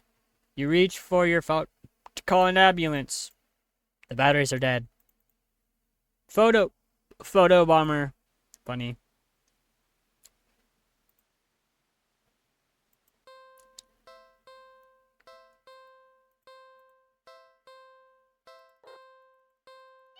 Let's go back.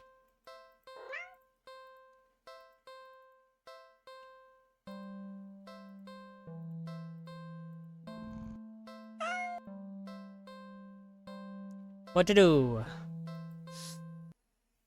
You are not ready. On second thought, don't take the cat home. Sadly, as cute as the cat is, you can never take this thing home. Blah, blah, blah, blah.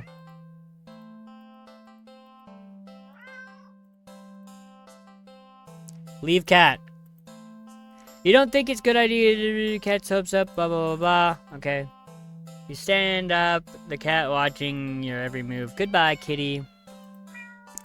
Really? Ignore.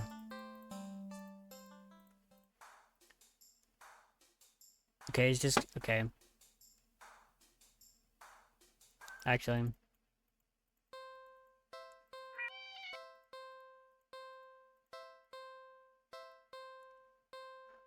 Let's feed the cat. No, let's do that. Okay? And not to think on it any further. Well, either blah, blah, blah, blah. Look around the area.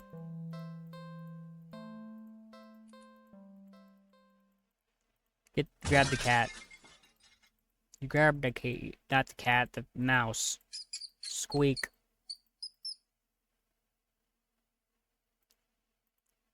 The mouse looks scared, as if it knows your intentions.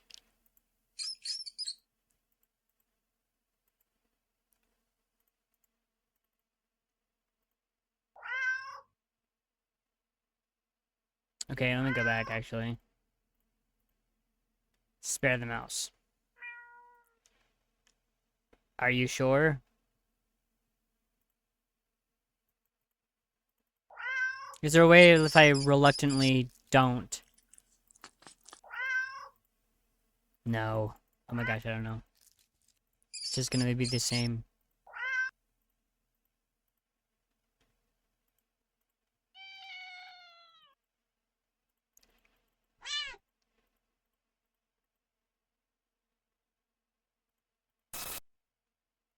Okay. I'm guessing this is all gonna be the same thing.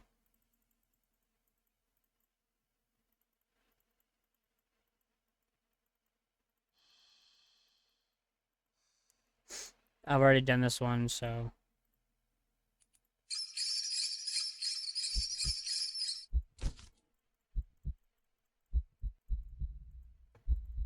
Okay, it's the same ending. It's the same goddamn ending! Oh my god.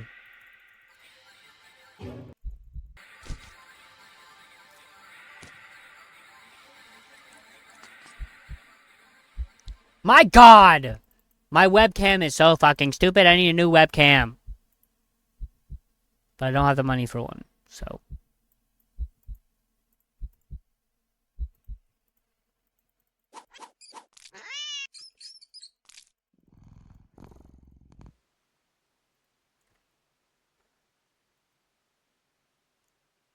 I'm missing, like, a whole shit ton of them. Not really. I mean, I got 32. Wait, what? Cats are supposed to eat mice. Huh, what are supposed to eat? I don't know. Feedback loop. Oh my god, bro! So, if I do the fish one... Okay, let's go... Yes, let's go here. Like, go back...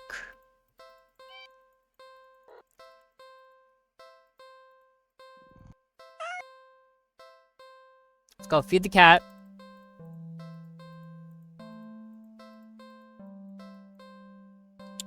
Look, check your pockets.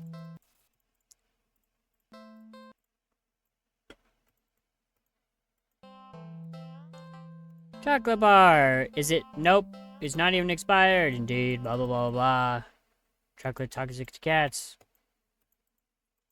Can I feed it to him anyways? That would be great if I could just feed it to him anyways. You're a horrible person.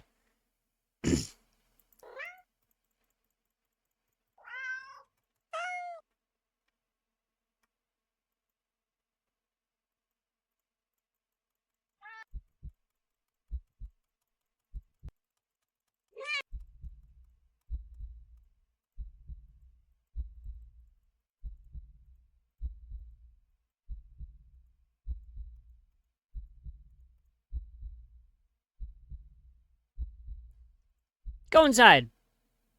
Fuck you, kitties. You decide to cut your losses and head inside. Your sins weigh down on you, but you're only human. What more can you do? Jeez. You try to ignore the yowling of the neighborhood cats as you go about your chores. You consider preparing dinner, but how could you enjoy it, knowing how hungry those poor cats outside are? I wouldn't give a shit. I don't got no money to feed everybody else. I'm just gonna feed me. Obviously. Stupid. The ones you've wronged. You haven't wronged any fucking cat, bro. Oh my god. You decide to take a bath and go straight to bed without any dinner. A fitting punishment for someone like you. Not really, but okay. You forgo the fancy bath bubbles because you don't deserve them and sink into the water with a sigh. Your mind races, but you can't really think of any immediate solutions that doesn't require more money. You wish there was anything you could do to make things up. Suddenly, your legs start to feel really itchy. You try to lift one to see what's going on, but what rises out of the water isn't a pair of legs. It's a fishtail. You feel dizzy at the sight. Maybe you're hallucinating from the stress. You try to climb out of the tub to cool your head, but instead of your hand rising up to brace yourself, a wet fin stretches out to plop on the rim. It's too weak to hold your weight, and you're so startled by the sight. You slip and smack your head on the side of the bathtub, passing out almost immediately. You're awake, you think anyway. You open your eyes and you're underwater. You must have slid beneath the surface of the bath water. You gasp instinctively. And my webcam broke again. Fucking bitch. Stupid piece of shit, bro. Whatever. Except not really. A bubble simply floats out of your mouth, up to the surface. You're broke as heck, so you know your bathtub isn't that big. Did you shrink? But how? And even if there was a reasonable answer, it wouldn't explain how you haven't drowned yet. You swim to the edge of the bath, to the tub, and see the truth in the shadow silhouette. You've been turned into a fish. Yeah, that's not the silhouette you would see if you were looking straight like that. That's not what you would see. You would see it. Okay, whatever. It doesn't matter. This is impossible. You don't get any time to ponder over this, unfortunately, because just then a shadow looms over you from above. You look up and see the cat. It peers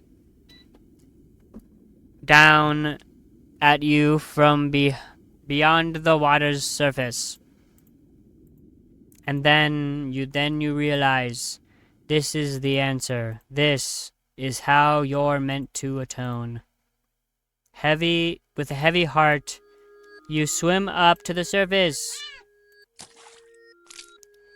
What the fuck? You didn't actually feed the cat the chocolate. You catched it. How is that how are you evil? I don't understand. Okay, whatever. The cat scoops you up, tossing you out of the tub and onto the bathroom tiles. As you flop around, gasping for air or water, you realize the cat wasn't alone. Dozens of hungry eyes peer down at you.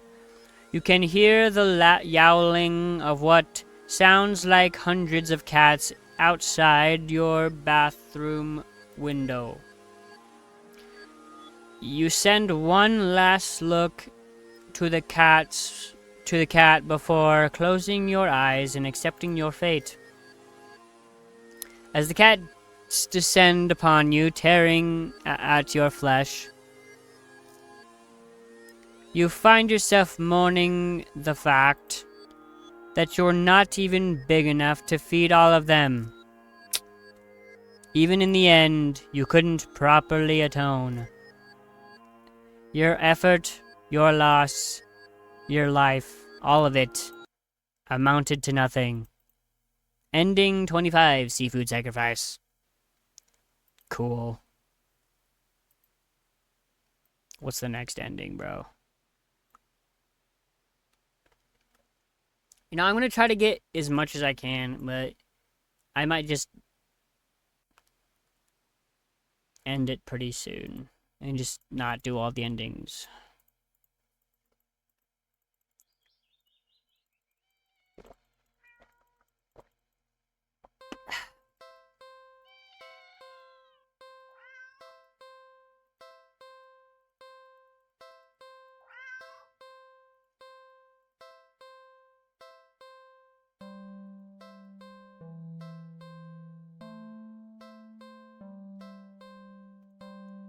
Okay.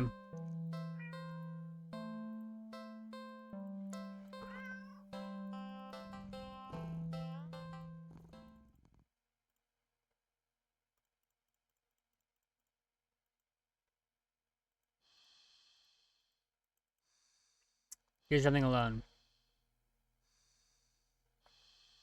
Clean the apartment.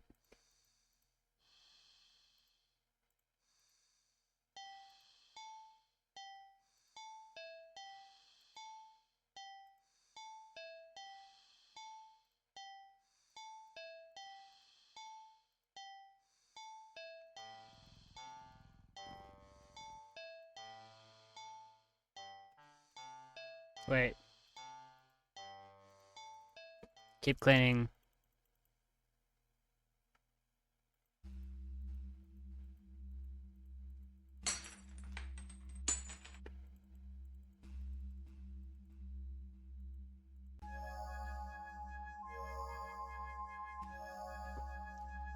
Oh no, it's gonna fall on me. No. Imagine. I already did this ending. Fuck, bro.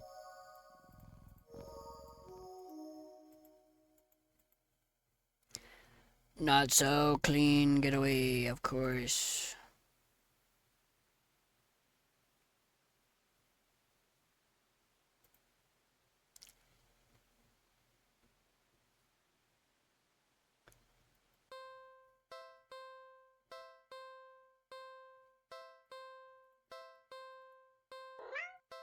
Play a game. I already did this one. I don't want to do this shit, bro.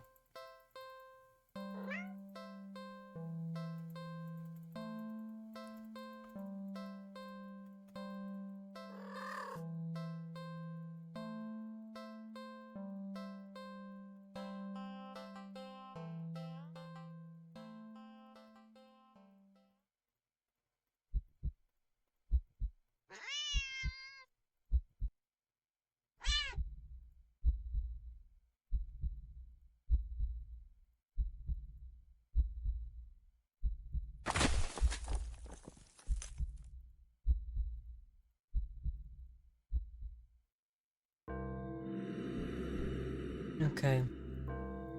I don't think there's another ending.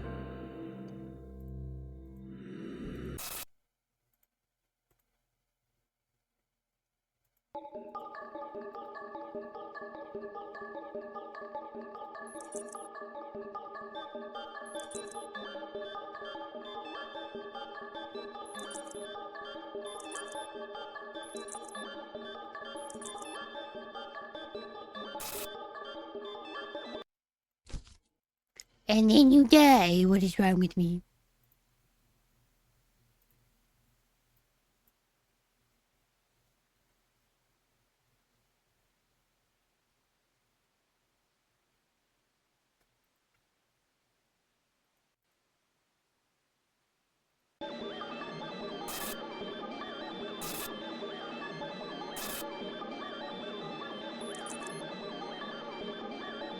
What if I run out of time? Nothing, okay.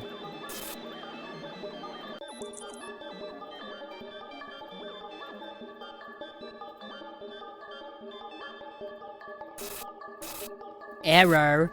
Oh my god.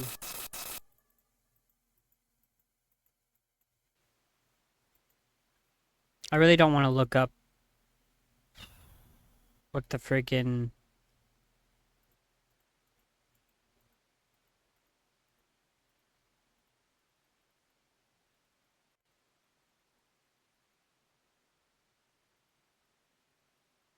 How many freaking pages are there?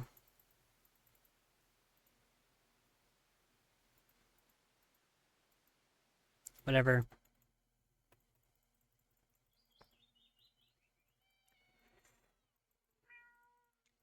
Probably another dog one, so let's just...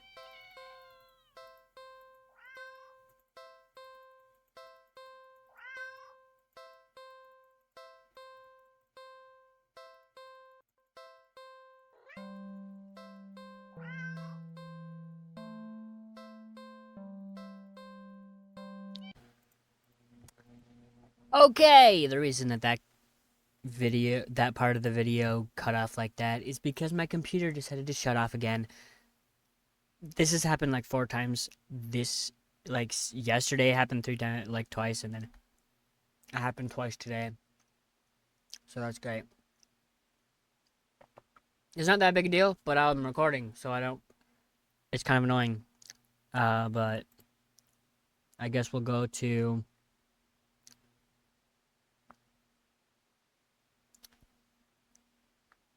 I don't know where we were.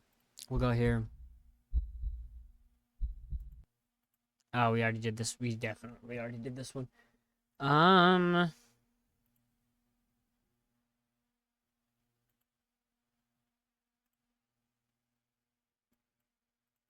no, I'm dead.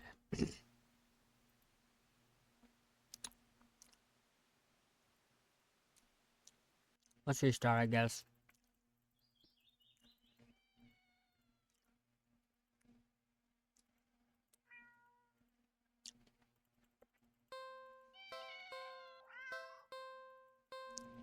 We're probably not going to do all the endings. I've gotten most of them right now. So I might get a few more. I was going to get them all, but I don't know. I'm just like, ugh. Don't take the cat home.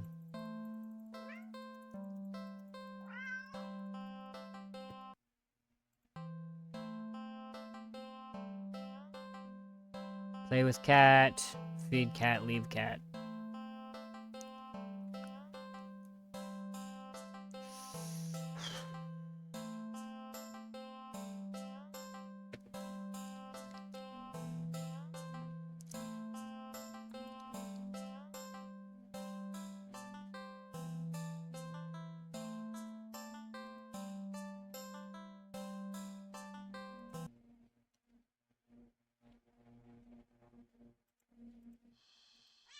Okay.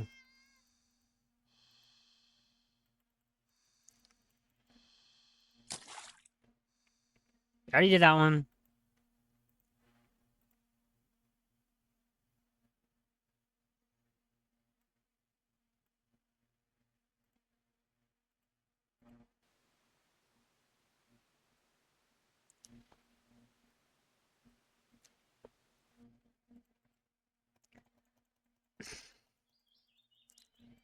If I can't find another ending, I'm just gonna be done.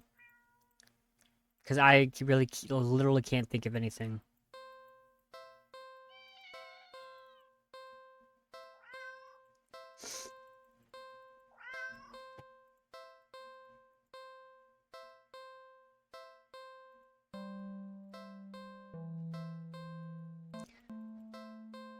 Wait. You'd never take this. Okay, we already read that. I don't know why I thought that that would be different.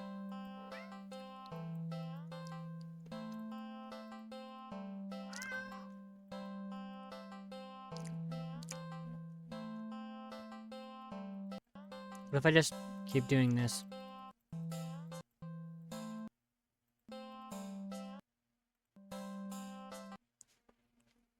You're not ready. Okay, well, is this like a secret ending thing? It looks like it.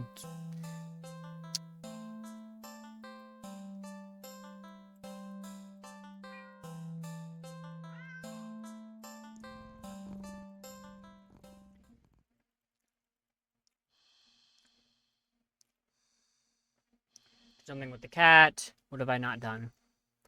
Play with cat.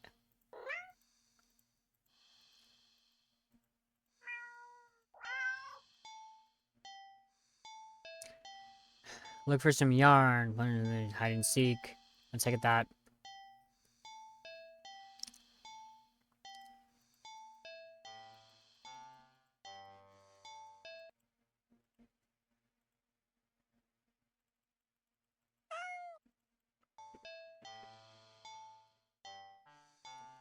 Actually, let's eat later.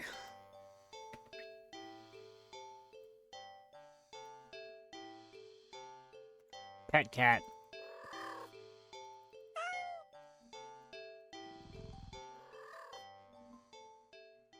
Let's do something else. I don't know. What the heck? What have I not done? I've done all of these. Maybe there's another. Reclaim your throne.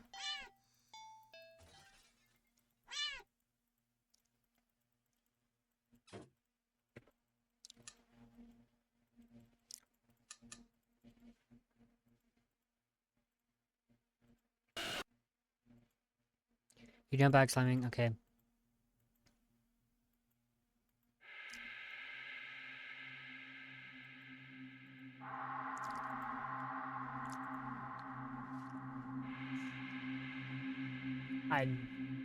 You definitely saw something? You saw something.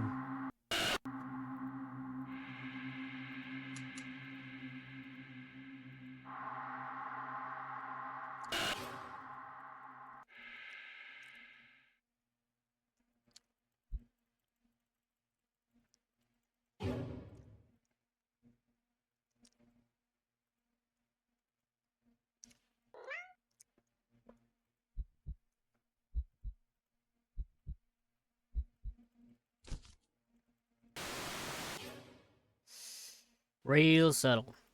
Definitely did that one already. Bro.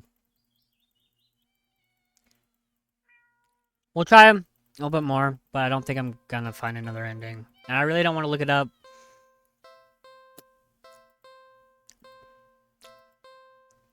I don't really care about, like, beating the whole game, so... Or getting the secret ending.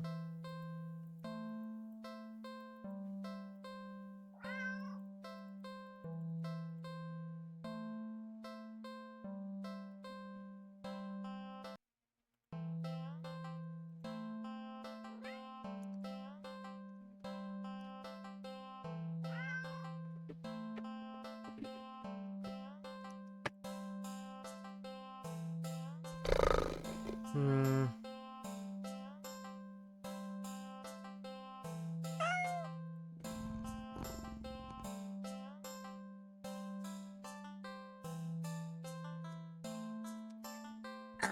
Check pockets. I mean, I already did this.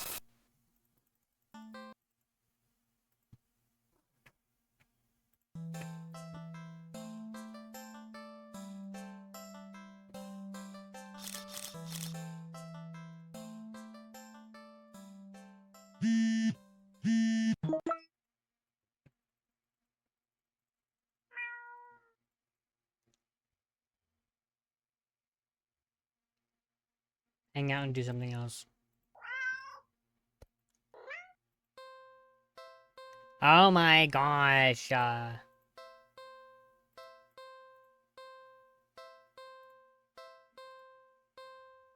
What? You never get away. What? Get away from it then. Okay.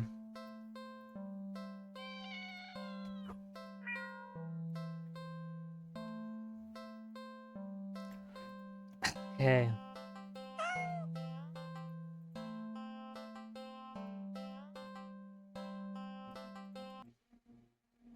Wait.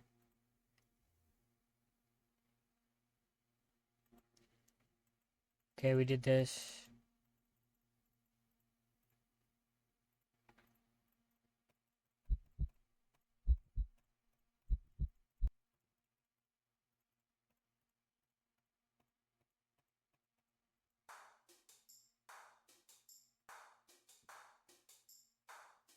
Go to the park.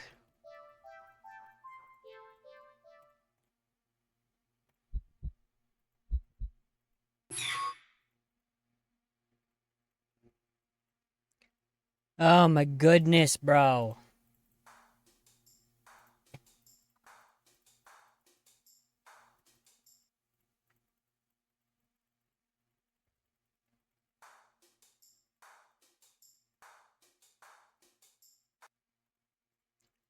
There's gotta be.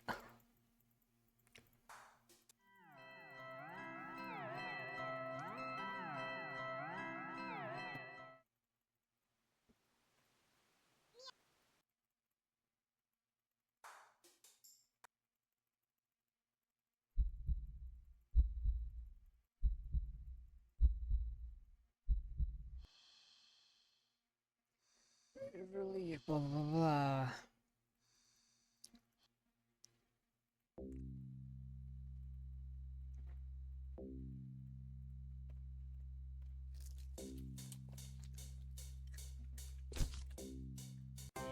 Ah. Okay, whatever. But you know what? I don't care. I can't do this. I give up on doing any more endings. Like I literally cannot find any other endings, and I'm just done with this game. Good game, good game. It's amazing, but to get all the endings is just not for me. I got most of them. Got like 36, 32, 31. I don't know. Anyways, I hope you liked the video, and I will see you in the next one.